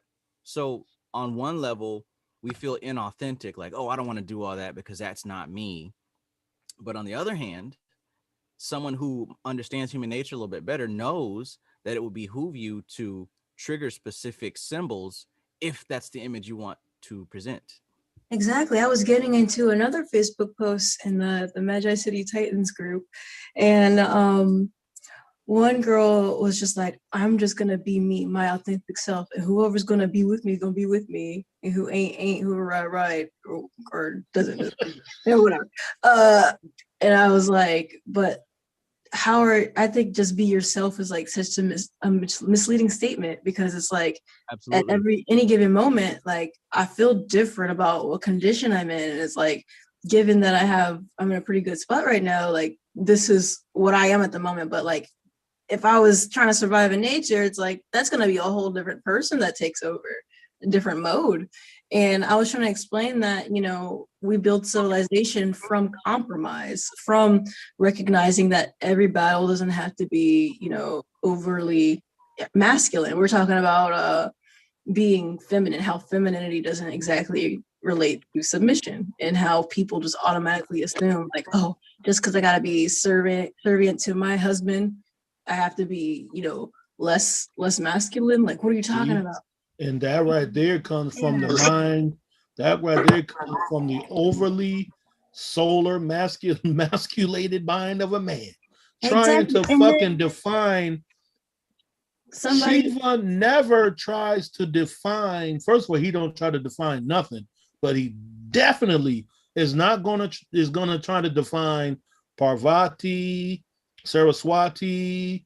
He's not gonna define Shakti. They have their own definition. Yeah, and one person in the comments who was just observing everything, he messaged me. He was like, "You definitely held your own." I was like, "Thank you." And he was like, "No, I was peeping out her page, and like, she's definitely not like feminine or what you would call a person that's like pleasant to be around." Even he sent me a video of her yelling at people in Sprint, like they were just minding their own business, and she just walks in the Sprint like, "How often did you guys wipe your screens down?" Wow. I work in healthcare. And it's like, answer the question. She's like, "Ma'am, we wipe our screens down often. I'm going to call the cops if you don't leave." She's like, "I don't even see a sign. Do you even have a sign up?" And then the lady at Sprint was like, it's on the door. She's like, well, it's not big enough. And I'm like, wow. She thought she was doing something with that video, didn't she? She posted like she was doing some real community service. Yeah, and then she got back in her That car video. when the lady got on the phone with the cops, and she just drove off. And the whole rest of the video, she's just yelling in the car at the camera. And I'm like, this woman is a piece of work. Like, wow.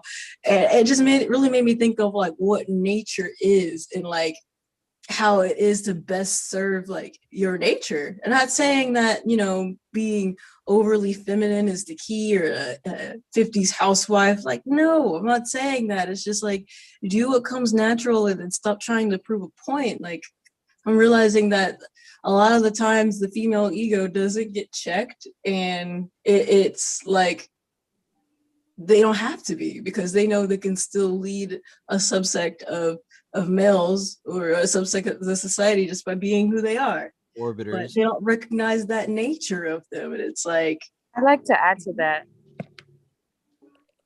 yes. So the aspect of me, like for example, like when I'm getting dressed, right? Because a lot of the times when we're talking about like how basically expressing yourself like extra feminine or not can like affect people. But what I find is that it affects me personally. Like I dress based on my mood, right?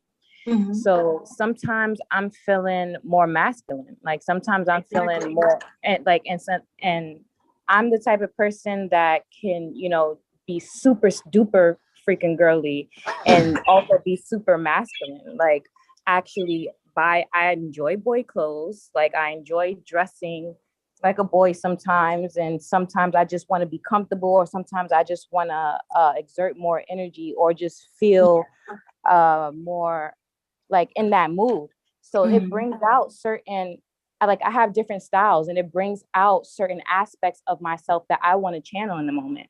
Exactly. So, and it's reflected in the people and their reactions to it too.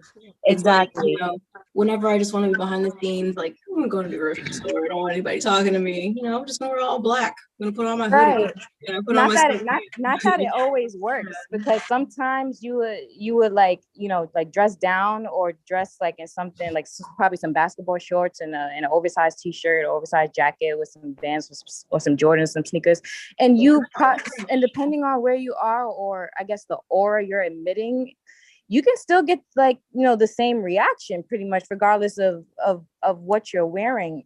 But I think it is important what it does for you. Like, how do you feel? Like, what is it gonna trigger in you that's gonna make you do? Like, if I'm feeling lazy and I want to be about my business today, and I'm gonna be running around and stuff like that, I might be inspired by a pair of slacks and sneakers with a blazer or something. Like it might just trigger something in me that makes me do something that I normally would have like aversion to, just because I'm wearing a specific outfit. Like I don't know if anybody else, if that's just a female thing, or if like guys have that same. No, in our high school we used to have this young men's club, and every Thursday on the announcements they'd be like, remember, it's Dress for Success Day. So, you know, the young men were encouraged to wear, you know, the suits, look good, look business savvy. And like throughout high school, I'm like, that's whack. Like, you know, I'll wear a suit when I go to work, you know, when I'm finally have to work, I'm gonna dress like me.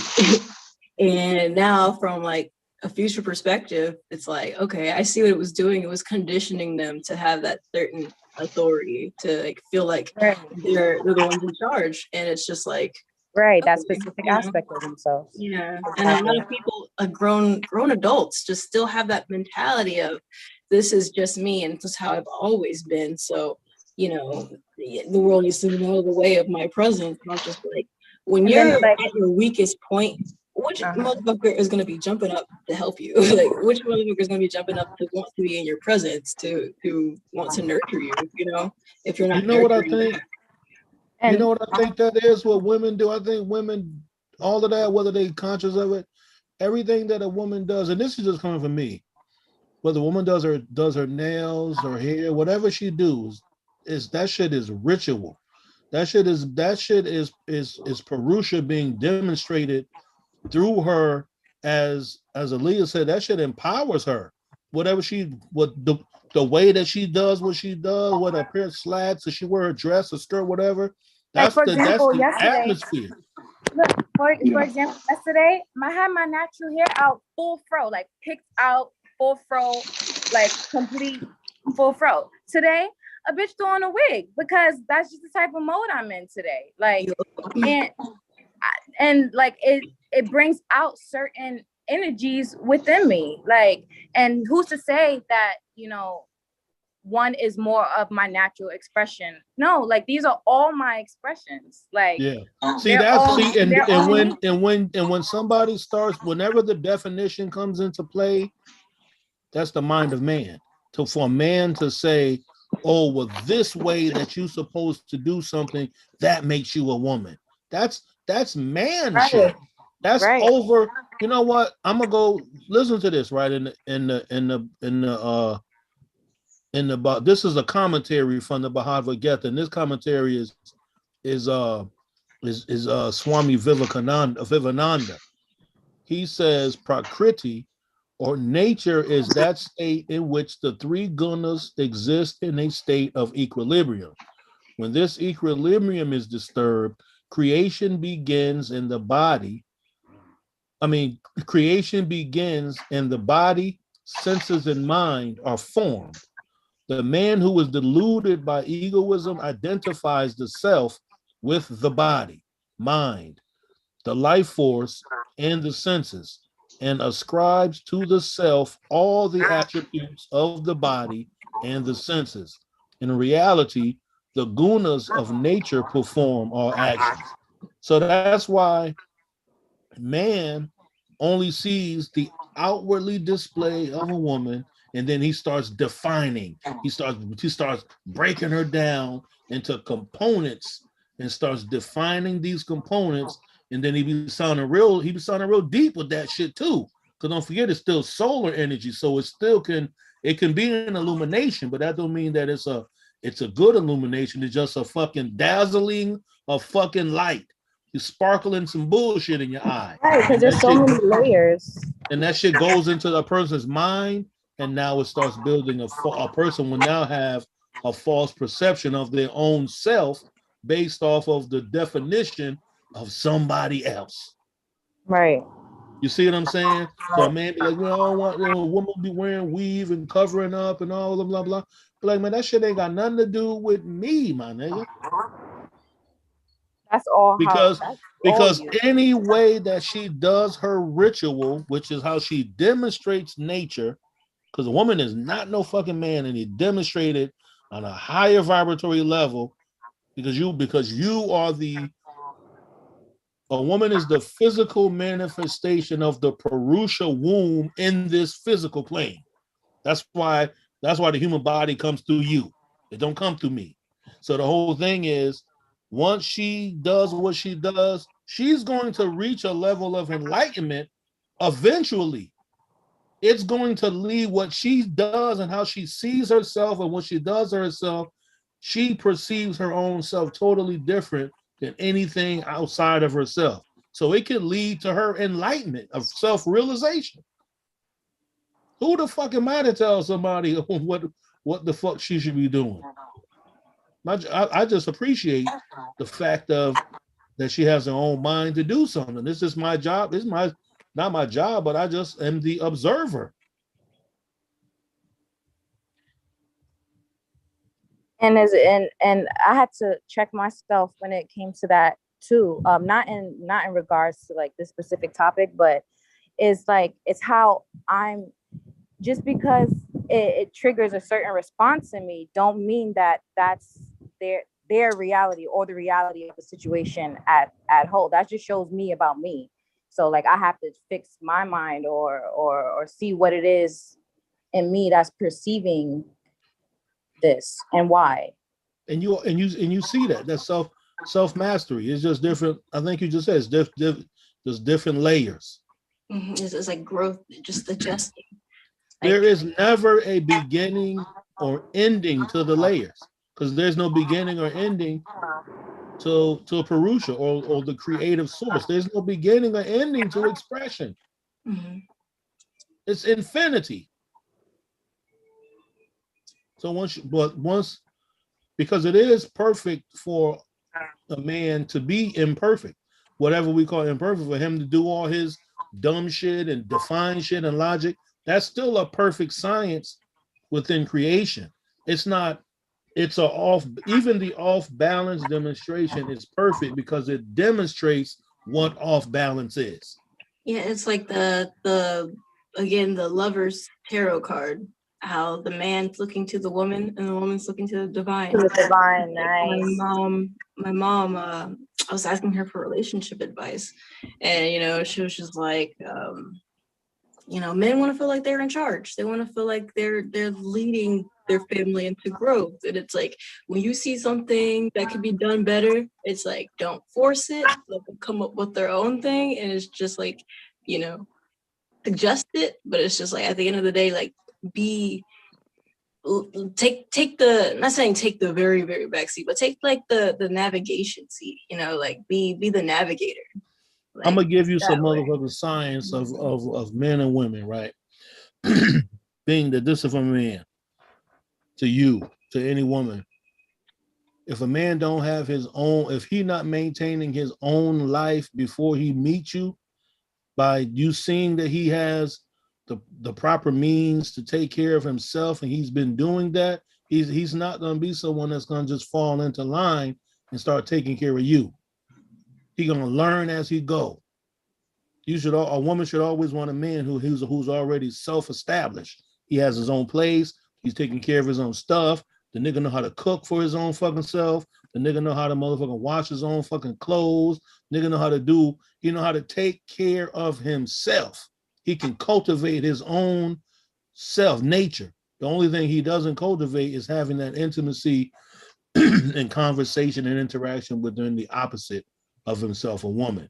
So if a man don't got those, if he don't got those weaponry set up, if that ain't in his arms, that motherfucker, you may have to double think the reason for your interaction. Either you're going to be there to teach, you're going to become a fucking teacher to a man like that. Especially because most women already be having their own fucking place. And the majority of them move niggas into their fucking places.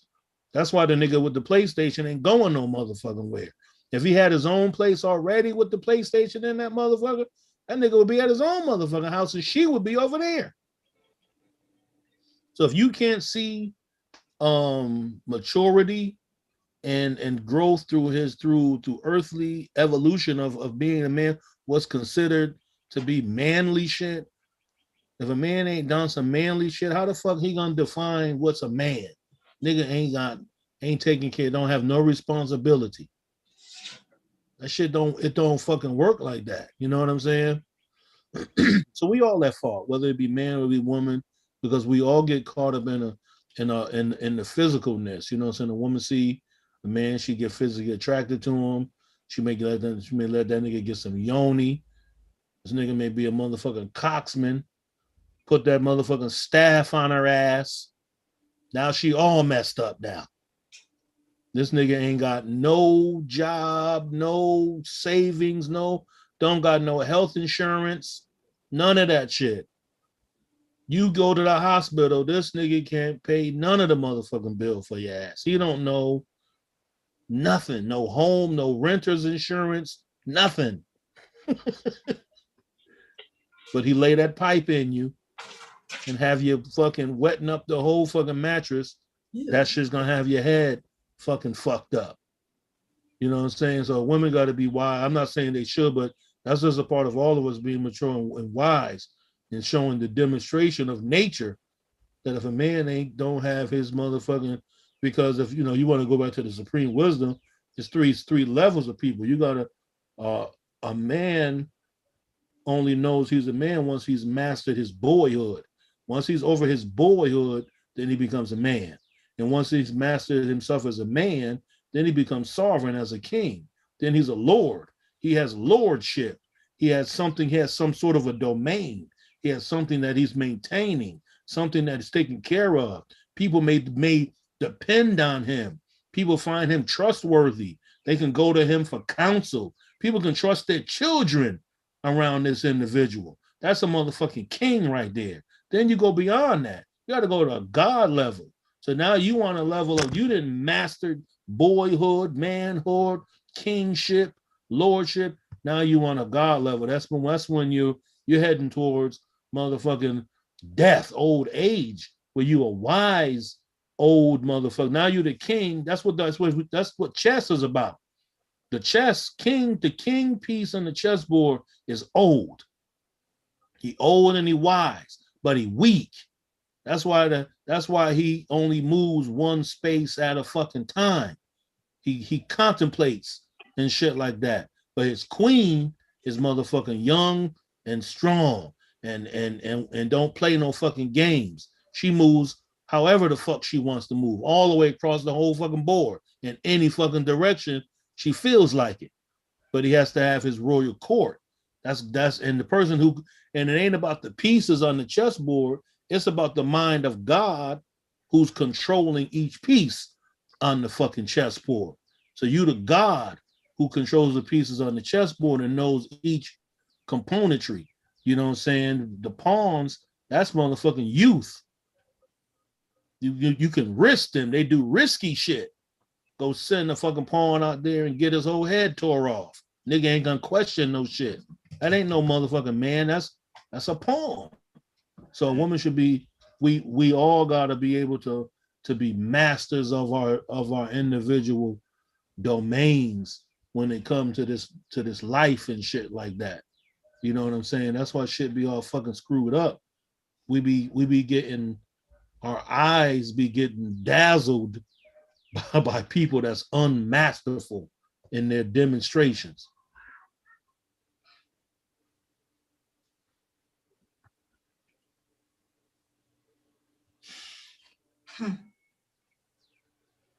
Like Forrest Gump, that's all I got to say about that. Wow. My uncles taught me that when I was little. And the main thing they always told me, and it stuck with me, and I kind of found it right, man. Man, you don't be moving in with no woman, man.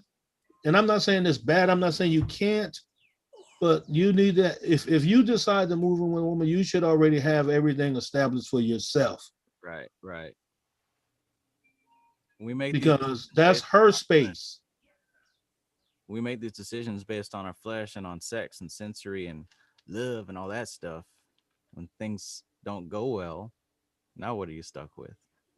Now you go back to having nothing, and then you lose. Now you lose if you invested. Think about brothers and sisters who invest their emotions into people, and then they become receptive to them, and then they start giving of their pure self, and the person takes full advantage.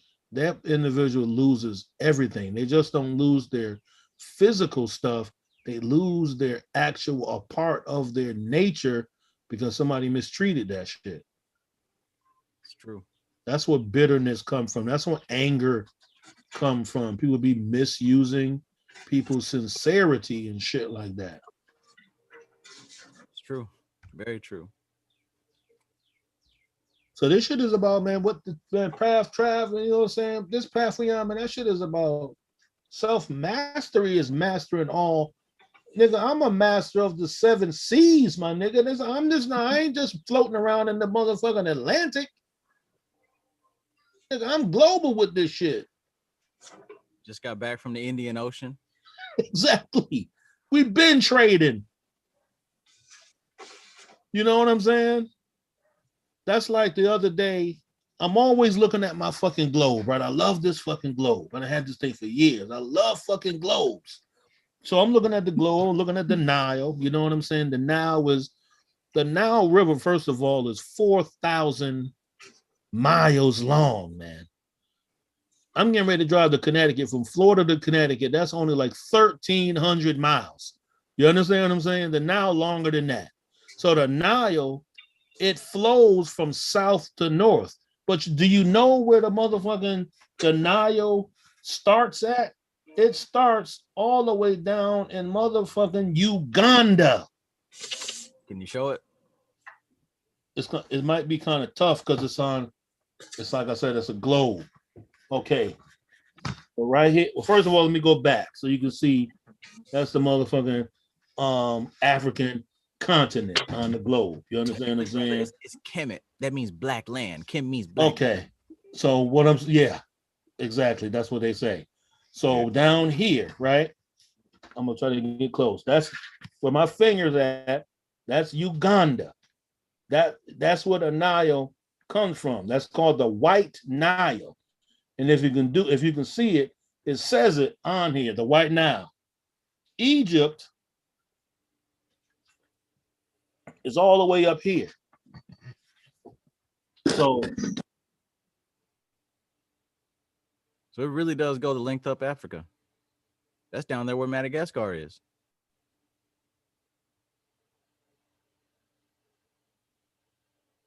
Are you muted, or is that just me?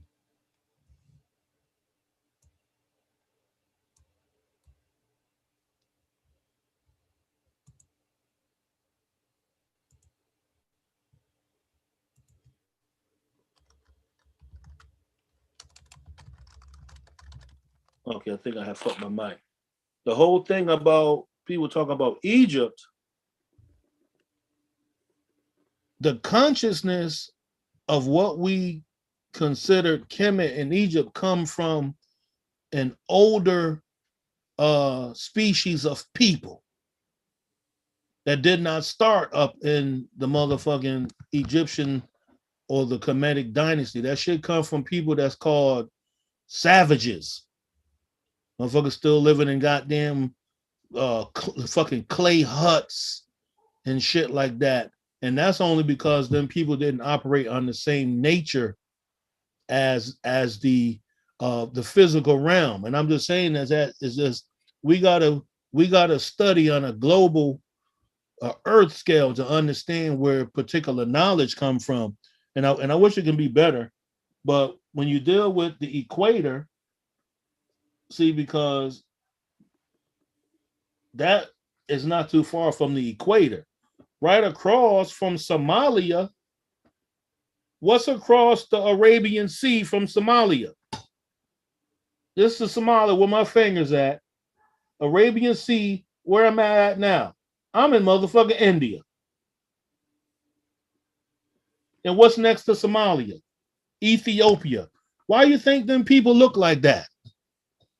Why you think Ethiopians look like Somalians and Somalian and Ethiopians look like, well, Indian people?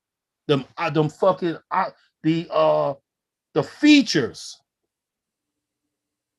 You don't think these fucking people was going across this shit for thousands of years, trading with each other, building? That's easy work right there.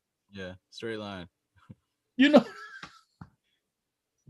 So that's what I'm saying. Even to that, we don't understand why shit is why it is, because we're not studying a full spectrum of knowledge. We only, so that, and I'm just speaking for myself, we get stuck in one particular school of thought and we only fuck with that. And you know why? Because it made us feel so good. So then you got to think, when they talk about in the supreme wisdom lessons, running the savages across the hot Arabian desert, you got to think right here is Egypt. You go across this water right here, what you go to? That's called the Black Sea. You get straight to Turkey. And above Turkey, you got what? You got fucking Europe. And right above Egypt and motherfucking Turkey, what's that right there? That's called the Caucasus Mountains. Once these people started coming out from where they was at. That's they didn't. A lot of nations never knew that those certain ancient, because them indigenous Europeans is ancient too now. They didn't know. A lot of people didn't know they was there unless they had ancient shamans letting them know about shit. But what I'm saying is, once you start to study your information on a level like that, you will understand where all these systems come from and why they was used and utilized the way they was fucking utilized. You got to think that you got some people that come from, look at fucking Spain. I'm gonna put a penny on this motherfucker, right? Basically, Spain is the size of this penny.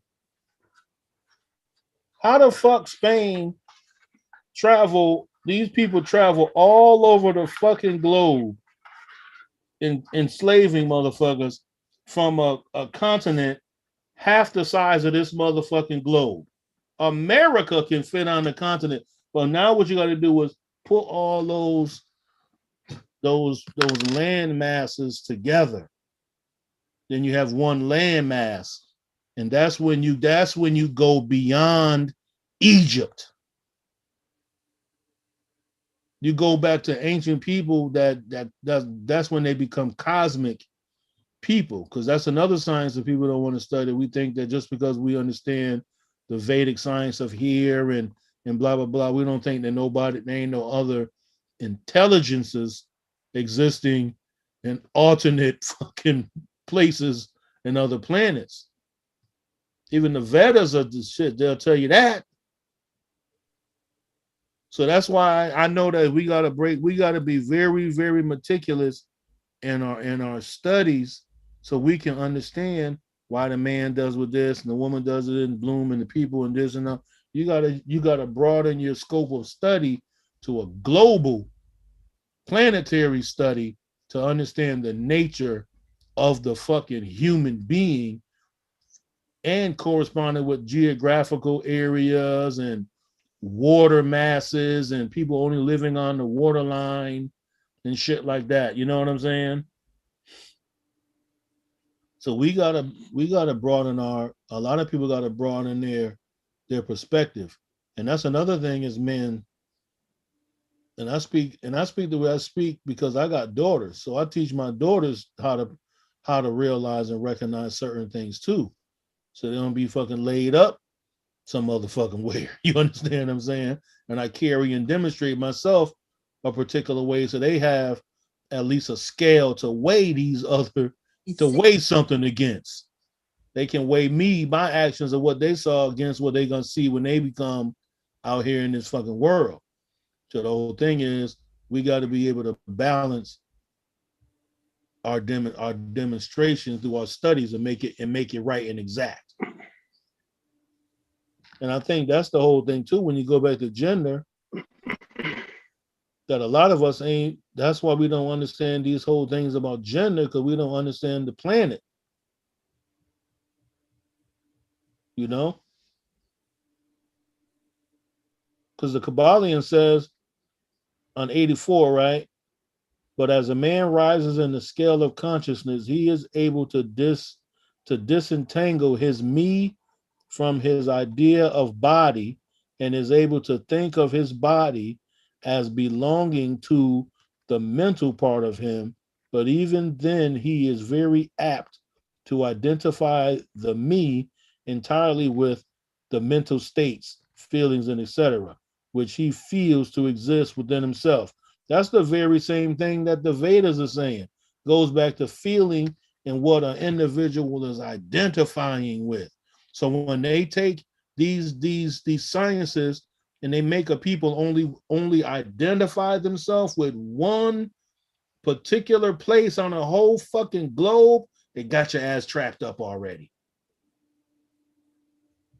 They didn't compartmentalize your identification in a motherfucking a particular square miles. And we wonder why people can't understand concepts outside of their own neighborhood. That's the level of their consciousness.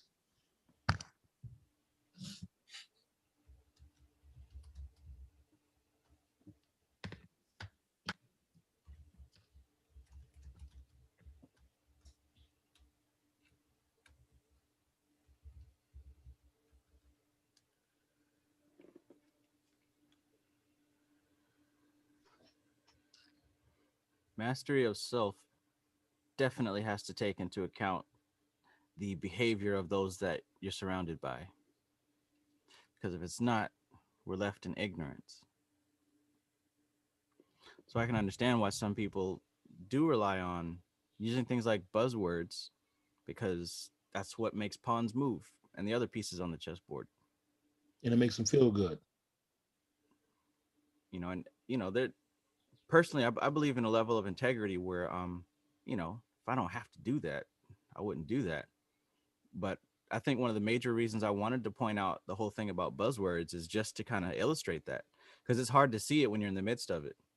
But I think all of us, including myself now, should have a better vantage point of when these buzzwords are being used. I mean, just look at the whole coronavirus thing. A friend of mine, a couple of friends of mine actually at this point who live in the UK are telling me about how they're starting to push these vaccine passports where not that you travel abroad, just like going out and about up the street into restaurants and stuff like that. You got to have this paperwork.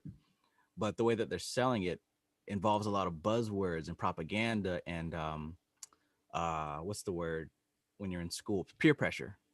Basically stating it's going to be very expensive if you just get a vaccine on your vacation. You'll probably end up having to spend $600, $700, $1,000. But if you just get your yearly shots, everything's free. Just little things like that. But it's mostly the words. No one's telling you you have to do it. It's not forced. But the way that it's worded, the buzzwords, the fear induction, the social outcast type stuff urges you to get it. So I guess if you don't have the fortitude to observe that and to withstand that, and if you don't have values to connect to that would say something different than that, then of course it's only a matter of time. I cut on my YouTube, and ever since this whole coronavirus stuff started, they've got this. They keep promoting this little section of like what's going on in the government and all that stuff, and I keep clicking. I don't want to see this, but it keeps showing me. I saw the other day. Now they're Fauci or whatever his name is, Dr. Fauci or whatever. He's done a bunch of interviews with a bunch of famous YouTubers talking about why you should get the vaccine and is it safe. Really? They're falling right in line. People have nothing to do with it. Meme people, comedian, YouTube, like just anything to influence people of all demographics.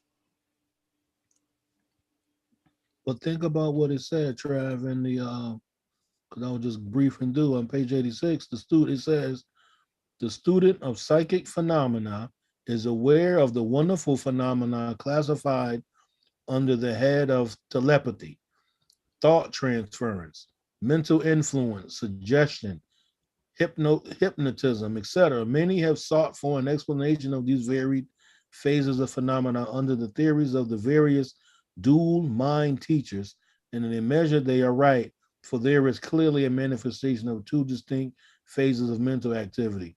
But if such students will consider these dual minds in the light of the Hermetic teachings regarding vibrations and mental gender, they will see that the long sought for key is at hand. This is the very sign.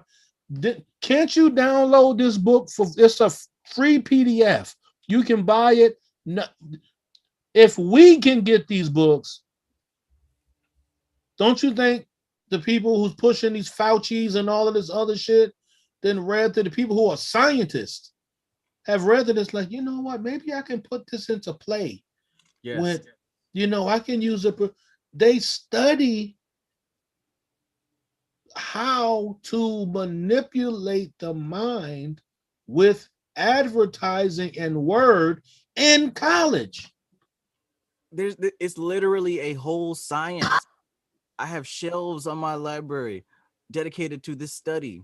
It is an entire science. You can get a degree in how to say something to get a person to do whatever you want them to do.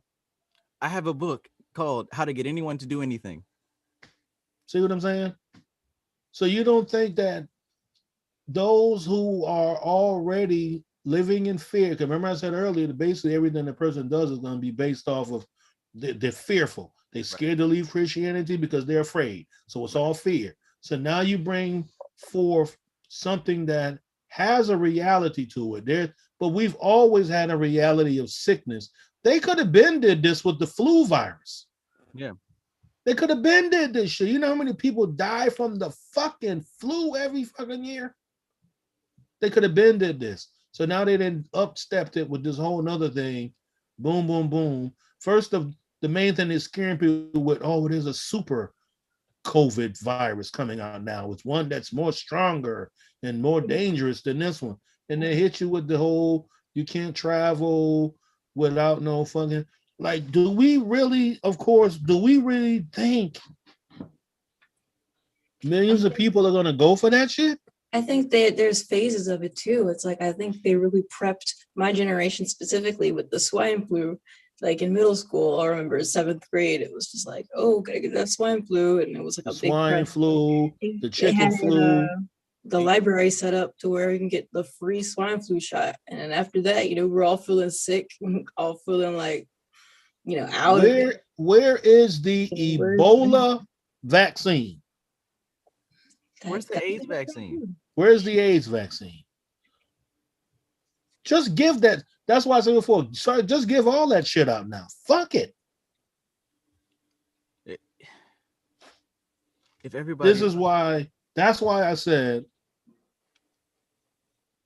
if there's 50 individuals in the group chat that's watching Travis Majors and the Major Society and his people and all of this information that he's passed and disseminated throughout his channel, if y'all 50-something people don't get it yet, go ahead and go to the a whole nother society.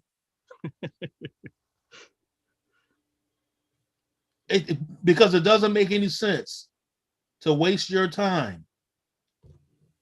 Go to the Love and Light Society. We're too advanced in our study to not see the actual mechanisms of this action. And see how hard it is to explain that to other people. People will fucking, I didn't had one, I done had somebody's mother that was talking to me. She always talks to me, you always say something. I was talking to her about this and she, what she did? Covered her ears. I don't want, I can't listen to it this time. I was like, damn. You literally covered your ears so you don't even want to hear it. I'm not going to ask what's in it. I'm not going to ask who's selling it. Just give it to me. Ooh, boy. What a world, what a world. You might as well go to your doctor and just let them just shoot you with all kind of shit. Think about what's next. If these people accept that, what won't they accept? Right. I mean, what they gonna shoot? What they next? You know what's next? You know what they've been trying to put in people for years? RFID chips. Mm-hmm. Haven't they been trying to chip people for years and years behind?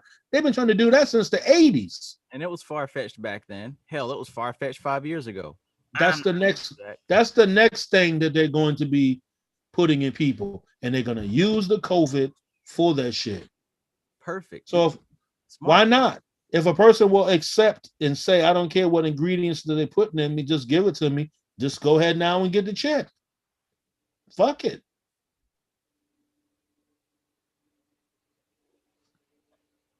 It's mastery at its greatest, man. It's beautiful.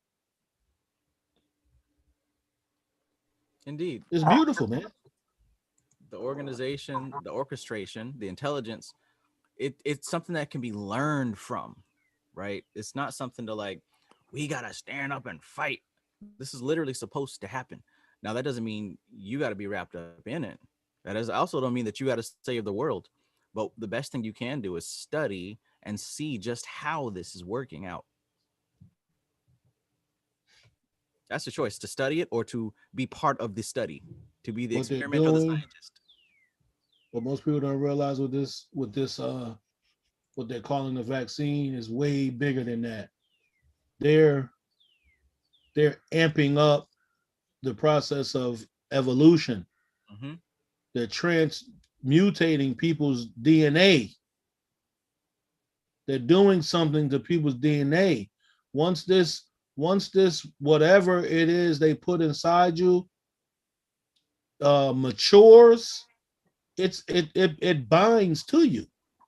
Yeah, I was And it's, just about to say that. I forgot the name of it, but basically they say that it reports back to a supercomputer, and it could turn on and off your genes. So they could turn on any latent disease genes that's in your DNA. Just like a switch, like just turn it on and off. so And by them knowing that, you don't think they know how to turn off cancer cells in a person's genes? You don't exactly. think they know? You don't think they know how to go in a person's body and turn off the AIDS virus? You Yo, don't think they know? look what would be the perfect hustle right here. All right, so we got this technology. Let's just say what y'all talking about right now is legit. Now that we've got the documentation of everybody that's taking it, now I got this company that's selling the cancer cure.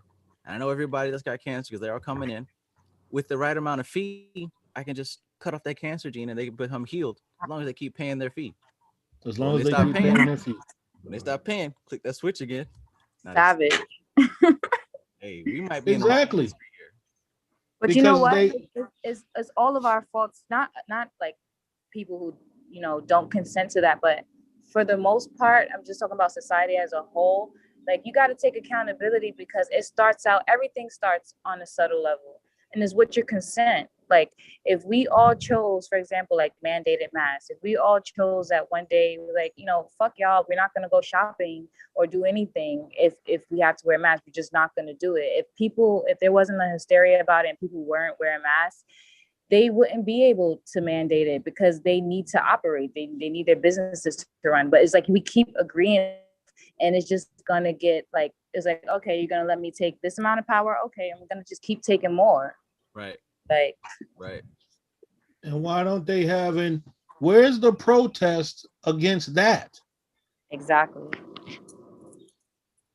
See, that shows you that most modern protests are triggered emotional responses based off of what they're putting into people's eyes. Right. So a Black Lives Matter thing is just basically a trigger, because we know that we're sick of it. Some people are sick of a Rodney King treatment. Yeah, because there's guys in New York who hold up, masks. Signs about not wearing masks. They don't make it a big thing or a big deal, because they can't profit off that. They can't profit off that. Exactly. Well, they can profit off of blood and death. You know what I'm saying? Man, so the whole thing with this here is such a master play. It's and this may sound crazy. I mean, it's like you have to admire it. You have to be like, yo, the people who do this shit, like, yo, they fucking masters. They got, in my fucking lifetime, I get to experience people being injected with something and they don't know what it is. And they want it for a free And donut. they desire it. In exchange for a Krispy Kreme. Give it to me. Give me a Krispy Kreme donut. Matter of fact, you don't even got to give me no donut. I'll take it just because y'all giving it out. I'm not going to ask what's in it. I'm not going to say, wow. See what I'm saying, man? And you think that I'm playing around with these mantras? You think I'm not, you don't think exactly. You think I'm reading the Bhagavad Gita just because I ain't got nothing else to do? No, I'm trying to transcend out of this motherfucker, man. This shit is over. In the words of brother Bobby, ain't nothing left here. What's I didn't saw the whole crack era. I'm old enough now, and I'm not really that old, but I have enough. I say this. I have enough experience now of multiple different levels of destructive things. I didn't see crack come from somewhere. It just that it was a phenomenon and it took over. It was a real thing. You know what I'm saying? Then AIDS came, took over. It was a real fucking thing. It took over. All kind of shit. Cell phones. I'm old enough to remember when there were not fucking cell phones. DVDs, all kind of shit. Black motherfuckers at one point, you couldn't get a black person to get high off no pill. right? Nowadays, motherfuckers is popping whole stacks of perkies and we're making songs about that shit. I remember in my community, it was looked frowned upon if a black person was smoking cigarettes. Shit was not cool. Yeah. So the whole thing is we didn't witness enough traumatic or just phenomenal expressions of mind control and societal rules and regulations to the point that we're right now we're to the point where that people are being dominated by fear of gaining a sickness that they'll let you shoot them with battery acid right now. That vaccine, maybe it's nothing. They might just be shooting water in a motherfucker. It might be water. That's funny. Mm-hmm. This shit is over. Shit's over, man. An injection, a sugar pill, sugar water dosage. Bobby, aka Robert Shaw, aka Bobby Hemmett, was a deity. I can't pinpoint what deity he was. He definitely has some Tahuti, you know what I'm saying? Whatever, all of that. I'm not gonna try to pinpoint, but he came, he did his job, and his body shut down to the point where he was finished. His job was done. It's now left up to us individually to continue the fucking job. If he would have continued to do what he's doing, people would have forced him into some sort of fucking savior position. Right. He would have eventually broke down because too many people would have bombarded him with wanting him lecturing all over the fucking place. You see the comments right now. When's Bobby coming back? How can I get in touch with him? We need Bobby him. ain't coming back, and he don't want to be contacted, man. He need to do more lectures. He done said everything. What do you mean he need to do more lectures? Did you finish He's listening? we could study what he left for the next 30 years. Truly. That's how much information that he's put out. Truly. He connected the dots from being stuck in Christianity all the way to the Rig Veda. He carved that whole pathway out. Exactly. Because he spoke about every single thing. Right. That's and gave it a references. That's how I know. That's how I even got any of this. The first place I heard Rig Veda was out of Bobby's mouth. The first time I ever conceived of maybe it's okay to be outside of Christianity and still be spiritually efficient. Yeah. He made it okay. He served his purpose, and that's what attachment is. That's what the yogins talk about. What you have to get rid of. So when we say the word attachment, that's exactly that is the example of what we're trying to get rid of. Being weak to the point that we people are asking, when is Bobby coming back? Like they feel like, dude, take up the fucking scepter and do it your fucking self. It's a relay race. You gotta take the fucking baton, my nigga. Indeed. The fuck you gonna do? Stand on block all day? No, I'm gonna pass the baton. And you need to be already running for me to pass it to you. You can't, a rally racer cannot stand still and receive the baton in their hand. It's against the rules. Niggas are so fearful of, and I'm just saying, you know what I'm saying? I said, nigga, people are so fearful of doing something on their own. They waiting for Bobby Hemmett.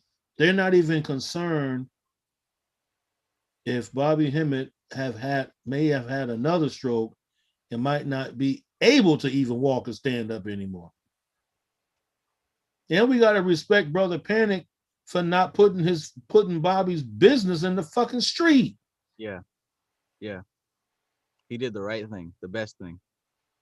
He shut that shit the fuck off. And that shows you what era that Panic come from. He come from that era where a nigga did not have to fucking make the logo no snitching. That shit came with the fucking territory, my nigga. We don't need no shirt to tell us that. We don't need no motherfucking meme. None of that shit. That shit was a part of the community, man. You just didn't fucking tell shit that was not nobody else's fucking business. Yeah. Bobby served his purpose. And if you still want to follow in the lineage of him, you got fucking Panic. It's the only disciple Bobby got. If we want to consider him that, you know what I'm saying? Because Panic, well, I guess he probably would consider himself that. But yeah. And then if you want to kind of step outside the zone, check out Nazir Ra. But that goes Nazir Ra. That's the only, if you want to follow somebody and you still want to be connected to but to be honest with you, you won't even get Bobby energy from Panic. Panic don't have Bobby energy, man. Nazir Ra. And I'm just speaking that for myself. Maybe somebody else may perceive him differently. And I'm not disrespecting him. I'm just saying, Panic don't that nigga ain't Bobby.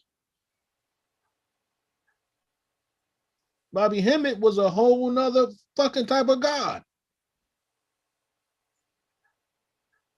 Nobody wouldn't even know what libation was if it wasn't for fucking Bobby Hemmett. Right. We wouldn't know 60% of these deities, 80% of these deities. Bobby Hemmett called them all out. And then he had you call your family out and then did some libation for them too.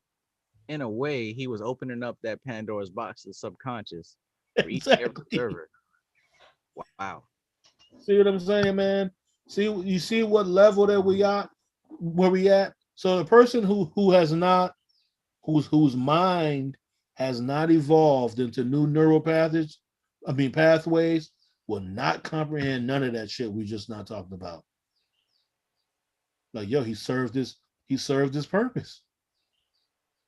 And the motherfucker moved on. That's the fucking Christ energy. No, if you want to get to some savior, okay, so some savior shit. None of them is supposed to stay here forever. I'm supposed to drop these gems on y'all so y'all can realize that, you know what I'm saying, there's some deeper shit out here than what y'all perceiving. But little do you know, I'm out of here next week, my nigga. Where you going, my nigga? Out of here. Please don't go, master. We need you. We love you. People fearful, man.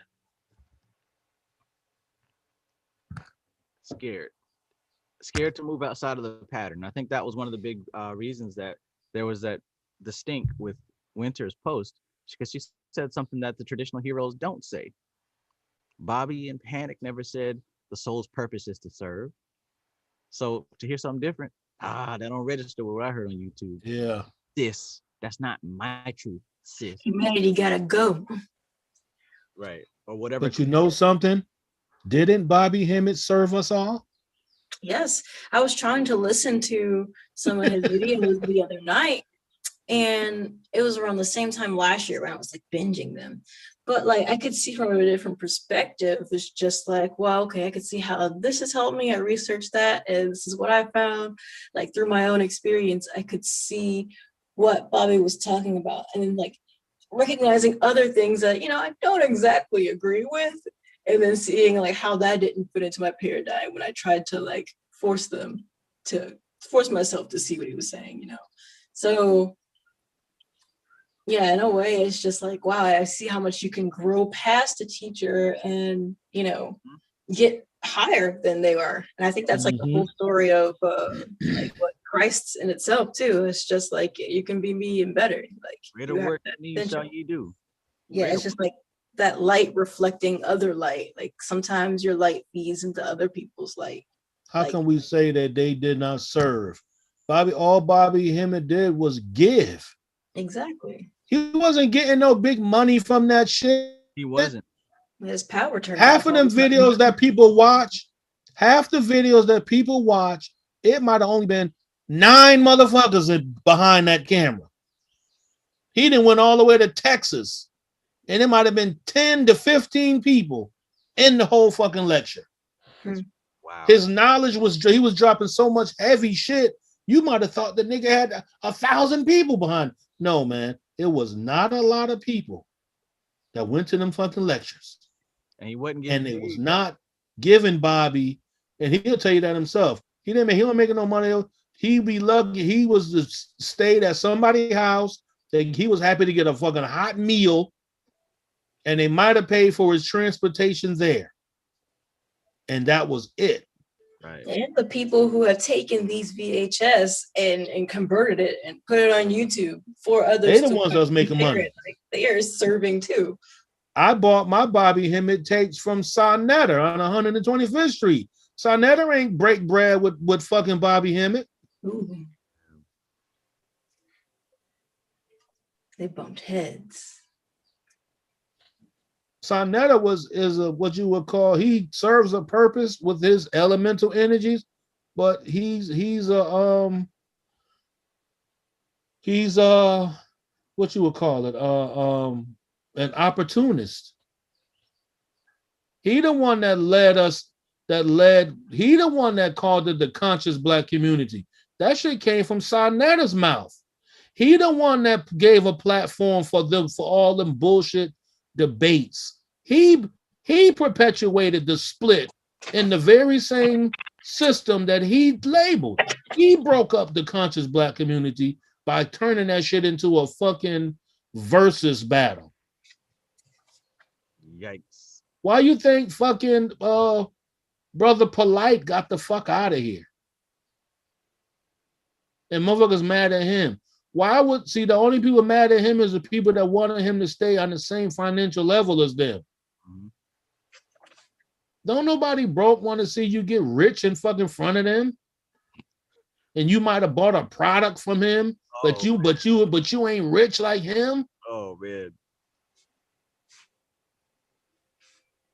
Polite ain't never robbed nobody. The nigga was selling paperwork. He was doing the type of business, like if a motherfucker wanted to become a credit repair specialist or something like that, he was putting together packets to teach people how to be that, and then it was up to you to go do it. Some people thought that he was supposed to do it for them, or that he was supposed to tell them, how do I get money? Shit, I gave you the whole packet. You bought the packet for $1,100 on how to be a credit repair specialist. It's up to you now to go do it. I can't give you my fucking formula. I'm giving you a formula. Right. That's how it's supposed to be. You know, the game's supposed to be sold, not told, whatever. It's the same thing with like an Amazon business or eBay, Shopify business. They tell you the structure of how this thing goes. They can't tell you what to sell. If I told you my Amazon product, I got competition now. I can't sell my product. You know why Panic charged so much fucking money for his shit? Because he saw Bobby Hemmett did not charge for a lot of shit that he did. That's one of the main things he learned from observing what Bobby did in giving. Panic ain't just giving you nothing like that. The red pill and blue pill don't even do that shit no more. They give you, of course, they drop some gems and beautiful knowledge, but if you really want the meat and potatoes, you got to pay them niggas money and go to their Patreon and pay for these Zoom seminars and shit them niggas be having. Them niggas know They've been in the game for over fucking damn near 25 years. Them niggas been fucking starving. Them niggas know what it is to be a starving artist. Don't nobody want to be no starving artist. Hell no. Bobby Hemmett served people. So anybody who talking about you ain't supposed to serve as an asshole, Bobby Hemmett served us to the point where he neglected his own health and ended up sick. Standing up there for 4 fucking hours, dropping motherfucking knowledge nonstop, and might have had a 30-minute break. Bobby didn't talk about health and how to motherfucking eat vegan food and shit like that. Bobby Hemmett did whatever the fuck he wanted to. He didn't heal himself with sea moss. He healed himself. Whatever he felt like he said wasn't heal it, that's what he gonna do. If he want to say he gonna drink strawberry soda and that shit gonna stop heart attacks, Bobby, you know what, man? I rock with you. I'm just not rocking with you on that. But that don't mean I hate you because you said some outlandish shit. I'm not gonna eat that what you just tried to feed me. You know why? Because it's not my duty to give another person that much reverence that I believe everything that comes out of their mouth. Yeah. Because you're still a human fucking being in a machine with so much faulty parts. Don't you got to go get the oil changed in your car at a particular time? And it still be a new car? You know why? Because that shit, the oil get used up. That shit get burnt, and that's how a machine work. You got to change shit in it, man. The tires get worn out, got to be rotated, all kind of shit, replaced. The human machine too. Don't you get to the point? The only reason that the human body goes to sleep is because it gets tired of being bombarded with sensory perception, and it tires itself out and it has to shut down.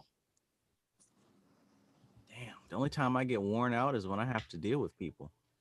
Now that you say that, if I have to deal with other people, that's the only time I get tired.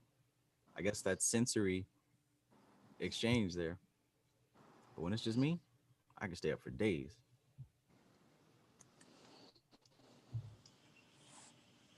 Is that Kristen? It might be. It might be. So did you see that pyramid that Kristen made, man? It looked like a sky and clouds. It was completely awesome. Kristen, you have a real craft that you got going on right now. Thanks, I appreciate that. That looked awesome, man. It kind of blew up on my I have a resin group that I'm on Facebook or whatever. And it blew up there. It's like got 700 likes and a million different comments. I was surprised, to be honest, because it's just a practice. Actually, it's not the initial. I'm sorry, what was that? I said they all need to buy one of them things. That thing was beautiful. Yeah, everyone is asking. So they all signed up to my website.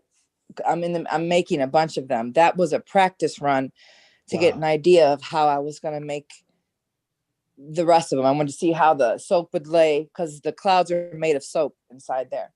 No way. Yeah. What I did is I took like the cat. I took soap, bar soap from the store, like Ivory, and you put it in the microwave and it explodes and it looks like a cloud. Cool. And then it just hardens into this pretty cloud-like shape. Wow. And you break it apart and then you put it in. You can use clay too, but I like the way the soap looks in it. And then, I just did some layers, but it was a practice run. It ended up getting a lot of traction. A lot of people liked it. Alchemy. Yep. Yeah, that was dope. Thank you. I know that.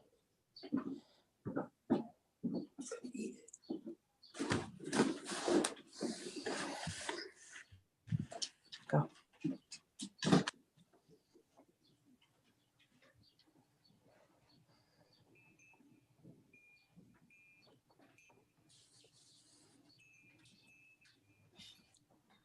I'll be right back.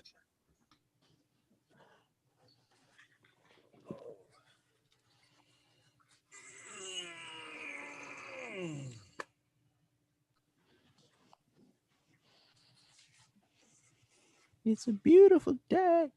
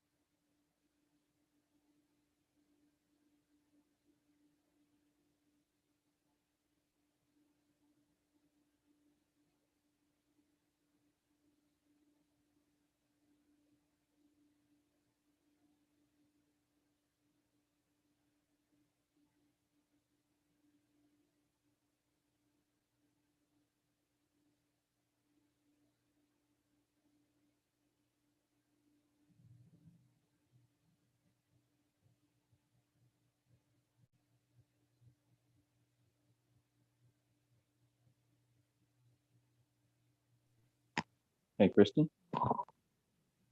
Yes. Hey, what's been going on with you lately?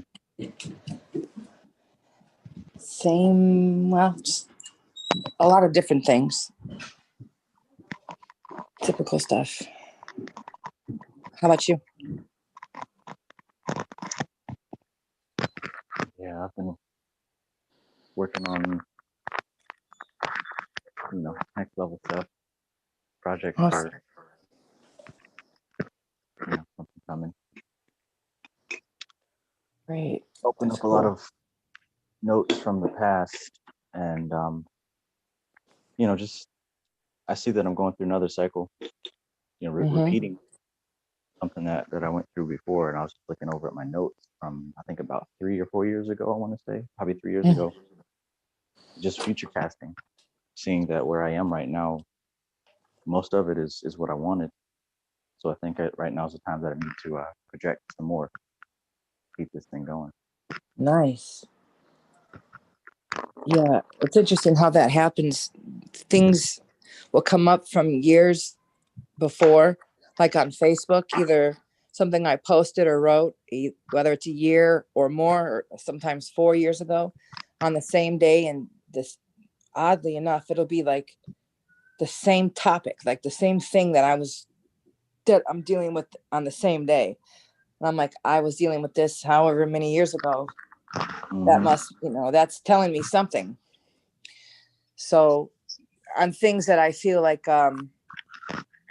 before, it used to show me things that I felt like were unresolved, that I still was upset about or still bitching about, and now it's more, now I'm seeing more of things that I have,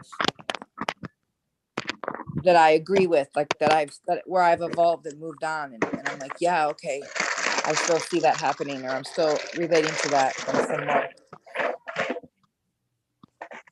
Growth and progress. Yes.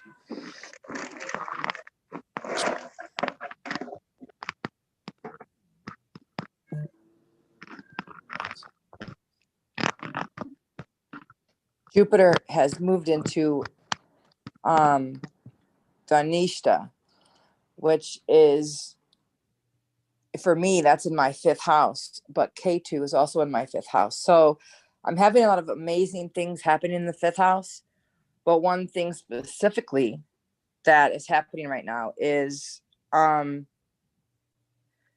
it comes to like sleeping and resting, is I'm my dreams are intense, but I am not getting any sleep. Like, I keep getting woken up all night long. But when I do fall asleep, I'm having dreams. And K2 will like give you something, but not let you enjoy it. And I also, my son and me right now, my son's gonna be moving before I do. So he's gonna be moving. So he'll be leaving. I won't be able to, we're getting super closer than ever before. We're like investing together and like focusing on our futures and what we're going to do, because he's moving his family out there, then we're going to follow. So we're getting super close, but then he's going to be leaving before I am. So there's like this, I'm like, this is K2 working, because K2 gives you all this stuff, but almost doesn't let you enjoy it. And then the whole thing with finally not having to move until I end up moving to Vegas, I get to at least stay here. And I was thinking to myself, I just would like to enjoy my house for once. And then I thought to myself, I've never really been able to fully enjoy my home, no matter how long I've been here, all the stuff I've done to it, all the things I've done, with my urban garden outside and how I've redecorated. There's always something going on where I can't actually enjoy my house. I'm always doing something else. And I have K2 in the 4th. So I'm seeing so many things show themselves to me, like full force. Synchronicities are pointing to so much, how I missed things before. And there's a lot of good things happening, but I'm also seeing things that I need to change, and thought patterns. And I'm doing a lot of NLP. I even taught my daughter, and I did some with my husband today. And I was explaining to them how the brain doesn't know the difference between you closing your eyes and seeing yourself jogging and running and your feet hitting the ground and you really doing that. It doesn't know that it's not the same thing. And that's where the reprogramming happens. That's why the meditation is so important, and visualization, because your brain gets reprogrammed that way. And I taught my daughter some techniques, and she was like, I instantly feel better. I'm like, I know, right? That's amazing. Wow. Yeah. I could feel the changes, which is strange. I always talk about matter trying to change matter, which makes it hard to do. It's like you're fighting a physical thing, so it makes it much harder. But I guess I find myself still doing that shit, even though I know better. Well, doing this NLP and incorporating it more into my meditation and like really doing this a few times a day and like getting in the zone and feeling it, I am feeling serious changes in I don't know what it is, like in my thought process and the way I felt. I don't know where it came from. I just had a complete shift in how I reacted to something, where I usually would act one way. I just completely had a different reaction to it. I'm like, it has to be the NLP. I don't know how else this would be happening. And I felt it in my body. I felt like a change. It's just interesting how all it takes is some serious visualization. Well, I can't speak. One of many techniques, especially when you get really good at blending that with your daily practice, and then adding in some more of these techniques, you begin to see even more change happen more rapid. Yeah, I'm excited. I can't wait. Yeah, I was driving and it hit me. I'm like, oh, he was doing a pattern interruption because I kept thinking to myself, I wonder, I was like, he's right. I do know it. What is the answer? What is it? And then I kept thinking to myself, okay, why did he say that? Did he notice something maybe that I didn't notice? I started thinking, I'm like, what am I missing? And then I'm like, oh, it's a pattern interruption. I'm like, oh, okay, yes, I appreciate that, because I was realizing, oh yeah, I was watching this gentleman doing hypnosis on somebody. He was talking about pattern interruption, and it just clicked. I'm like, oh, that's what he was doing. That's so cool. I appreciate it. My pleasure. Really, it's so effective that at least for me, I try to integrate these techniques just into my daily being, because it can be extremely helpful, and it gets the point across so much better than just flinging random words in the air. Yeah, no, you're right. And it just shows you how much wasted time and energy goes into, like, it's so simple if we would just do it. Most of the times we think, no, it can't be that simple. It's got to be something hard. Nope, I don't believe it. So we don't want to even try. Who's telling us that? Oh, it can't be that easy. Oh, it must be harder. You're literally doing it to yourself. Doing it to yourself. Exactly. I got into the habit of phrasing things as questions when people are so sure about what is or what isn't. It's just like, just keep digging, just keep asking the questions. And you see a lot of times that like people already have the script in their head, that when you break that script by asking them questions, it's like, wow, I don't know. So now I'm uncomfortable. I'm going to just bear down even harder, because it is. Yeah. I noticed you doing that in your post. And I thought that was really cool that you started doing that. Asking people questions is so much better than trying to tell people what to do. Because the questions, it starts an internal process, and that starts the inner hypnosis. It's hard to fight against that. People read, to serve as, that sounds like a load of Christianity bullshit, and I'm just like, oh, I saw that. Condemn the whole religion of Christianity as to all bullshit. Like, there are gems that can be found in its books. Exactly. Picking apart and applying them where they fall into in their respective categories is like what people don't do. It's like you just see Christianity as this evil thing or this terrible thing. And instead of seeing, okay, like I thought you guys are studying Kabbalah. I thought you guys, you trumpet these books around so much, like you're the hot shit. But it's like, okay, what do we learn Christ to be? Like, what do we know the Christos is, or exactly the soul of the sun is? It's like, okay, well, I only use those in my rituals and not in this post. So, right.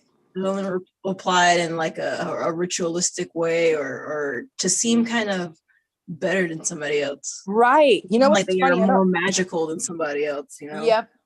I don't know if it's just the group or whatever, but we must be on the same wavelength, because I posted something very similar days before you did, like a couple days before you did, about being of service to people, and real similar to what you were asking or talking about. And it's just funny how, I don't know, this group seems to do that a lot, where we're like thinking the same things or on the same topic, or on the same wavelength. But it comes down to, everyone wants to do the one up them, or it's a competition, or it's like at that. And if you're such a big, enlightened, amazing person and you're still doing that, you're lying to yourself. The whole thing is about I being of refuse to service. follow any doctrine or religion. It tells me I need to be a slave or like a child. That's all right. I ran away from Christianity, or sheep for that matter. It's just like, you little swine. You don't know a thing that I know. Right. Greater than you all, I'm a grand wizard. I'm just like, get you. Like who said anything about slavery? Who said anything about any of that? It's like this is one of the beautiful things about NLP also. All you do is provide the context. You allow the person to provide the content. That's what people tell on themselves. People display what's in their head. Our job isn't to tell people what to think, but only to bring out what they think. Because you can't change anything if you don't see it in the first place. So I think that was a perfect post, Winter. I really think that was an awesome post. Because you didn't, number one, it was completely factual, but it was also contextual, because it could easily be misinterpreted based on a lack of data, but it could also be proven as absolutely true. Yeah. So it gave an opportunity for everyone to really just expose their true colors. Expose themselves. Yes, it was perfect, honestly. Exactly. I'm going to try to find the website where I got the quote from, so I can read everything that went up to it. Let's see. No, just say you came up with it. But no, it was like that. We were talking about Dharma and serving out your karma, pretty much, and how like I remember reading in that Dharma book that guy gave me out of nowhere. It said that if man does not have another person to serve, he'll serve something else, like an animal. Like that's why, you'll see a lot of people, not have children or decide, quote unquote, not to have children because, they're serving an animal or serving something else, or they're serving something whether they know it or not. Like they don't understand that it exists. Whether it's their fur babies or their business. Yep. What did you say? I said whether it's their fur babies or their business. Right.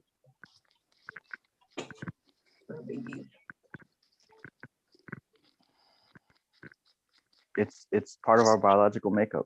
It's not even a choice. Like, these people are talking about willpower and free will and all that shit. You don't even know what free will is. This is biological. You can't resist your biology, at least not with intense practice. Yeah.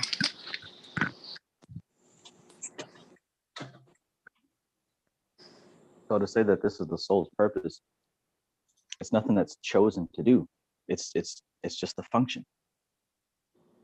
As a physical body, yeah, we appear separate, but when you talk about that solar level, it's only one soul. There's only one soul.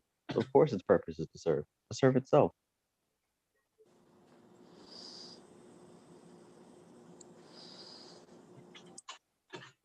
Lack of data. Lack of data. That's my favorite, because that's what I see now. And that's the thing, is I see how people respond. And in the past, where I would be triggered, upset, offended, whatever, I immediately go, okay, I know, I mean, I know where you're at. I know where you're at. I know you're doing your thing, and that's what it's supposed to be. And that's what it is. I'm not even, you know what I mean? There's nothing that you can say or do that is going to change or affect me unless I allow it to. Mm-hmm. And everything is how it's supposed to be. They're living out their specific whatever. And you can, it's like art. You make a piece of art and everybody interprets it the way they see it. And they swear to God that theirs is the truth. Right. No, it's this. I swear to God, it's this. This is definitely what it is. Yeah, Sure, And usually that is for you. usually that swearing to Oh, sorry, go ahead.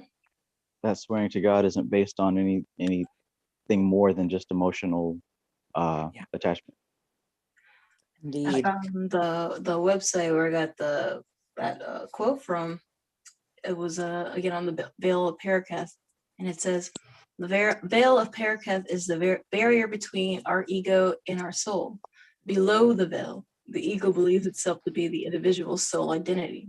Paraceth is called the veil of illusion because everything below the veil is an illusion. True reality is on the other side, where our soul resides. The veil is in itself an illusion because there is no real division between the physical and the spiritual realms. Many light workers have taken the first step towards piercing the veil and can begin to feel our connection with the wholeness and love of our own souls. Unfortunately, the ego has great inertia, and as the traveler approaches the veil, they see reflected back all of the unresolved fears and desires projected into forms that seem real.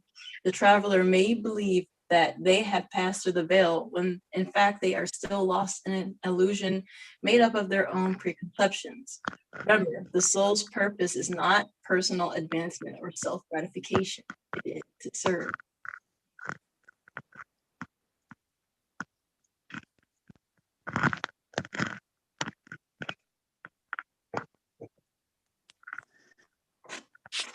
Oh, you got taken down. Who got taken down? It's 7 o'clock. My post, I was looking for that I about this people, and without being attachment to how they, you have damn it, now it's gonna drive me nuts. But I had overseen on one of my groups, I can't remember what it was now, but they were attacking all the meat eaters. It was they were mad at one of these. There's a comedian, JP Spears, on YouTube or something, and he was making a joke. He was joking about veganism. He was basically acting.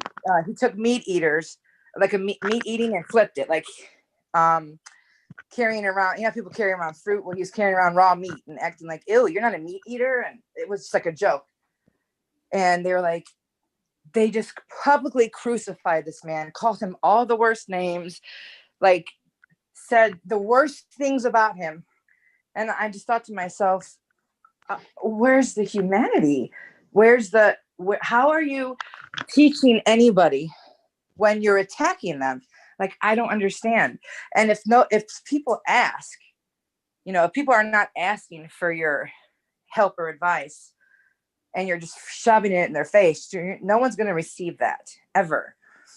And it's people like this, they lose their minds over, I don't know, anything that's not their same brand of belief systems, and they crucify you. And the whole concept of teaching or coming together or being of service to other people is gone. It's not about that anymore for so many people. It's about, you better do what I do, or you better believe what I believe, or you're the worst. You are all these other terrible things, and now we need to banish you.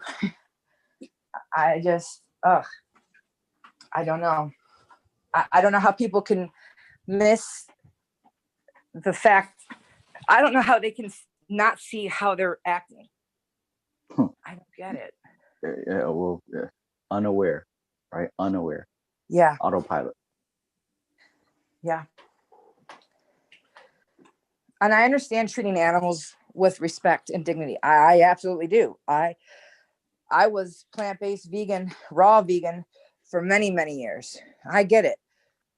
But something else I also got is you cannot come at people and point fingers and say, you're wrong, you're this, this, and that. And this is why. You can't do, you lead through example. And this is how people were asking me questions. People that were meat eaters would ask me, wow, what are you doing? That's so different. I could tell a difference in you. Wow, your skin looks amazing. Oh, wow, what is that you have? Things like that. That's, I was leading through example, not saying, oh, you're a meat eater, you're evil, you're going to hell, And if I put information, whenever I put information on my page, nutrition information, I would not attack people because no one's going to listen to you if you're attacking. And then, of course, the other vegans would get upset because I wouldn't join in the attack. Yeah. The attacking, it does work as a strategy, but it has to be done correctly. There's a us like a drill versus them. sergeant. Right, absolutely. There's a us versus them paradigm. As long as you're attacking a common enemy, then that's one way to influence. But I prefer to not use those type of methods. Yeah. Like I said that you can be inspired by a drill sergeant to be the best version of you. Like he uses that kind of that kind of path to motivate, in his, there's somebody on who does the snake diet, Cole Robinson. I love him. He's very motivational, but he is like a drill sergeant, and he does well with it. And people like that kind of thing and are motivated by that, go to him. But there's like a difference between like just cutting to the bullshit and cutting out of the bullshit and getting to the point and get this shit done, and like personal attacks and insults and trying to step on you. Like there's the intent is the difference. I would say the intent behind things.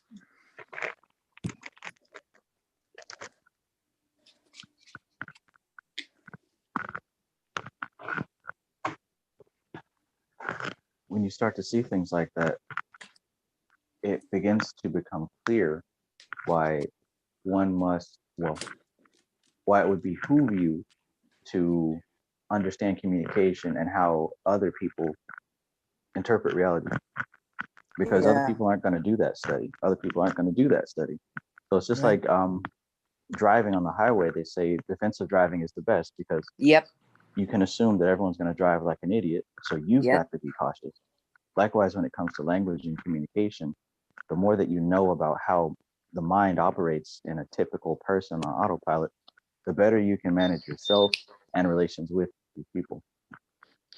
True. Perfect analogy. Yeah, that mob mentality, that can be a difficult one to beat off. I get turned off by any kind of group fad thingy. Like when I see things that I already like becoming super popular, I kind of start getting turned off to it. I've always been that way. So any kind of like super large mob mentality is always just been a turn off for me. But there are people that like to be alone or like to do things on their own. And then there's most people do like to be in groups though. You guys were talking about cliques earlier, weren't you? I think I heard that. Winter. Yeah. How the groups of cells get together and cliques, like, that happens so easily. And I have been, like I said, this group here is a group. So, but I don't feel like it doesn't feel like a mob mentality. We're all, it's a small group of us, and we all speak on what we feel and think and discuss it. I don't feel like there's like roles and this, like, the cool kids sit here and only believe this. It's like not like we get behind, we couple off and then talk about the other group members, or right. I heard this person did this, so they're not even following the rules of the Kybalion, page 34 or whatever. Right. So yeah, absolutely. So there's and that's when I feel like once so once so many people get involved, that kind of shit happens.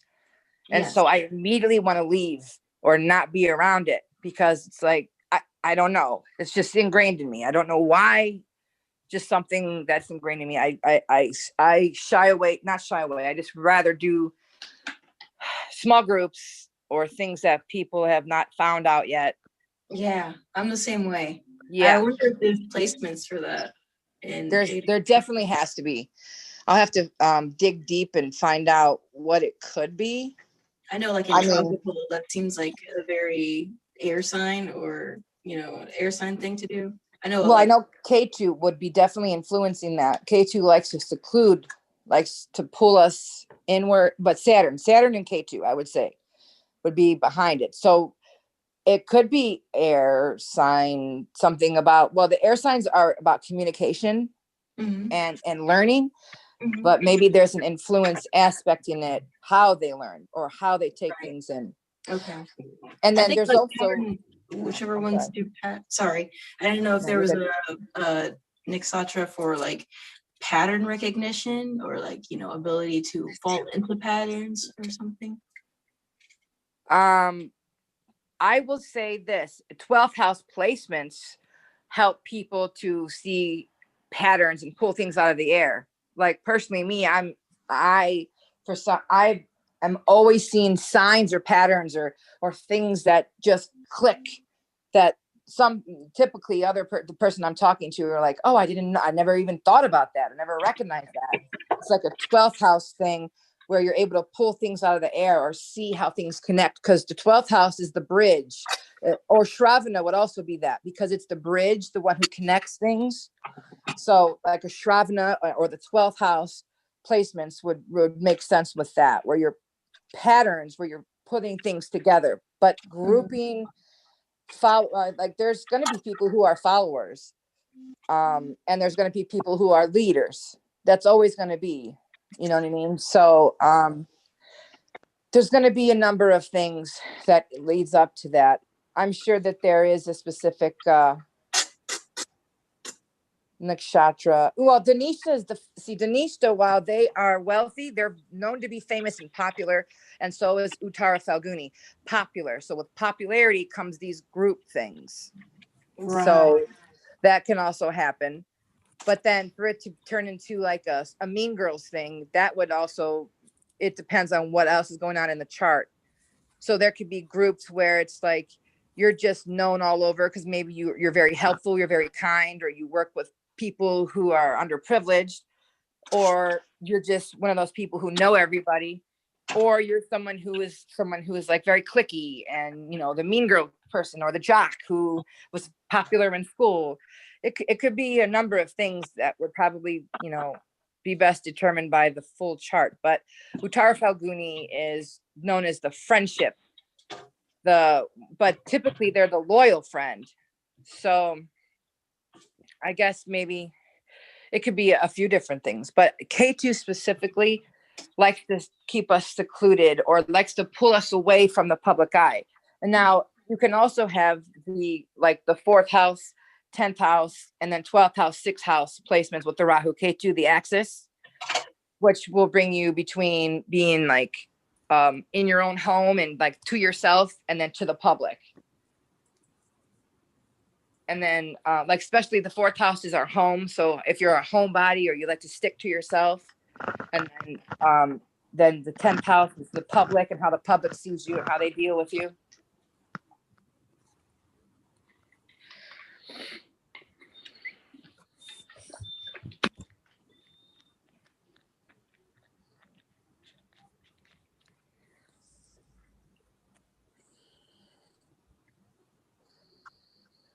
Greetings. Welcome aboard. How are you today, Alec? I've been better. How are you? I feel like a Stay Puft Marshmallow Man. Oh. Could you elaborate on that? Just delicious as usual. Nice. Very tasty. Gigantic.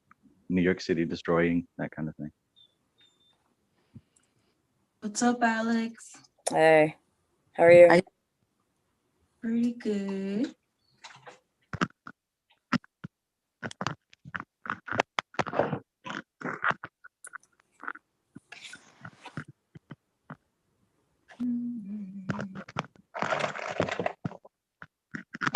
Did you reach the level of physical evocation yet?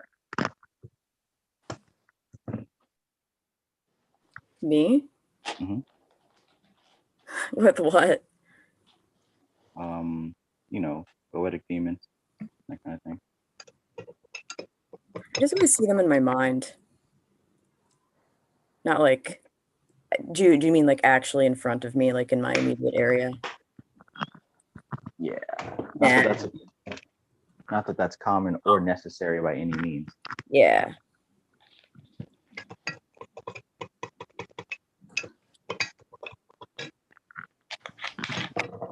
Kristen, I'm interested in hearing what you have to say about about Jupiter moving through Aquarius.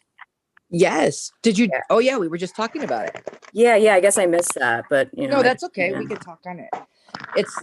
It's going into Dhanishta, which is a very good thing. It's out of debilitation. Yay. That's fantastic. Cool. Till September. And then in September, it's going to go back for just a little bit and then move back again where it's supposed to be in Dhanishta again back in November.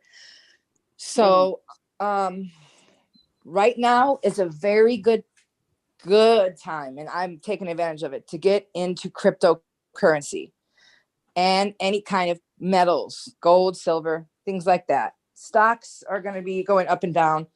The 5th, after the 5th, there should be a drop in the stock market. But right now, cryptocurrencies they're fantastic to get into. BitTorrent went up over 200%. So my son made a lot of money off of that. Anyways, he's Dhanishta, so that's why people that are Dhanishta should definitely take advantage of the next couple of months, because money opportunities and things to do with the internet, because Aquarius is the internet, it's the government, it's the media. Yeah, true. So you definitely want to, and it's metals and scientific things. So it's a place where a lot of people can make a lot of money right now in many different kinds of ways, but specifically those cryptocurrencies, they're really going to be making people money this year.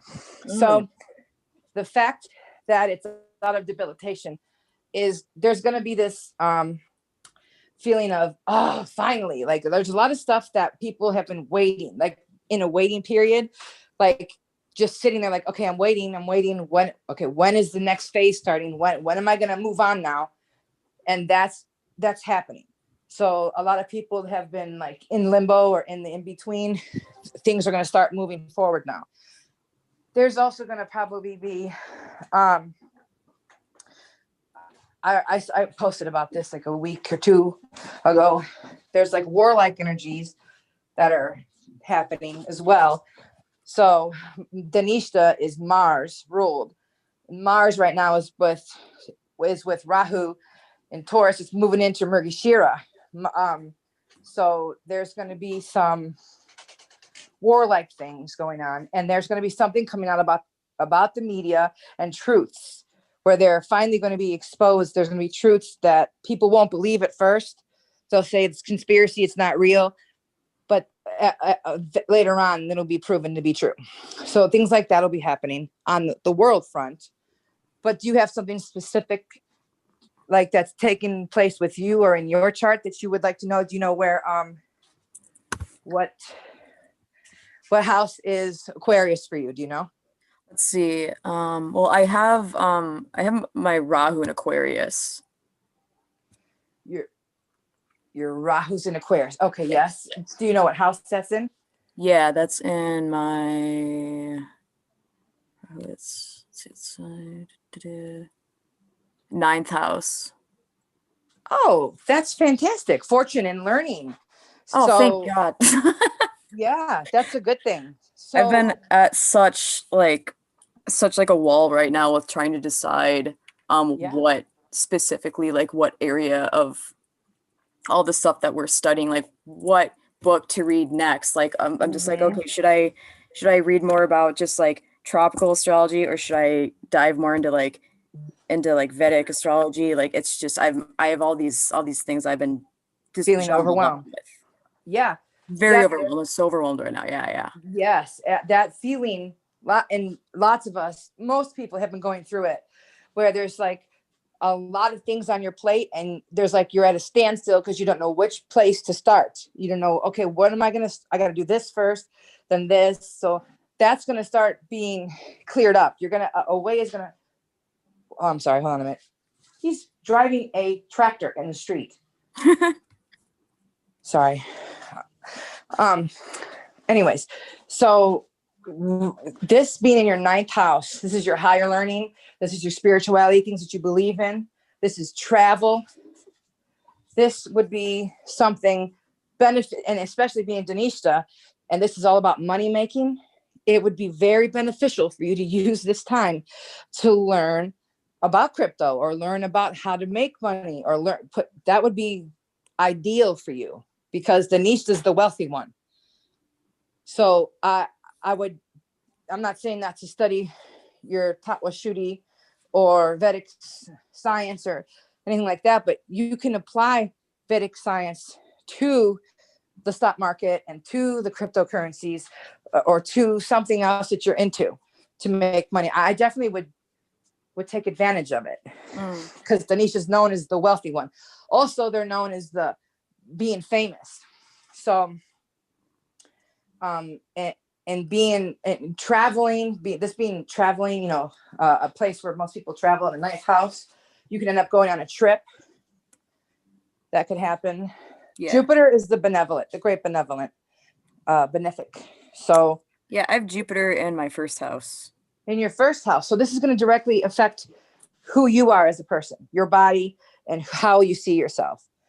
And it would benefit you to go on a trip. It would be a spiritual experience you would have. So maybe plan a trip. Lots of people are going to be going on trips again.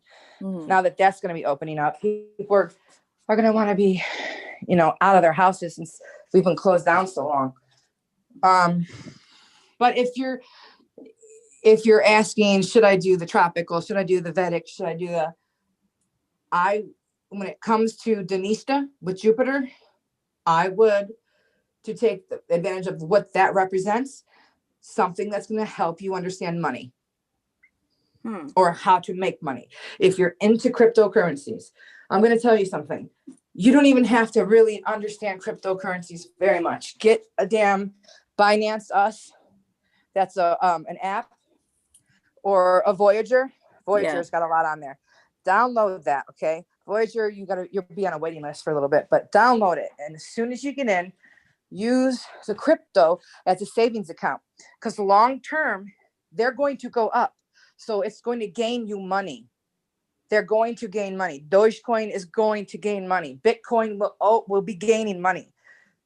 In the short term, don't worry about it unless you want to get into the trade. You can make money that way too, but at least start putting money that you want to save away into coins like BitTorrent, Dogecoin, Litecoin, Ethereum, and let it sit.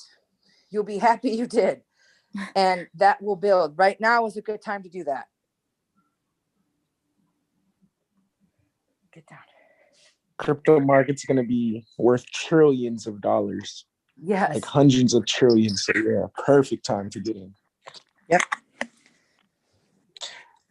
Kristen, if someone has Mars and Danishta in the 10th house in the D10 chart, how would that work out? So that's the career, you know, that is a powerhouse time to really focus on bringing in money or working on your career, whatever you're known for. This is your D10, right? Yeah, my D10 is crazy. I was looking at it this week. You have a real chance right now, a huge chance with what you already know to really make some bank on this crypto. After the 5th, there's going to be a drop in the market, in the stocks, not necessarily crypto, but the stocks. But it's great when they drop. That's when you want to buy. Mm-hmm. So and that's what makes crypto work. Yep. And I'm telling you, BitTorrent just went up 200% overnight. So we're kicking ourselves in the ass over here because I didn't get my Voyager signed up right away. And now it's on a waiting list. So I was trying to get the BitTorrent, but I couldn't buy it because I'm still waiting on the damn waiting list. But I at least got some Dogecoin. That's some Bitcoin. Download the app crypto.com. I like that one. And they give you a card too. They send you a card. It's like a metal card. Cool. I got Voyager, I got Binance Us, I got Robinhood and Coinbase. Yeah, definitely get crypto.com because they're better than Coinbase for me. They're better than Binance. I don't use Binance no more. I used to. Yeah, I want one that has all of the fucking that has all of the coins. I don't understand why they don't have all the coins on all of them. That sucks. Yeah, some of them are like some of the coins you would have to go to the coins website and utilize their platform to get it. That's just how they're set up. Oh, so I could go directly to BitTorrent site? No, not owned by Bitcoin Tron. site. Bitcoin, you could just get it off the stuff, but like there's like Cryptarium, stuff like that. You would go on the website to go get it. You said crypto.com? Yeah, crypto.com. Cool. And it's an Cool. app. You could literally just type in crypto.com on your phone. Yeah, I'm putting in the app right now. I really want to get into BitTorrent before it can, I want to get some of that. I can't believe it was a fraction of a penny. It was like a third of a penny, not even like a small percentage of a penny. And it went up to almost a penny. The person that put in made $700 off of pennies. Mm-hmm. I'm like, I'm gonna be doing some research this week on some new coins that I feel like is gonna like 200x, and then I'll just let everybody know on Thursday because I dropped coins in 2019 for my homies, and like the coins I only put like $600, and that shit's flipped to like 11,000. 600 still a lot. Oh. Yeah, 600 turned to 11,000 though. So like, hell yeah, I was gonna say. So Chainlink, I had money in Chainlink. I'm about to put into XRP because I think XRP is gonna blow up because that's what most banks are utilizing to transfer their money right now. Like Ripple. Litecoin had a surge too. Yeah, Litecoin. But they're not going to like Litecoin, Ethereum. I believe they're not going to like move as crazy or have the most return on investment like these other coins anymore. Not yet, exactly. So that's why I'm looking for other altcoins. Yeah, and the smaller ones that are worth less because you want to get in when they're worth less, so that you get more on your return. You can buy more. That like with Dogecoin is at 6 cents now, or it went dropped down to 5 cents or something like that. But when you get in so early, could you imagine getting into Bitcoin at 5 cents? Oh my God. My gosh. I actually have this other coin I'm into. It's called the Pi coin. Yes, Pi. I had a friend invite me to it. He gave me the stuff for that. Yep. Yeah, so I believe they're going big. They're gonna go big. I believe so too. So wait, would Mercury and Ardra in the second house in the D10 chart affect me to get into like this type of stuff anyways too? Would it affect you in a bad way?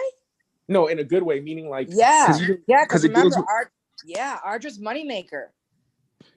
And he's like scientific as well, so you pull in the computers and crypto and things like technology. So Ardra, they are moneymakers. That would be really good. You got what's awesome is that you've got your Denisha and Mars, your Mars and Denisha in the 10th house. When you have Mars is the powerhouse. It's what it's your drive, you know what I mean? Your action. And so that, and it's in Denisha. That's fantastic. Also, that is a Mars ruled nakshatra. So that's cool. That's really good. Okay. And then I have like Moon and Jupiter on the D10 in the 11th house too. That's a really good D10. That's a great that's really good. I have Jupiter in the 8th in my D10. Okay, so Jupiter in the 8th. Now, Jupiter in the 8th is very unique because Jupiter in the 8th shows, what they say is that you made a pact with God to come here and teach spirituality or to help others grow spiritually, that you will have spiritual gifts. Anything with a Jupiter in the 8th house is super tapped in because Jupiter is the guru, right? Yeah, I And also in my tropical chart, I have Jupiter in the 12th house too. So oh yeah, and the 12th house is the bridge to the other world, to the other side. I got Jupiter in the 12th as well. So it's bed pleasures, it's spirituality, it's psychic awareness, it's our secrets, it's travel long distance overseas, it's seclusion, it's our feet. So it's charity, or like how we like loss of energy, but also it could be loss, but things like loss of like the how you like give money away to people, or how you take care of people, loss of energy, or how you give things away for free, that kind of loss. Whereas in the 6th house loss, or I mean the 8th house loss is like death and rebirth.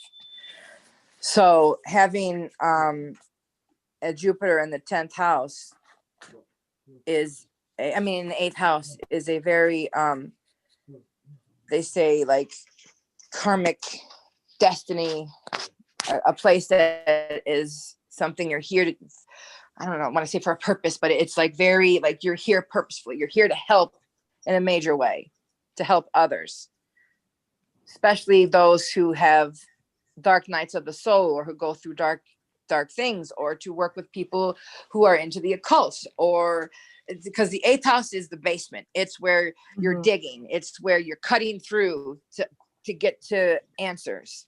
It's the deep sea, the deep murky waters. yeah, so that just being in my D10.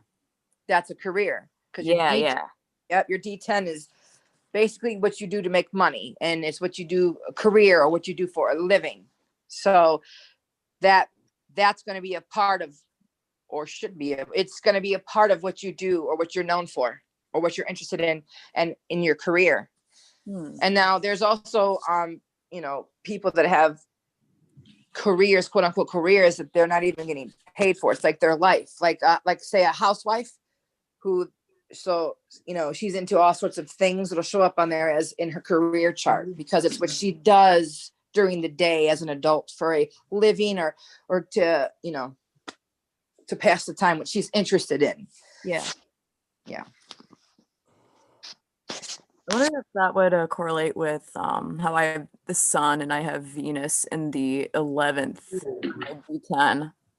Say it again. I'm sorry, you cut out a little bit. I have the sun and Venus in D10 in my 11th house. So that's fantastic, because that's going to connect you with people and outer circles and mainstream, like groups, big groups. And that's like having a love for it. Now the sun, and that's good to have the sun up there. Wherever the sun is, the sun shines a light on it. The sun can burn things up, but it's actually a good place right there. When you've got the Dikbala right here, which means when the sun is in this position, of the 9th, the 10th, or the 11th house, this is where the sun's the strongest in the chart, because that's where the noon is, the 10th house. Yeah. So those 3 houses is the Dikbala directional strength. So it's fantastic to have the sun there, and it makes you popular. And in Venus, that could even be popular amongst women, or in women's groups, or groups to do with feminine topics, or women of higher power can help you gain in life, in your career. And you said that's when Sun and Venus conjunct? No, when Sun is in either the 9th, 10th, or the 11th house, because it's called directional strength. Yeah. Okay. Because I have Sun and Venus in the 9th house on my basic chart. Yeah, that's fantastic. In the sign that's of Aries. Kybalion. So that's double exalted in a way, right? Like Shigbala and exalted. Yeah, Dikbala. Yeah. So you've got the you've got the, I always say Dikballer, Dikbala, but it's because that's where noon is. Noon is at the 10th house. But so when it starts, the 9th house, 10th, and the 11th, that's the direction where the sun is the strongest. It gets the most power. So now you have that. Now you check how the strength of your sun is. And if you've got a really strong sun in your planetary strengths, when you're in your sun dasha, good things should happen for you. The sun is going to be something that really blesses your chart. So the thing is you can have really good placements, but you might not have directional strength. You might not even have planetary strength. And then, so when you're supposed to come in an inheritance, you might win $50. So the things happen, but to the what level depends on the directional strength, and it depends on the aspects, and it depends on the strength of the planets themselves.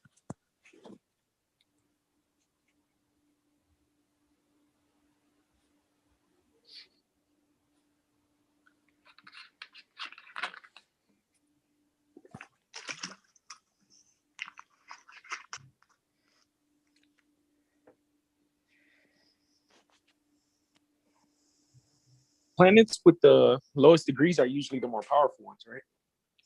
Or is it the ones with the higher degrees? Okay, so it depends. It depends on a few things, but it's at that the 29 through first degree are super powerful. Those specifically, but it doesn't mean that the other ones aren't powerful. It just because each directional degree, I mean, has correlations to it. But when you start off, let's say you're at like a 5 degrees or a 6 degrees of something, that just means specifically that typically that you are in the beginning stages of learning this specific lesson. It's where they say, like, when you're at the end, when you're at 29 degrees or at 1 degree like that, this is because you've lived these lessons and you're finishing them off now from past lives. So when you're in lower degrees, you're still newer to the lesson that's being taught with that, to the thing you're learning. Yeah, it's good to think of these things contextually, meaning they depend on other things as well. So there's not really like strong absolutes when we're dealing with an abstract science. But yep. You know, to ask that question, curve, is it stronger when it's at a lower number or a higher number? I guess the thing to actually remember or to keep in mind is that, you know, what these numbers mean. When it's close to that 0, that's the beginning of a sign change, right? And when it's at the 29 or 30 or whatever, that's at the end of the sign change. So it's closer to that shifting point. That's what makes it more intense. Not that each number means something specifically, although it could if you really wanted to look at it. But yeah, because the degrees do mean things specifically. They do actually. Certain points, certain parts, like for example, the 19 degrees where Mars and Rahu were sitting. Every time those two have hit that degree, there's been war. So certain degree placements bring out certain things that take place. So what it means exactly, you know, it's a like a theme, but Joni explains it as, you know, when you're in the the lesser degrees, you're still in the beginning of the learning phases of whatever lesson that is. There's still more to come. Whereas you're in the 29 degrees, 0, 1 degrees, it's karmic. You're coming to a learning and like an ending of it. You're finishing off, you're moving on to the next, you're culminating of the lesson, whatever the lesson is.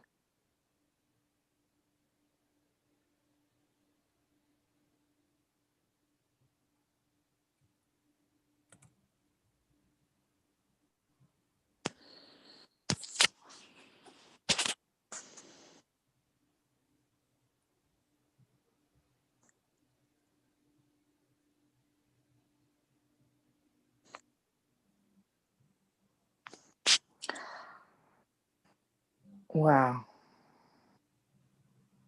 $50,000. My dude just made $50,000 off those coins.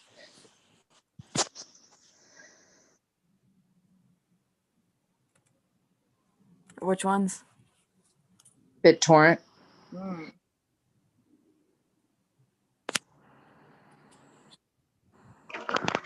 How much was the original amount? It was originally like a 0.0036 of a penny. It now went up to a cent. So he's got 50 grand now. Oh my God. That's amazing.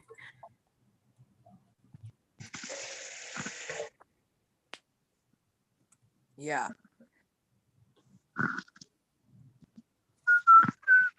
My God. No, it does not.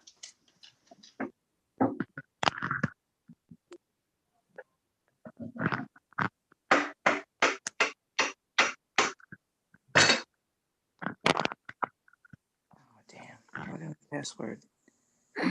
No. Now they're telling me that it's in my regular Vic, that it's in Binance Us. BTT USDT.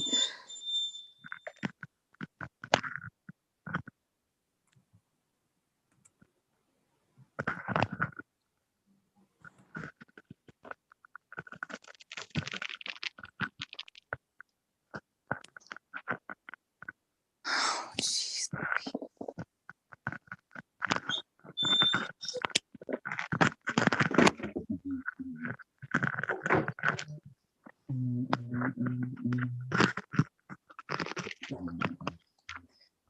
Okay, now I need to find the coins. Okay, where the hell are the coins? Buy crypto.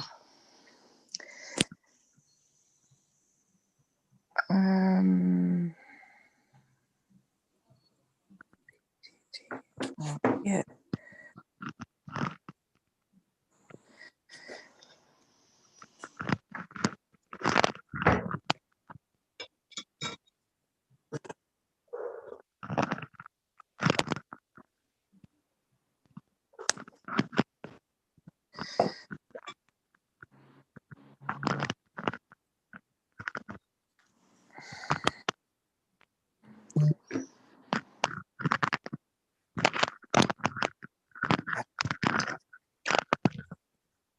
Fiat listings.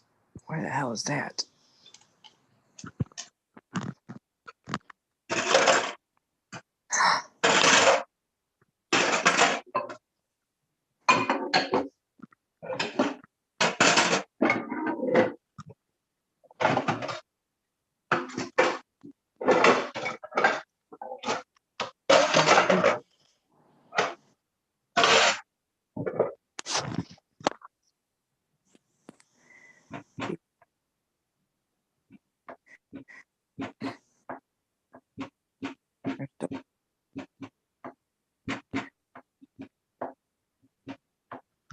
Stop.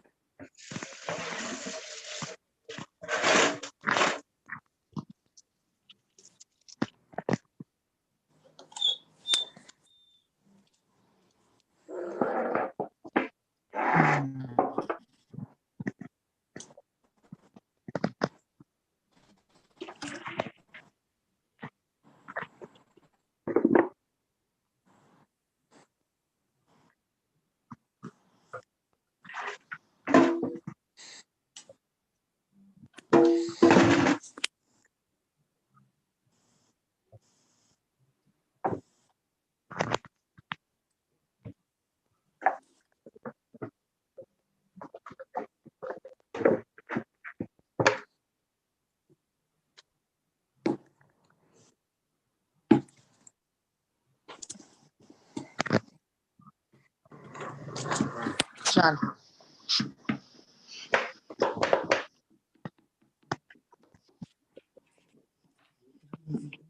I don't know what he is.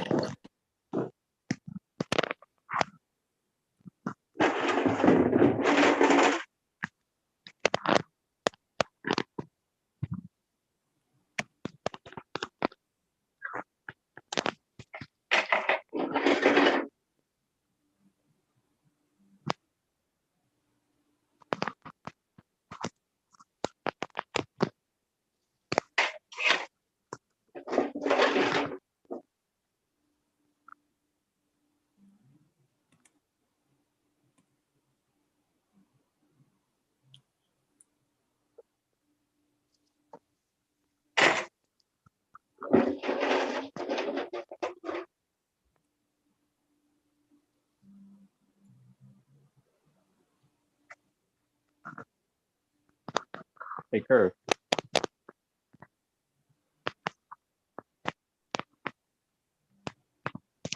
Curve and J.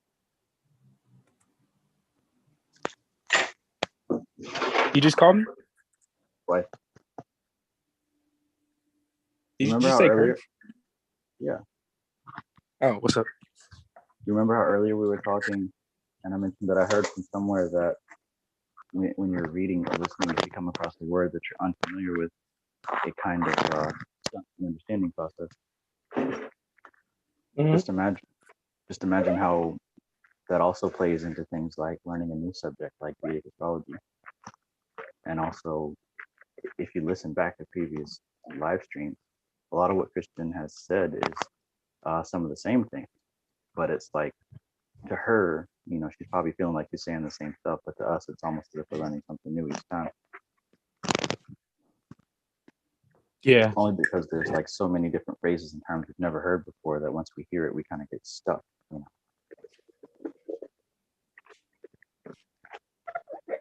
I think that's also one of the important reasons why a lot of these authors kind of repeat themselves. Eventually we're going to actually see it and understand it for the first time. Usually that doesn't happen the first time. It's crazy that you said that. That's why authors repeat themselves. But what I heard with authors is in these books is that they have to at least write 60,000 words. Mm-hmm. So a lot of times, like a lot of the stuff, I was watching an Alex Becker video, and he was saying, a lot of the times, like the first 3 chapters has all the information in it, and then the rest of it is just because the author has to put 60,000 words to be able to get it published. Because they say, like, if a book looks smaller, people won't want to read it or something like that. Mm-hmm.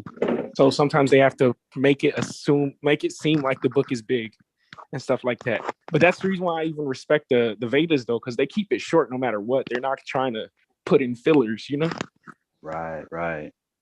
Yeah, that's what I was going to say. To clarify, I'm talking about the Vedic information, but that would make sense as far as the Western information. They repeat themselves kind of because they have to make money.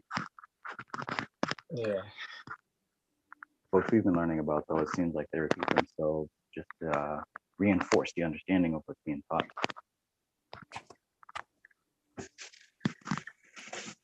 Because like I mentioned, there's been many times where I'd read through Dharma Darshan, then I'd read Chatwashuddhi, then I'd read Samkhya Darshan.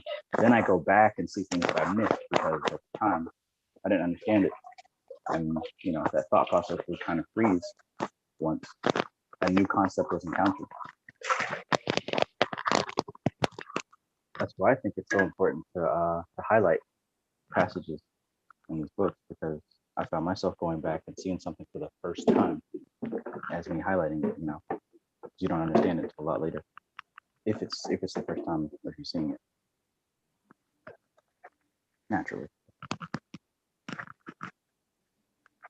Yeah, because I remember I've been had that book before I even the Yoga Sutras of Patanjali. I had that book before I even got into this group. Mm-hmm. I went through like half of the book, but you were speaking about Prakriti and all this other stuff, and I'm just like, what is he talking about? But as soon as I opened the book, I had all that stuff highlighted. I'm like, how did I forget that? Right, and it's not even forget, it just wasn't taken into consideration the first time. It's crazy though, because it's like, even when I read it by myself, I didn't fully get it. So I guess like hopping into this group, you know what I'm saying? And then you breaking it down and then me rereading it helped me even more, Yes. And with that being said, you guys can see how it helped me as well to have to reiterate and go over some of this stuff again, because just conversating about this kind of helps elucidate it for myself. Elucidate.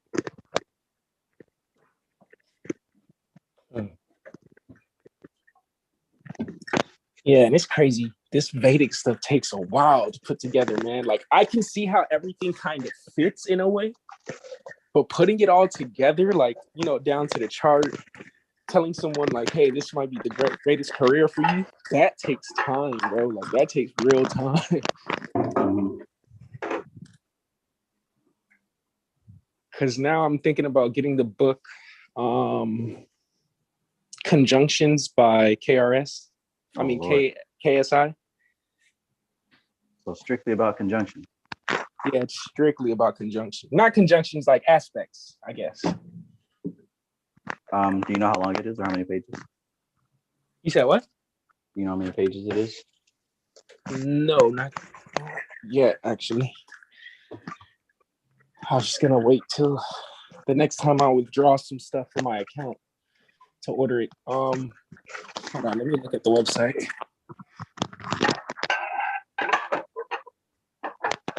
At this point, it's probably a bad idea for me to get anything over 200 pages. Bad idea if my intention is to finish it. You said what? I said at this point, I think it's a bad idea for me to get anything over 200 pages, especially if my intention is to finish it anytime soon. Definitely get that. Is it KRS or KS? No, it's KRS. The rapper? Nah, at first I typed in KSI, but it's actually KRS. That's the rapper, right? I don't even know. But he has the paperback book and the ebook. Okay, so he does have a book named Conjunction, and he also has another book named Aspects. Oh, and he has a Mahadasha book. Aspects. Yeah, Aspects is 302 pages.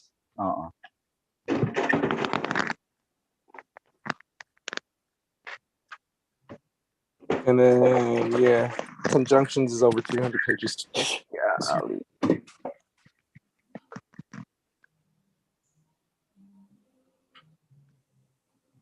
But he does have Mahadashas at the speed of light. 200 pages. 212.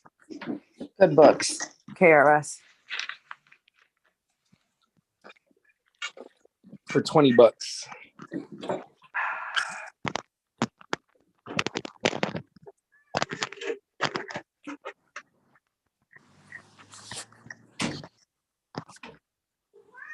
He breaks down one whole topic in a big ass book.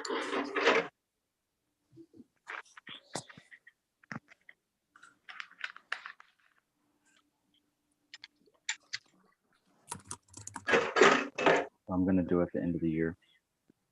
I'm going to get an Airbnb, some desolate area. I'm just going to take my book, no internet connection, and just finish all this shit in one sitting.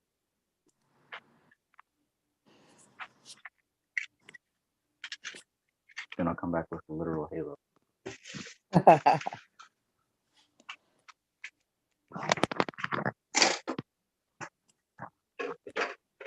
Either that or go back to Vipassana, another day retreat.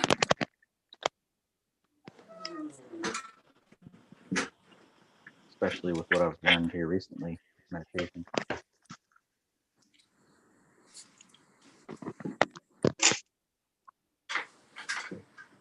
Yesterday I looked at over 80 different people's charts. I was trying to compare and contrast my chart with their charts. And I was just really trying to focus on people that have kind of the Rahu and Ketu axis like me. And the houses are the same. And I found a lot of interesting stuff. I'm still studying it so I can see the depths and what me and that person have in common. But yeah, that's been helping too, looking at different people's charts, comparing, contrasting. Yes. Yeah. Best place to learn, do many people's charts. And right now, I would recommend doing DMX's chart and trying to find his time of birth. He doesn't have time of birth on there, but by what we know about him, we could do a few charts and make an educated guess on which one is correct.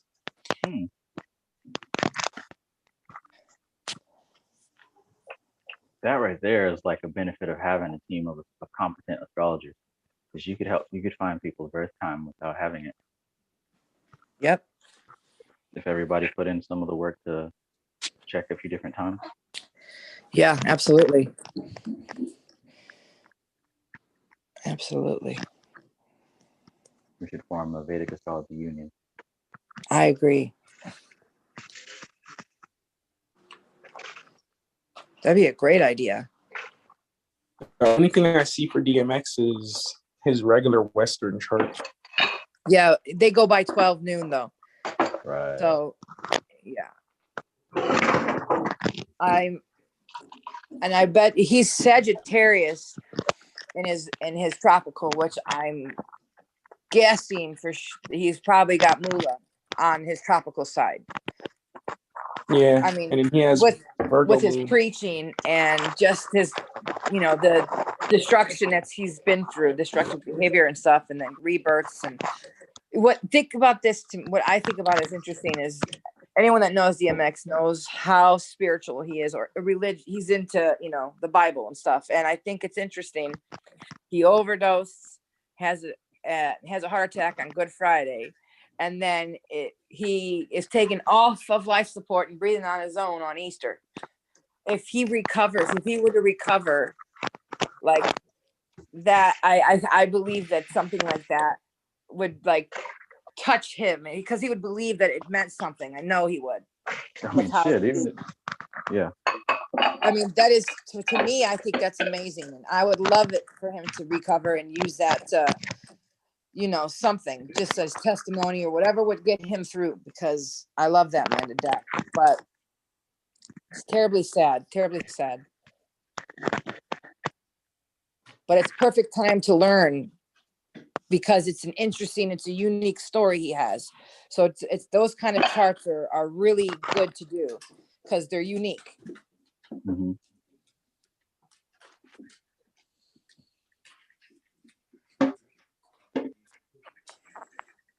I think what would also help us understand our own chart too is having someone that knows how to read our chart, read it, and then ask them where they see this information, write it down, and then start looking for it in other people's stuff. Facts. Seeing yourself and other people is a very powerful way to learn. Yeah, absolutely. Kristen, did that help you? Like, did you do that to help you understand your chart, but also like learn more about, like, did you get a reader to read your chart too? No, I've never had anyone read my chart or do my chart. I've always been the reader. I would love for it to happen, but I didn't have like the funds to go out and have it done. So I just learned myself. I just put you know what I mean? So I didn't have my aunt. See, when I was younger, my mother and my aunt did my tropical chart. My aunt, she's read palms and we've done other things, but the Vedic astrology, it was more of just teaching myself and learning how to do it and reading celebrities and reading books, watching videos of other astrologers, Vedic astrologers, and putting it together. No one's actually ever read my chart. So I had to do it myself. And then, I'm sorry, go ahead. No, you go ahead. Reading it myself and then reading my kids and then reading like my extended family, that really helped. And then started to branch out from there. Saw that a whole nother chart was being created just by reading the family's chart, how we were all connected, saw how we were all in each other's charts. Then I saw how important people and friends are in our charts, and it just kept branching out. And then I would go and read unique people in like the celebrities who would look alike, who had similar outcomes in their life, or who had something tragic happen, or something that just seemed to be interesting. I would read their chart. And I would like, these people really remind me of each other. Let me go compare their charts. Like, that's typically what I do.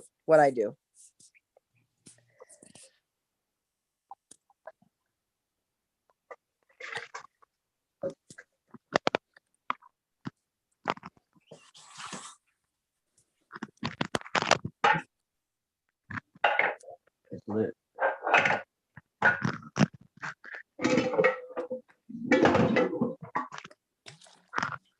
If I got my chart done by somebody, I'd want it probably like Claire Nocti to do it.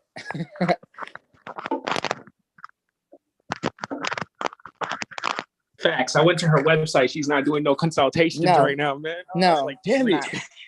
It's a lot. It's a lot of work. She gets so deep. Yeah, that's what I like. I like. That's the same take. That's the way I learn. Same way. So I really move towards her, gravitate towards her.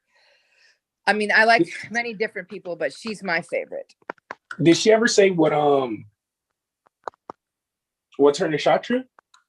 The ones that she did first were from her own chart. She had said in another video that she's going to start venturing out from her own into other nakshatras outside of her own chart. So the ones that she has, the big ones that she did like them documentaries on, she must have in her chart somewhere. Okay. I would love to read her chart. I don't know if she's got her birth time somewhere.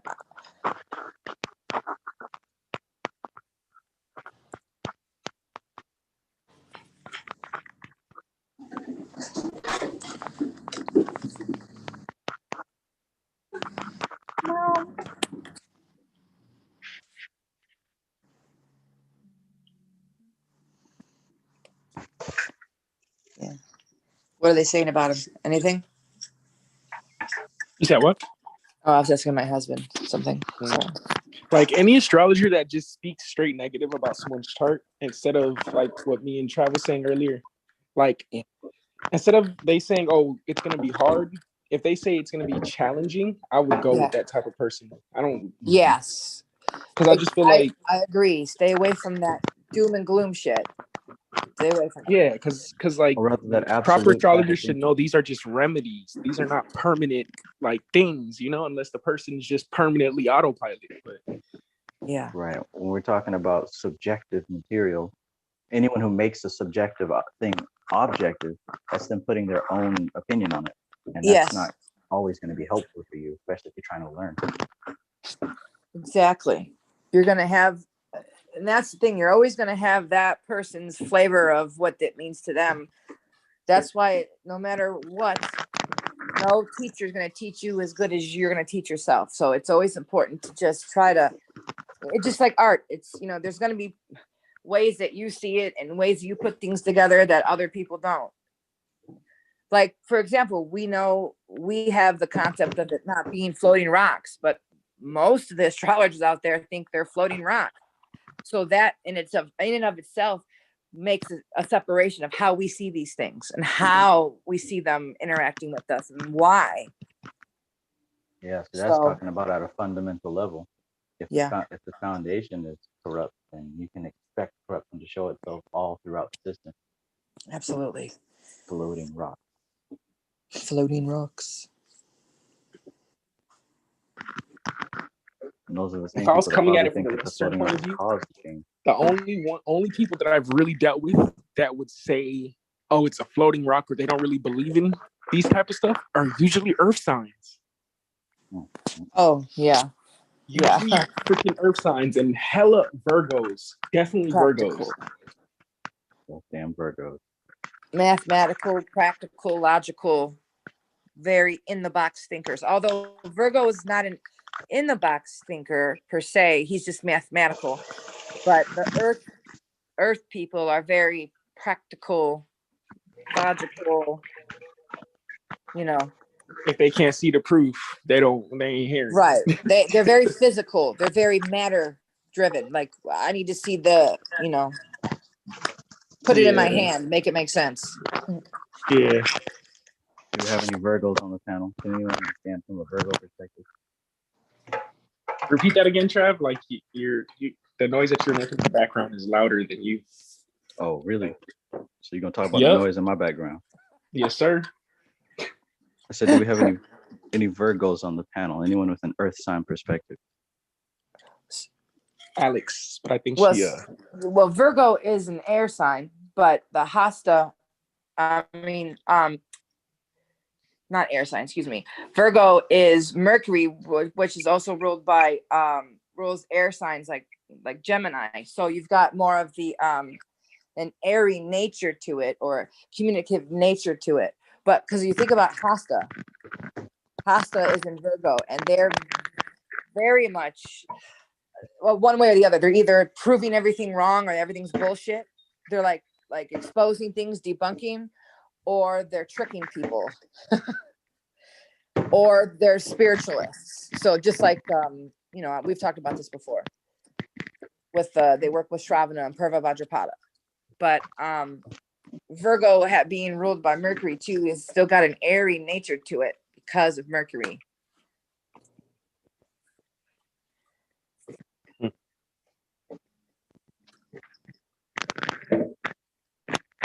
Excuse me. Theta realms. Brainwave sound journeys.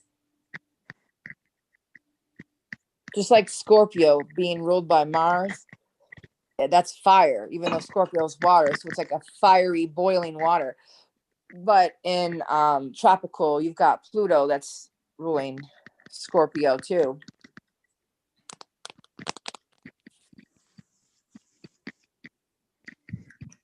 Oh man, 5Gs. I know. So like when these planets, let's just say are in their own, like ruling the chakras, would you say in a way that's like in a way kind of like exaltation? It can be, yeah. It's a good thing. Being in its own space, like you got Denisha and Mars and Denisha. Yeah, so on my birth chart I Danisha is have ruled by Mercury Mars. and Ravati. Yeah, and that's very Danisha in Mars. It's Mars and Mars, so that's always a good thing. And then so you would go from the D10, but also go look at how strong that planet is on the birth chart, right? Yep. You see, And that's the where moon I get chart. confused. And your moon chart. So you look at your moon chart too, and then your Navamsha. But your Navamsha is more like your marriage and your marriage. So it's like your married life and how that pertains, or your adult married life, relationships. But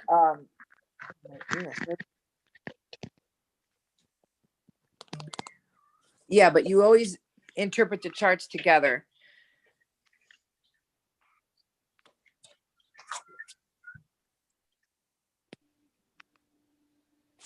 I'm telling you, I recommend the book, The Fundamentals of Jyotish Astrology. It's not super long. It's thick, but not super long. It's enough where you're going to get a good basis to where we can move past the conjunctions and what we've been talking about and move into other things. Look, it's not super long, but it's thick. Yeah, and it's thick. It's like, but not thick like fucking. Yeah, that's all pages she thick. needs. That's all she needs. Nah, Kristen, you don't get the joke. That's all she needs, man. No. It don't matter about the length, baby. It matters Yes, about the it girth. does. You feel me? It matters about the length. The length and the girth have to be happening. Oh, you're one of those. A size queen. Mm-hmm. See, Kristen told me about y'all as salacious. Did you see that book I posted on your page, Trev, on your group, your Magis group? Yes. The struggles of living with a giant penis. How to live with a giant penis. I'm like, Trav, I have to send it to him. Oh man, Shiva dick. Shiva dick. Oh my god, that was crazy. I don't know. You know what I have to say? You know what's really interesting to me? That's not the first time that someone in that manner came to me in a dream. Months before we started doing I started coming onto your channel and stuff. It was like about 2 months maybe. I did a reading for this gentleman who's in Jamaica who actually does readings himself. But I did a reading for him, and he was like super excited about it and impressed by it. And we talked for like 15 minutes. Well, I thought that it was him that I dreamt about. I wasn't sure, but I had a dream where someone similar to what I explained, who I think maybe was Shiva, I thought was Saturn, but came to me, and it was the big penis thing. I knew the big penis thing was there again. I don't know why. I'm not like, oh, she's craving sex or something. It was not in a sexual manner. It wasn't like that. I just knew that was, for some reason, I understood that he was well endowed. Yeah. And I thought, okay, maybe I'm dreaming about this guy that I spoke to in Jamaica or something. I don't know why I would, why I'm dreaming about this. I didn't put two and two together. I just blew it off. But now that I think about it, after having that dream about Shiva, I think that maybe before I even knew I was going to get into this area, that was like, I don't know, coming to me in my dreams. I don't know, like I said, that's happened to me before. I had an experience where an entity or an energy spoke to me and said they were Thoth and handed me a book in my dreams to read. And this is before I was even into any of that. I didn't even know where it was coming from. I had just been drawing like sacred geometry shapes and Merkabas, and I was just doing a lot of the doodling and drawing, and this is when that was happening. And I these, like the word Melchizedek and Boaz, things were like popping up in my head that I didn't know what they were, what they meant, any of that. So stuff like that happens to me. Like I'll get a dream or something, it'll come to me before I even know what's happening. And months down the road, it makes sense. Oh yeah. It's also a good benefit to have, spiritual practicing friends, because oftentimes they help interpret your dreams, but not even on purpose. Yes. Around like the same you. time, I was reading a. Yeah. How you were telling me, I mean, because I thought it was Saturn at first, but it makes sense that it's Shiva. It definitely does, which you were the one to point that out. Yeah, that's how it usually works. Because there's a connection, especially if we're dealing with the same type of stuff. Yeah. Absolutely. Sometimes we both receive, or multiple ones of us receive the same signal. Yes. Sometimes it's not just for us, sometimes it's for other people. Indeed. Yeah, Shiva was definitely known for having a rock hard cock that did not get soft. Yeah. That's so interesting. Oh, okay. Let me ask you this. So this is the dream I had last night. I woke up and I had to tell my husband so I didn't forget it, because I wanted to talk about it. In the dream, I was in this room with all these girls, and I feel like it was when I was a dancer. So I feel like we were all getting dressed. We were gonna go out, and we were definitely dancing and changing into our clothes to be on stage, except we were in an apartment, and I could tell the girls in there were plotting on me for some reason. Like I could feel it. And I was sitting on the bed, and I saw this dark blob in front of me, this dark energy sitting in front of me.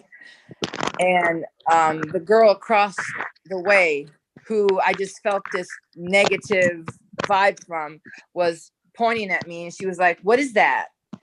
And she saw this dark thing sitting on the bed too. And she said, "Oh, she brought that in here, I think." And then she started talking to somebody, like plotting on me, and I knew it. So I got up and went to leave. And I turn around and she's running towards me with the knife. And hell no. She stabs me. But she goes to stab me, right? And exactly what I told, with the thing that happened to me where the guy tried to stab me and I took it from him, the same thing happened. But I felt the knife go into me in the dream. I felt the cut. I felt everything. And I grabbed the knife and I ripped it out of her hand, kicked her back, turned around and ran out of the house. And then I told myself to fly, and I flew away. I didn't realize I was dreaming, but I knew I could fly. It was weird. So, but I felt the cut. I woke up and my hand I felt like it was cut. There was no cut on my hand, but I could still feel it, like a full-on cut in my hand. And I'm like, is this something just purging from my psyche from when I did get cut from that whole thing, or what? I wonder what this is coming from. What do you think?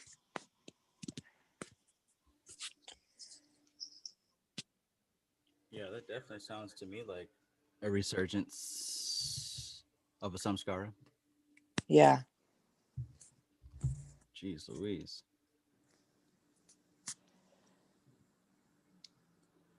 Samskara. Samskara. And Earlier, it was, I'm sorry, go ahead. earlier we were talking more about androgyny and stuff like that. And Mm-hmm. Tango kind of triggered me to go pick up a book that I had and I really haven't touched in years. And it's called Women, Androgynes, and Other Mystical Beasts. And I went to look, just flipping through it, and I realized that here on the cover, this is actually a picture of Shiva and Parvati. Oh. So honestly, the original androgynous was Shiva and Parvati being in Wow. union with each other. And we've seen this image before in different forms with the two of them combined. Mm-hmm.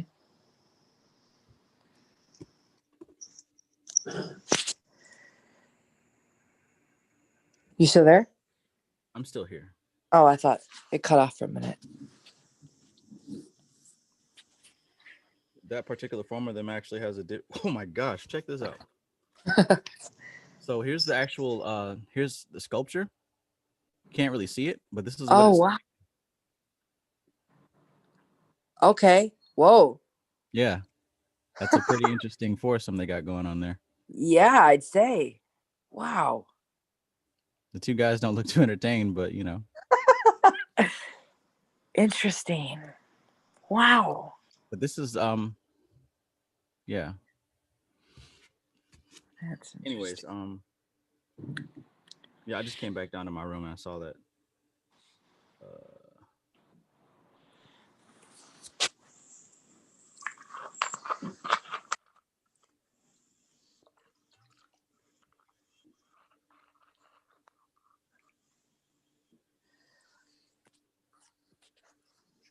There's got to be something. Golly. Okay, so yeah, now we're talking about linga. We were just talking about Shiva and his Mm-hmm. dick that does not ever get soft. Lingam. Right.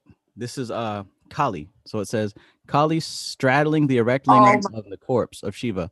Look at that thing. That's crazy you said Kali. You know why? Why? I was like, because before I went to bed, I was reading up on Kali.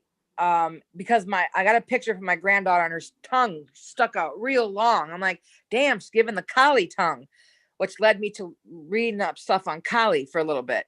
When I went to bed and when I woke up, I'm like, I wonder if that was Kali visiting my ass, stabbing my ass in the dream. Just weird that you would say that. Talk about her, or that she be here. Oh yeah. Interesting.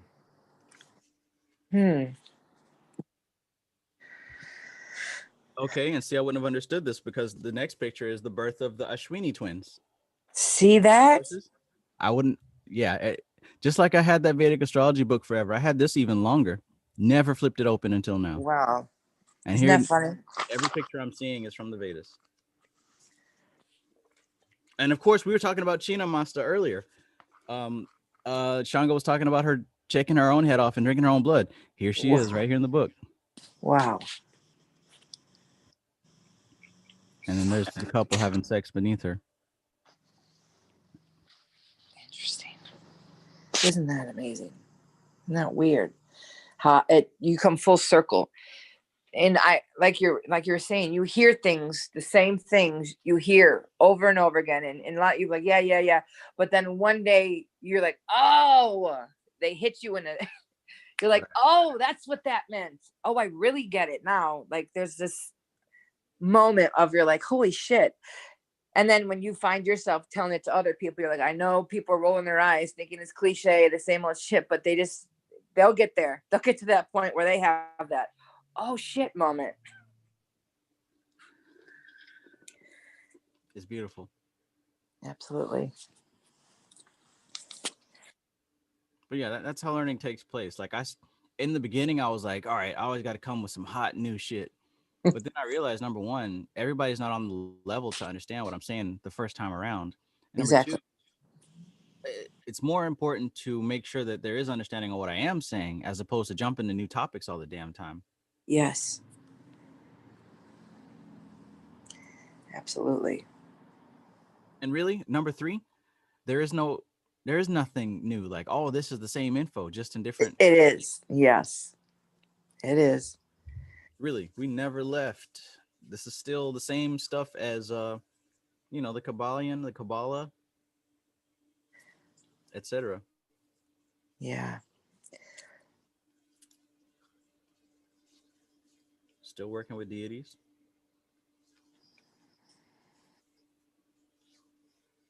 Yeah, I heard you guys talking about the digital currency. Yes. I have a good feeling that my first implosion of finances is going to happen within the next 30 days. So once that does come through, I think that might be the time for me to invest. Yes. Fantastic. I haven't looked at my chart Definitely. yet, but I know that the first harvest is coming within the next month or so. I know that. You're right. You're right. Especially with Jupiter moving into Denisha, like Denisha, the way it is. Lots of people are going to be making money this year. They're going to be having chances to make some real wealth. Real wealth. Yeah, and you said that it just moved within the past couple of days. That's right. Recently, yes. And I've been knowing that I'm supposed to be figuring out different ways to do different things, but I didn't stress over it like I've been stressing all my life. Like, oh, I gotta figure it out. I knew that it was coming, so mainly I just focused on purifying myself, doing my mantras, my Taoist Shuddhi, studying what I could, knowing that it was going to arrive at the right moment. And within the past couple of days, I think I even mentioned this in the last meeting, the shift just happened, and it's all just flooding down into me, and I'm just writing it down, planning out what steps I need to take first. So I know for certain, whatever's coming to me this year, it kicks off this month, and it's going to continue. Yeah. I'm telling you, even your other chart before I fixed it was showing that you were gonna, like I told you, come into some big things this year. So, and you still are. Now you've got I think you still had Jupiter in the first house. I got it in second. Oh, see that right there. Yeah. Before it was the first house, right? Mm-hmm. Yeah. So now that's in the second, even more so. Oh, that's your money. Yeah. So, yeah. And then when I did your astral cartography, you are in the perfect place. You're right where you should be to make money and to be known and have fame. You're right where you should be. And I think that's awesome. Listen to this. This is so crazy. So in tropical, I am Scorpio rising, right? Which is ruled by Pluto. In Vedic, I'm Libra rising, which is ruled by Venus. And I live on the Pluto-Venus crossing path. That's where I live in my astrocartography. What are the chances that I would live on like both ascendants crossing points? Interesting. That goes to show that what's going on is it's not entirely up to your conscious mind. Like there's a deeper intelligence at work. I didn't choose to live here. I've been trying to get out of this place for a long ass time. Every time I leave, I come back. But now you're telling me this is where I'm supposed to be. Yeah. It's definitely a great place for you to thrive. A great place for you to thrive. I feel it now. Yeah. I feel it now because before I was trying to run away because I thought that life was outside of myself. I wanted to go to places where there was stuff to do. I wanted to find people to hang out with and all this external shit. And that would only lead to trouble, honestly. Now I've come to a place where I realize it doesn't matter where I am as long as I'm in a peaceful, stable place where I can get my work done, my study done. Absolutely. Yeah. I was like, oh, he's right where he should be. That's awesome. Because I looked in California, I looked in Texas, I looked in Louisiana, I looked I looked a couple places, and I think it was the Sun Mercury line. I think I said it was fantastic though. It's a great place to be where you're at. You had other places that you would definitely do well in, but like you're on one of the best ones where you're at. What are the chances of that? In the chat, IDKDKDF says, right, Vegas is where my Saturn line lays, and my Ooh. Saturn is in my ascendant. So, okay, let me ask a question. Did you read what Saturn would have for you there? Because my husband's Saturn line is where he is here in Ohio, and he is Capricorn in Vedic, Aquarius in tropical, so he's ruled by Saturn. But it's not the best. It's about, for him, it's a lot about responsibility, and he's also got Uranus. He's on the Uranus Saturn line, so there's like unexpected events. Although even for it being a Saturn line, it's been a pretty okay for him here. I mean, he did go through some shit with me in the beginning of our relationship, but and he is the older in our relationship, so that makes sense. Him, be on a Saturn line. But Saturn usually brings a lot of responsibility. So like a lot of harsh reality and responsibility. So, but maybe it could be a good thing if Saturn is certain people thrive on that. You know what I mean? Certain people are very responsible and they are very methodical and keep their ducks in a row. So it could be good for certain people. They say when people have Saturn in their first house that they died in a tragic way in the past life, in a violent, tragic way early on. And so this life is making up for the last.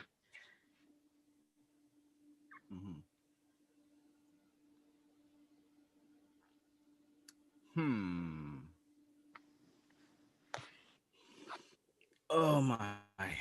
Okay. Everything is fine. Everything is absolutely perfect. I know that everybody can feel the change. Everybody can feel that there's a shift in the energy. And it may even feel like things are kind of like winding down and wrapping up and coming to a close. And new things are starting because it's spring, right? We all feel it. But yeah, as far as this stream, I think we'll probably be wrapping up within the next 30 minutes. But in the meantime, one of the things I do want to let everybody know, because we still got, quite a good amount of people here, is that we're moving into Taught with Shooty for the next book study. I want to keep reminding you so you don't forget. Get yourself Taught with Shooty. And I got mine. I'm going to take just a little bit of time to get my ducks in a row to work on some content that'll help, that'll help myself and help you guys and everyone get this book. If you're new and you haven't seen or heard me mention it yet, which should be impossible because I make sure to do it. Anyways, get yourself Taught with Shooty. At the latest, we will begin in June. At the earliest, it'll be in the middle of May. But either way, we're going into it. Like I said, I'm probably going to take a break from anywhere from 2 to 4 weeks to build some things to go along with this YouTube membership.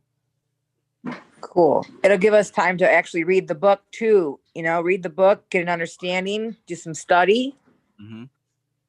I'll definitely be diving in and getting some extra study done for the Taught with Shooty and also some more Vedic astrology. So it'll be great. I've been feeling like we needed this, like a little break so we can like really dig in and then bring some more stuff to the table. Yes. Cool. That's exactly what I want as well. In order to because this is a lot of energy to read these books. I mean, think about how much time we spend together. For those of you who come to these meetings, we spend hours twice a week. That's a lot of time. So, in any kind of relationship, you do need a break. So this will kind of give us time to step out. Like I said, you can read it at your own pace, get this information, practice it, hopefully. But when we all come back, we'll be able to put into the conversation based on experience versus, hey, I just read it 5 minutes ago. Yes. I like that. I like it a lot. Be on the same wavelength. And another thing, for those of you that are in the chat with, Glow Baby, thank you for coming. I appreciate you and everybody else who's new. But look, go ahead and join the membership, because when we do the Talk with Shruti book study, it's going to be private for members. It's not going to be public like this is. And the reason being is when things are just kind of like open and out there, people don't really take it as seriously. Yeah. You know, we all know that. We all True. know that. So you don't have to be join any level, doesn't matter. But the fact is that you make a commitment and you take it seriously. Absolutely. Right? And we're also going to kind of tighten it up just a bit. We're not going to be rambling on for hours and hours about everything. The Sunday book study for this next book is going to be concise, so that people who join later will be able to watch it, and it might be maybe 2 or 3 hours. Now you know where we're headed. That's a fantastic plan. I like it. I co-sign you. I love it. Yeah, I'd love to hear your insight, because you're going to come with all kinds of Vedic information that you've already got. So your perspective will be different from all the rest of ours. It's a wonderful soup of love and knowledge and expression, and I appreciate it. I love this group.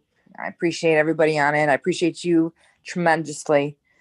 It's a safe place, and I love coming here. So this is gonna be great. I'm excited. This is funny because I'm like, I wonder if he'll ever want to take some time off so we can really dig in and then bring some new stuff. I literally was just thinking about this. So funny how that happens. Well, we may just come back in June, give everybody a good month and a half to kind of just recharge me too, because I've been doing this shit nonstop. You gotta take some rest for yourself. Yes. I'm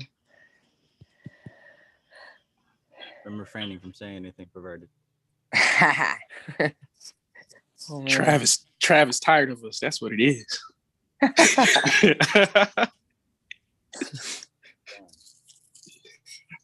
All this talk about milking the prostate. Oh wait. He's like, Nah. I'm trying to talk about some science, and y'all talking about all kinds of butt stuff. Butt stuff. You said butt stuff. Wait a minute. What about the milky eggs? I already thought about that, but I was trying not to bring it up. Kristen. Not to bring it up. Yeah. I forgot all about that. That was gone. Nah, it was not gone. It was not gone for me. It was not gone. Every time I think about that soup, I consider it a soup. Yes, and I think of someone eating it with chopsticks. That shit's nasty.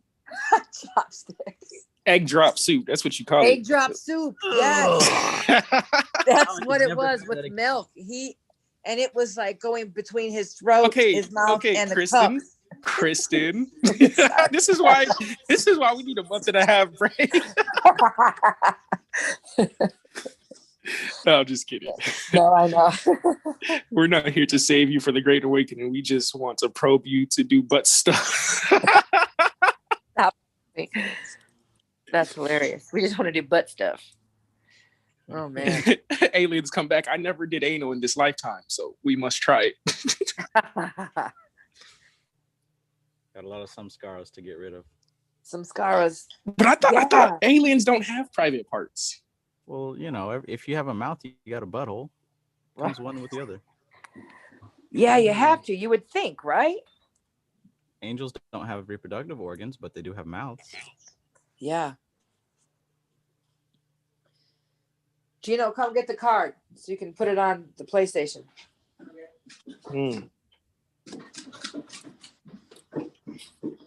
Careful of the corner.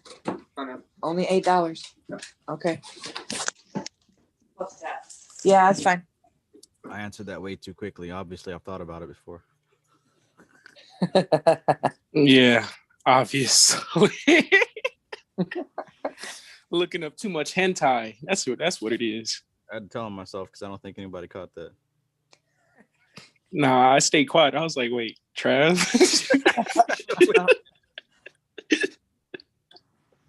That's funny. But every time somebody says something that triggers me, I'm like, everything's perfect. Everything is perfect. It is as it should be. I mean, I was thinking about Sodom and Gomorrah and how everybody wanted to fuck the angels that got there, and Sodom and Gomorrah. Right, exactly. Well, that's where that came from. What was he trying to do with those angels? Butt rape. They blew maybe mouth rape. Well, sodomy was also considered, oral sex was also considered sodomy too. Yeah, so I guess it qualifies. Yep. They tore the city down over that thing. Tore it down. The people. One of them angels got raped. They were beating on his door. They said, "Bring them." The angels got raped. Jesus. That's why they burnt the city down. They said, "Bring those angels out here now. We want to meet them." How did these people look? Oh my God. What city was this? They must have been fine as hell or some shit. Well, I mean, you would think so, right? You would think an angel would be attractive. You would hope so. But you would think, like, why would God make them that beautiful? Wouldn't that be distracting? Just make them with no face, No face, no case. Yeah, like formless. Like those putties from the Power Rangers. Oh, hell no. Y'all just reminded me of, what's that girl's name? Shakira at the Super Bowl. Oh, yeah.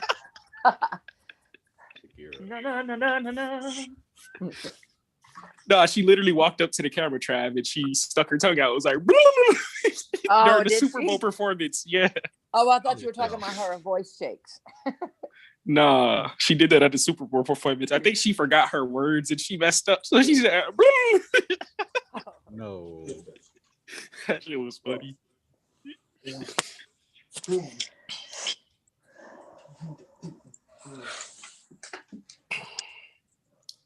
Bring them out. Bring them out. Bring them out. Yeah, I was about to sing that song. That's T.I., right? Yeah. Yeah, T.I. Bring them out. Bring them out. Bring those two motherfuckers out. We want to meet them. Yeah. Let's do some butt stuff. They came to the city a lot. If you can find 100 people who are righteous, we won't burn. They must have been Kitra. If you can find 50 people who are righteous, we won't burn the city down. He came back. Look, dude, if you can find one person in the city who's righteous, we won't burn the city down. The mob showed up at the door the next day. Bring them out. My God. It's like face palm. Right. We came to save y'all, and y'all trying to do butt stuff. Yeah, trying to do butt stuff. Boy, this human species is something else, man. Ugh. They looking at them like, who made y'all? And then they looking at God like, damn, bro. Yes. How did this happen? Like nobody thinks about this. This isn't the Bible. I thought about it. I really thought about it. Cause like, shit, when it comes to fucking Job, that book of Job, is it? Yeah, the book of Job, where the devil had to go ask God questions. You know what I'm saying? Yep. And then I would go ask the pastor, like, I would dead ass ask the pastor, if God is all good, how does how's the devil? How does he control the devil? And they're like, that's not true. And I'm like, bro, did you ever read Job? Like, you're a pastor. You're a pastor. And it says that he had to go ask. That was crazy. I was probably like 13, 14. So letting go of this Bible stuff wasn't hard for me, but man, that's crazy. It's funny because most of I used to delight in going to new churches just to tear the fucking shit apart when we do Bible study. I'd be in there excited. Oh man. Oh my God. And then me and the head teacher would be going at, and then he would like, well, we're gonna have to ask the elders on this, and then the leaders of the church would come in, or the head preacher would come in, and they would sit there with their arms crossed, and they were like, well, she's right. Yeah, it does say that. Well, yeah, like there'd be a lot of that happening. And then after this whole debate and this and that, it was so funny how many pastors or elders would then hit on me afterwards. And they were like intrigued by my knowledge, and I'm like, man, you guys are so full of shit. Is this church just a way for you to make money, or are you dead serious about learning spirituality or learning about the Bible? Because a lot of the times they just repeated, I don't know what, just repeated obviously what they were taught from someone before and had no context, had no real substance in the Bible. I'm like, that's not what it says. I'm like, that's not accurate. Or then you'd bring up Council of Nicaea or anything else, and they go, oh, don't go outside of the Bible. You can't go outside of the Bible because that's man. I'm like, man wrote the Bible too. And that's the whole point I'm trying to tell you here. Get down. It's the crazy thing too, Kristen. I used to look at the Bible, right? And it would be like Jesus said, meditate on the word. And I'm like, is it meditating sitting down and crossing my legs and all that? Yeah. Right. And I'm just like, why doesn't the Bible teach people how to meditate? If y'all use the word meditate within the book, why don't they teach people how to properly? But then I found the Gnostic Bible, and it talked about Jesus doing yoga and all that stuff. Yep. The Gnostics, the Essenes, the Dead Sea Scrolls, they have all that. But the church only gave you a specific one. Then they added 13 books written by all of a sudden Paul, who came out of left field, who was, all of a sudden a Christian who was completely going against all the old laws. A renowned gangster. That's what Paul was. Maybe all of a sudden you done found the hustle. You said what? Maybe a reformed businessman. Now that he instead of exactly killing dudes, why don't I just, exactly. Who's fucking murdering Christians? Instead of murdering y'all, let me just use y'all shit against y'all. Yeah. But make some good money. It doesn't matter what you eat. None of that matters. Like all the completely renewing. Like, you can be saved by grace and all this. Just believe. Like when someone tells you just believe it. No, just believe it. Yeah, just believe. That's all. Just believe. And you're saved. Don't do any research. Don't do any good works. Don't put anything forth. Just believe in what I'm telling you. Yep. But then it says, "Seek and you shall find." What the fuck am I gonna seek if I just believe? I don't need to seek if I need to believe. Questioning all things? What about questioning all things? Testing all things? Don't lean on your own understanding. All this different stuff that they have, and they make you like fall back into the ego. Yeah. Yep. I mean, it is easier to just be Christian and just be like, all right, I don't got to meditate. All I got to do is say Jesus before I eat, Jesus before I sleep. You know what I'm saying? Jesus before I get married, and I'm straight.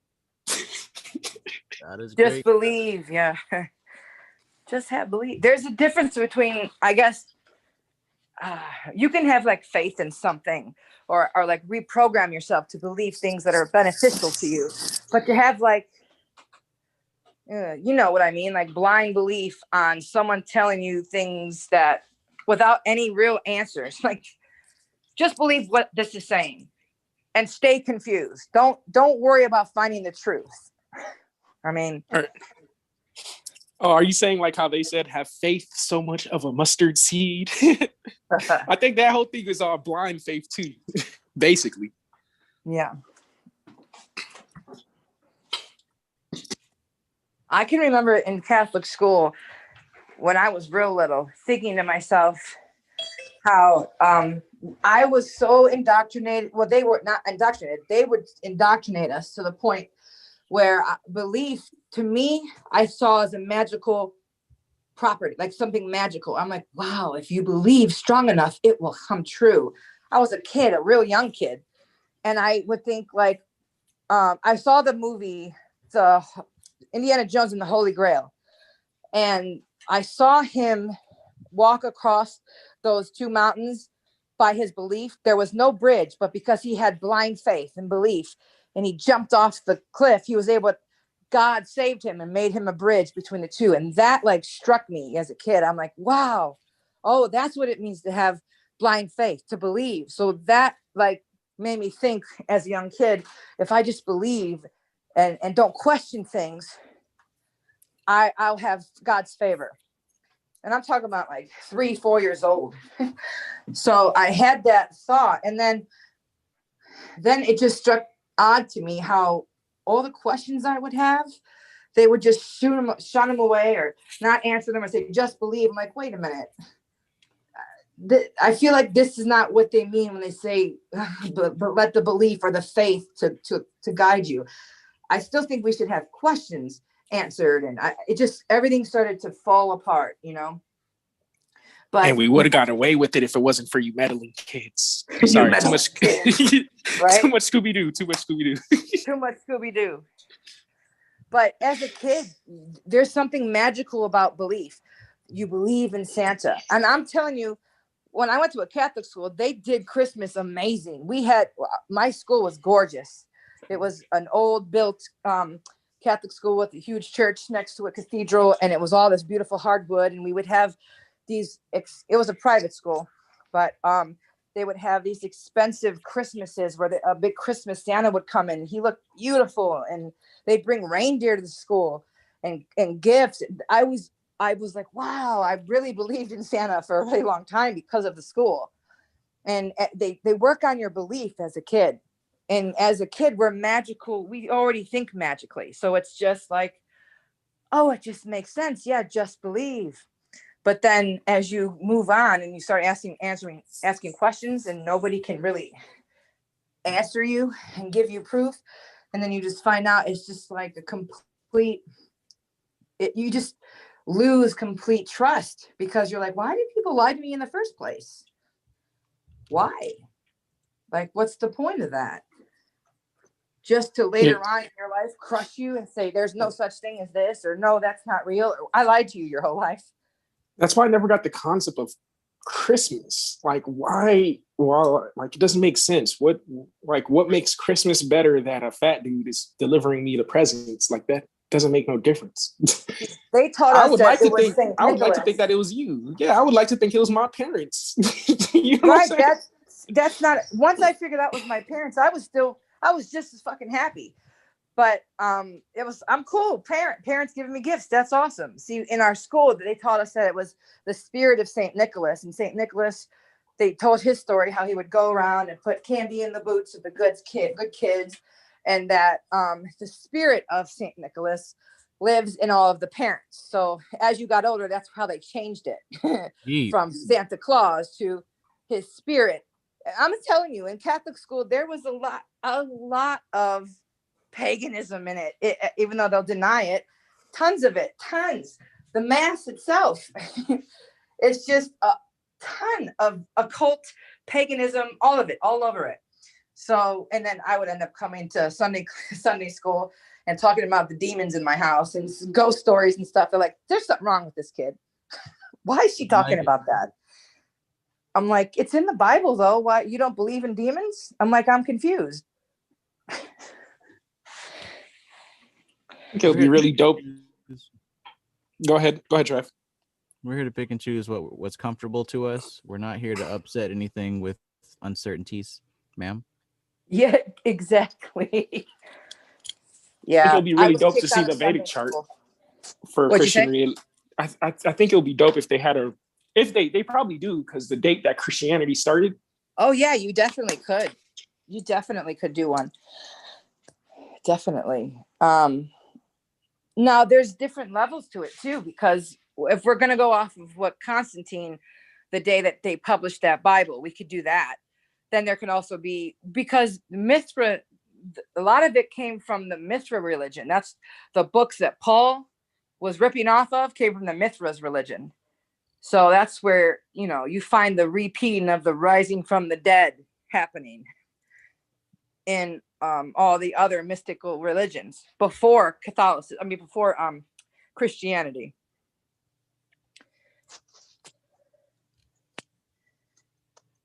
And the Catholics the Catholic Bible's also got more in it than even the regular King James.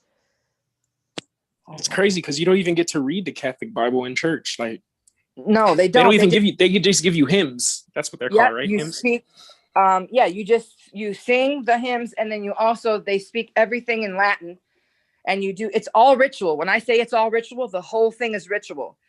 They say things to you, you say them back. Then you get up and you do the sign of the cross, you genuflect, you do the sign of the cross, you come up, you sit down, you kneel. I mean, it's all of it is literally ritual. Holding, and you go up, hands out, you the body of Christ, amen. The blood of Christ, amen. And you take it, you put it in, you drink. It's all ritual. This is literally it's a mass.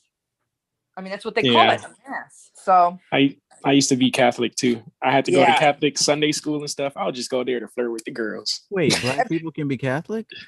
Bro, Haitian people. Most islanders are Catholic, actually. What? Yeah, most like Jamaicans or Haitians or Cubans and all that. They're usually Catholic first. I did not know that. Yeah. Yeah, there's a lot of it was mixed in with hoodoo and voodoo in Louisiana. A lot of it. All the saints. Yep, yeah, absolutely. Like Saint Anne in the Haitian religion is basically like Oshun. Oh yeah, they all cross over. Even all the deities, they all cross over through cultures. But you know what's, and that's what when you tell a Catholic person that all their saints are just deities, oh God. And then I'm like, why if you could go directly to the source, would you go to the middleman and ask them to pray for you? Why wouldn't you just go directly to the source? Why do I got to ask Peter and Paul and Mary? No. Why wouldn't I just go direct? I don't get that. I just want to pray and go on about my business. I just want to sin and then ask forgiveness on Sunday. You're asking me too many questions and it's hard for me to think. Yeah. You're asking for forgiveness from somebody that needs forgiveness. That's the problem. Yikes. Yeah, man. Hey, whenever you hear may the force be with you, do you always want to say and also with you? I can't lie. When I was younger and Catholic, I thought they were talking about Star Wars. May the force be. I'm like, what? Right. They say they would say. You mean may the Lord be with you? Is that what you're trying to say? Right. No. I'm saying the force. When you hear people talk about Star Wars, when they're like, may the force be with you, I always want to say and also with you, because I hear be with you, which, may the Lord be with you or peace be with you. And so, and anytime I hear be with you, I always I'm triggered to say and also with you because of the church. Yeah. Because of that ritual in the middle of the mass.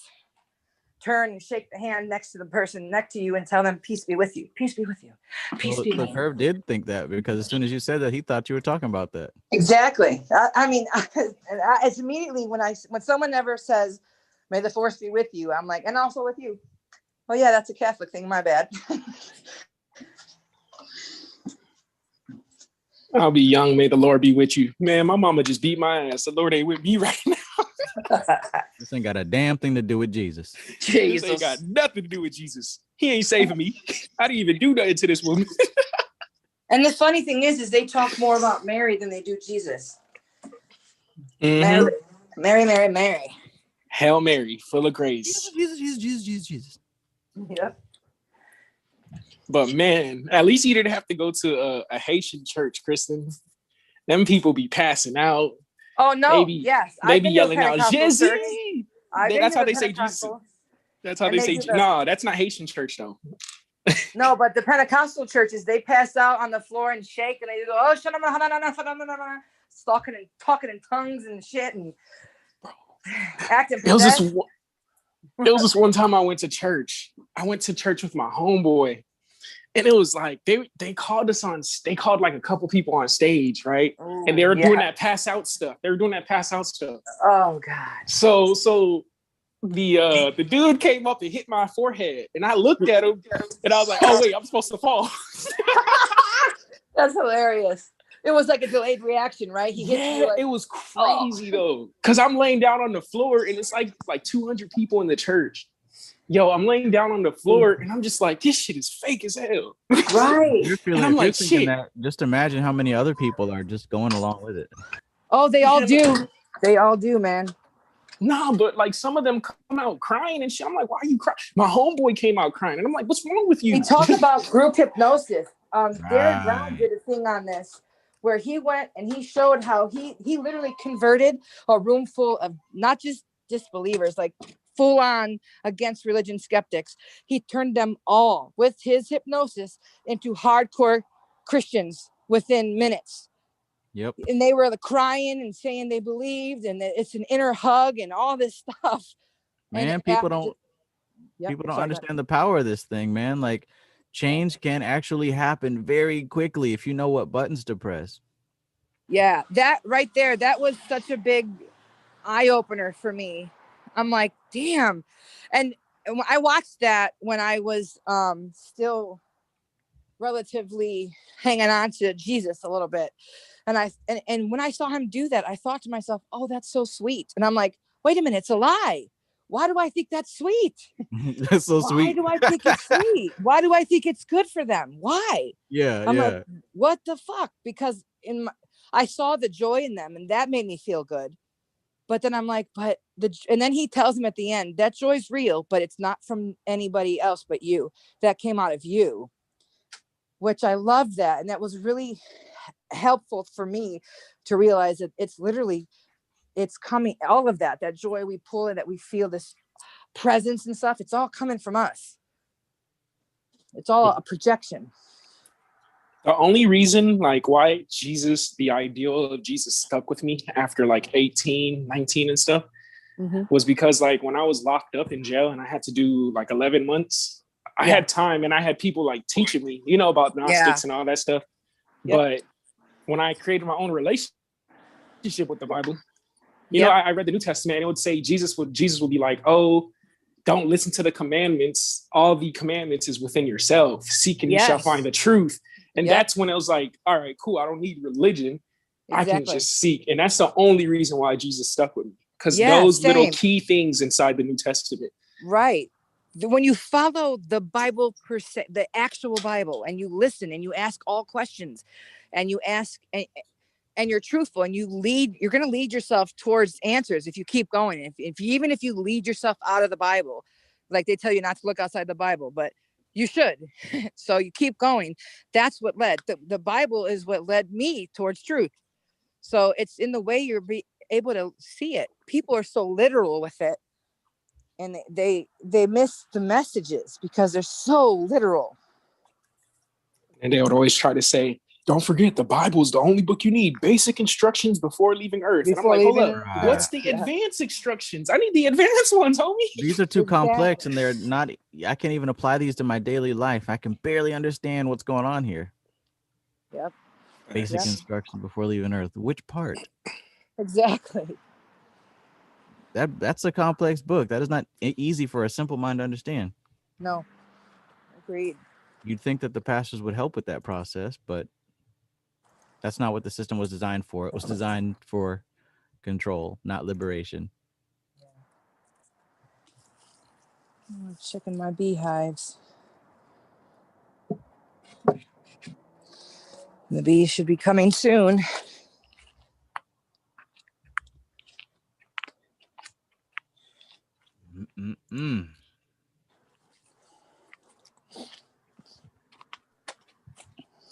I got a thing with bees, man. Every time I see them, I throw my setup like I'm about to fight one.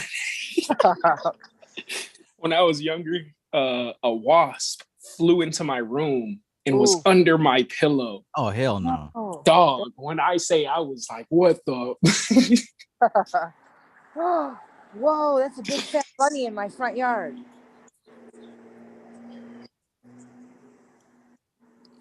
Goes and looks up, what does a bunny mean in the front yard? Fertility, abundance. Oh, and there's a bat. Oh, wow. You saw a bunny in your front yard on Easter. Wait, no, today's not Easter, is it? Yeah, today is Easter. Yes, it is. Yep. That's crazy. Yeah, I'm looking at it right now. Brought up Astral. See? Oh, my eyes. Chubby, too. Aw. Chubby rabbit. Wicks off with kids. Snow bunny. Snow bunny. Oh, God, he's cute. He's right by the... Oh, are you hungry? Do you want a carrot? Every time I throw carrots to them, they don't eat them until in the middle of the night. I don't know if it's them or a deer that eats them, though. They do like my cabbage, though. When I grow it in the ground, they come and eat that.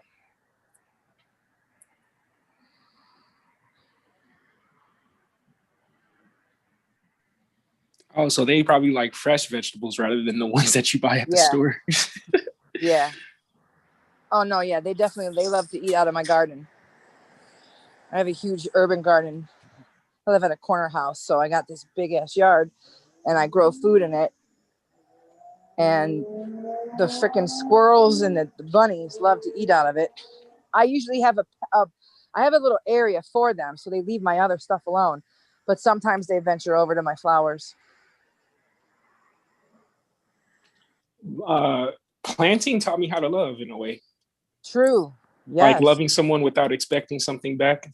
Yep. I used to grow weed and stuff, and I like worked for a cultivation out here too. But I grew like 60 to like 90 plants by myself.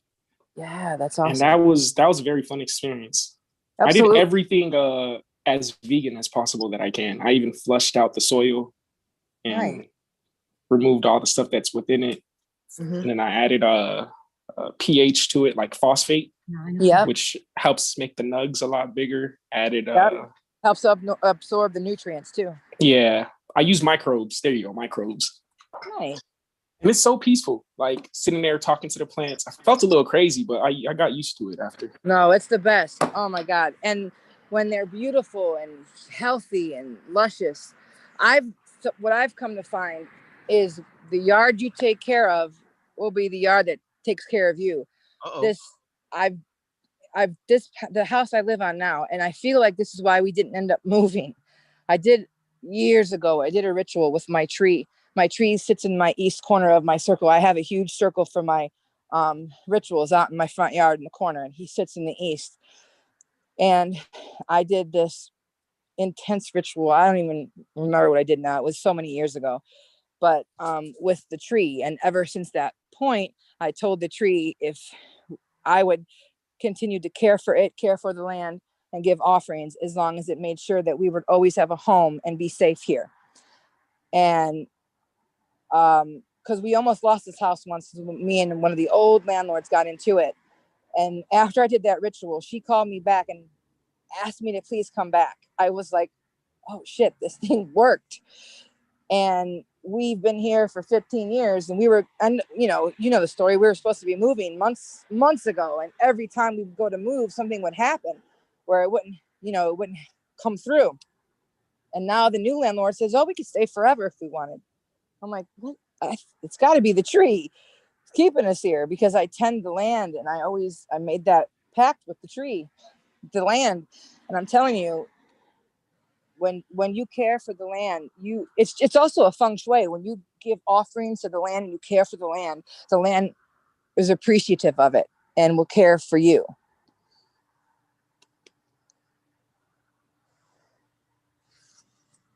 Mm-hmm.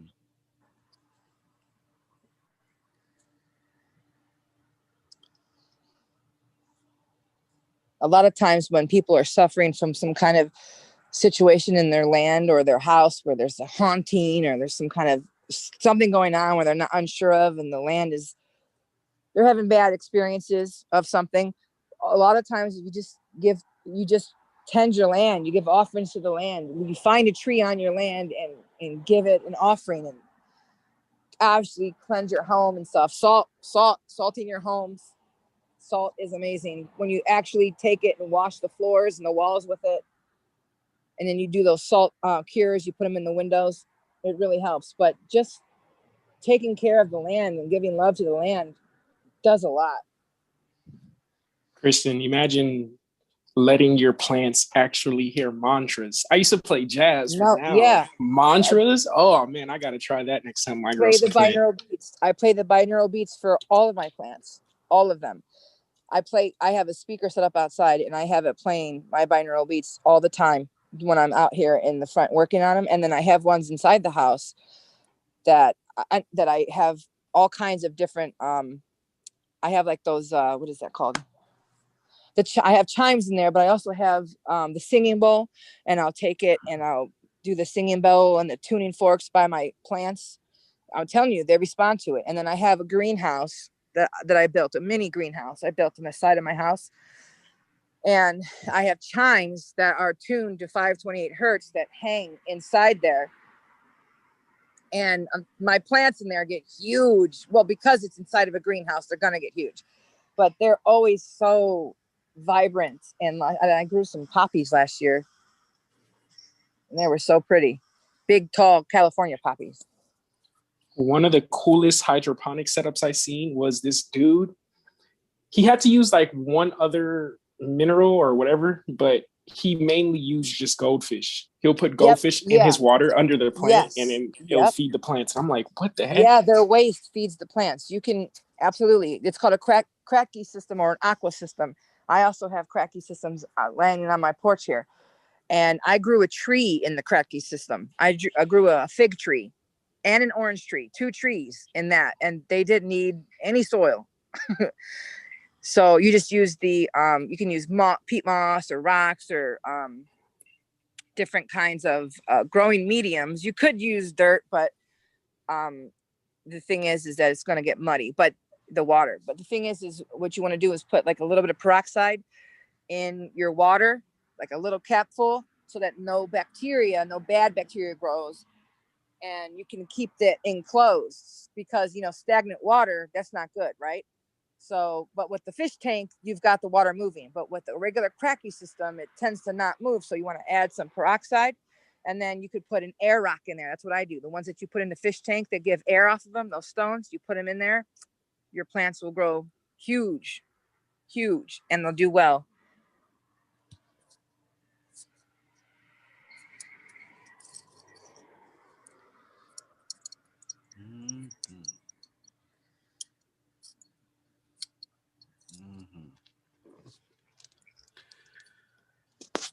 Oh my goodness gracious! Great balls of fire! This has been an amazing experience. I can't complain, and I just see it get better and better. Honestly. Yeah, I'm absolutely. grateful for all you guys. I'm grateful for Kristen and the information that you bring. I'm grateful for you, Curve. You're onto something, man. Keep going. You're onto something. You might not see it. You're onto something. Absolutely. Night Creatrix, you too. Extreme potential. I have you in one of my eggs, but don't tell anybody. Stuffed Dog, you with us? Nah, he left. Yeah, he's been mute the whole time. That's all good. KP, what's up, man?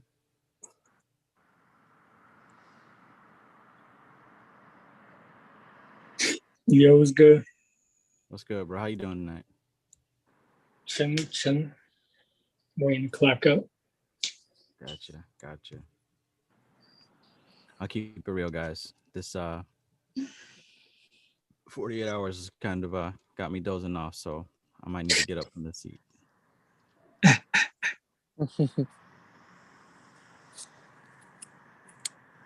Need to get some rest. I know. Yes. Hey, Kristen, if you haven't already, I've been testing and playing with these things out for the past since whenever I got them. They're really nice. The whole house smells like sweet bakery, nonstop. Oh my God, I bet. I'm very pleased. I'm glad. Isn't it so funny how the things around? There's someone else that I recognized ended up turning out to be a Rohini, who was also talking about how they were getting into their skin was looking good, and they were getting into these new oils and stuff. I'm like, I bet you've got Rohini somewhere. I mean, she definitely looked like it. So when I ended up looking it up, I'm like, yeah, she was Taurus Rohini ascendant. You know what it is? Rohini deals with the seed, right? Yes, it does. And that's how they make a lot of these oils, essential oils. Some of them, well, the carrier oils are from seeds. Essential oils are from flowers, leaves. Some of the seeds are usually the carrier oils. Okay, yeah, the carrier oil, like the jojoba, shit like that. Yes, absolutely. Oh, that's what that is. Yep, absolutely. That's crazy. I actually wanted to, in the future, open up like a mixing of not oils though, but mostly like the natural stuff, like herbs like ashwagandha and all that stuff. After taking so many. You got Venus in your 11th house, you said? Or was that I got someone? Venus in my 9th house, but but my D10 has Rohini Sun and Ascendant. Oh, see that? Yeah, okay. Yeah. Cool. And then you grew weed, so Yeah, and like my first time doing it, it was like I already knew how to do it. yeah, Like it the was just dude natural, that right? was showing me how to do it. Yeah, the Mhm. dude that was showing me how to do it, he's like, bro, my first grow, like I didn't get this much yield. He's like, how did you get so much yield? Because like Natural. usually like the first like his 4 plants that he grew the first time, he said he only got like an ounce out of it, but for me, I got close to a QP. Wow. Yeah, and they were all healthy, taste hella good. That's awesome. Some people have the thumb, some people have the thumb, and it's, we definitely know that it's all astrology related. How long it took? For me, I didn't grow it from seeds. I bought I forgot what they're called. I bought the plants at like. You bought the shoots? You said what, Kristen? You bought the shoots?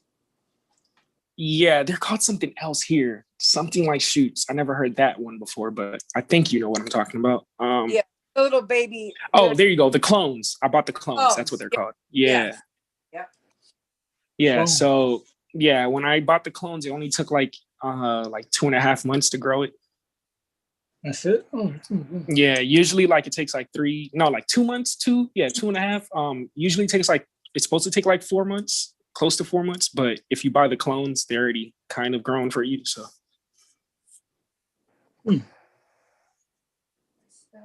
Prince Cthulhu. Trav, I think you need to go to sleep, bro. I took a nap while on this. That's what tends to happen with me. Yeah, I started to drift a bit.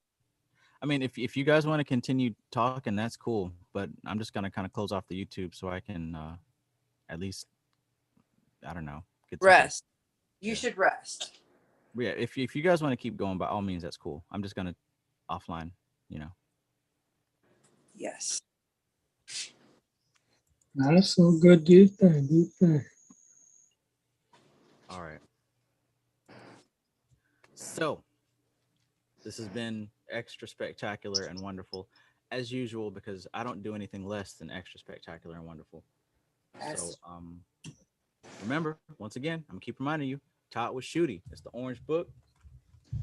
It's so wonderful, right? There's no fluff or wasted words. Damn near the whole book is yellow from my highlights. It's simple. It's not super complex, and it's like, oh, I don't understand. It's so great. No, this is down to earth. This Straight is to the point. Structure of reality, how the elements. I have never seen a magical book that really broke down the 4 elements, the 5 elements like this one has. I have not, and obviously I've read a lot, right? From the closest one that came to it was Initiation into Hermetics. He did a great job explaining the elements, but this right here goes all the way into it. So this isn't what, please understand, even if you're new here, I haven't strayed away from magic, from demons, from source. I haven't strayed away from none of that. That all came out of Indian philosophy. So what we're doing is we're getting to the root of it. So if anything, this should make your magic stronger because now you understand what you're doing instead of being like church folks and just following stuff blindly. Yeah. So with this book, we're going to be doing this book study next. It's going to be in June, basically. We'll start it on June. We'll just say that. In the meantime, be on the lookout for some additional training that I'll be offering. A lot of you guys said that you've been having specific issues that's been preventing you from acceleration, from growth, from getting better with your magic. Mainly to do with what? Concentration and focus. I got you covered. So be on the lookout for that. Anyways, Glow Baby, nice to have you here. Always good to see you. Prince Cthulhu, peace. KP, Curve, Kristen, Uppity Unicorn. I love you guys. I'm about to click the off button. Much love. Yeah. Much love, man. Peace. Peace. AKA Travis Mages here with LVX777. I love you guys. Peace. Peace.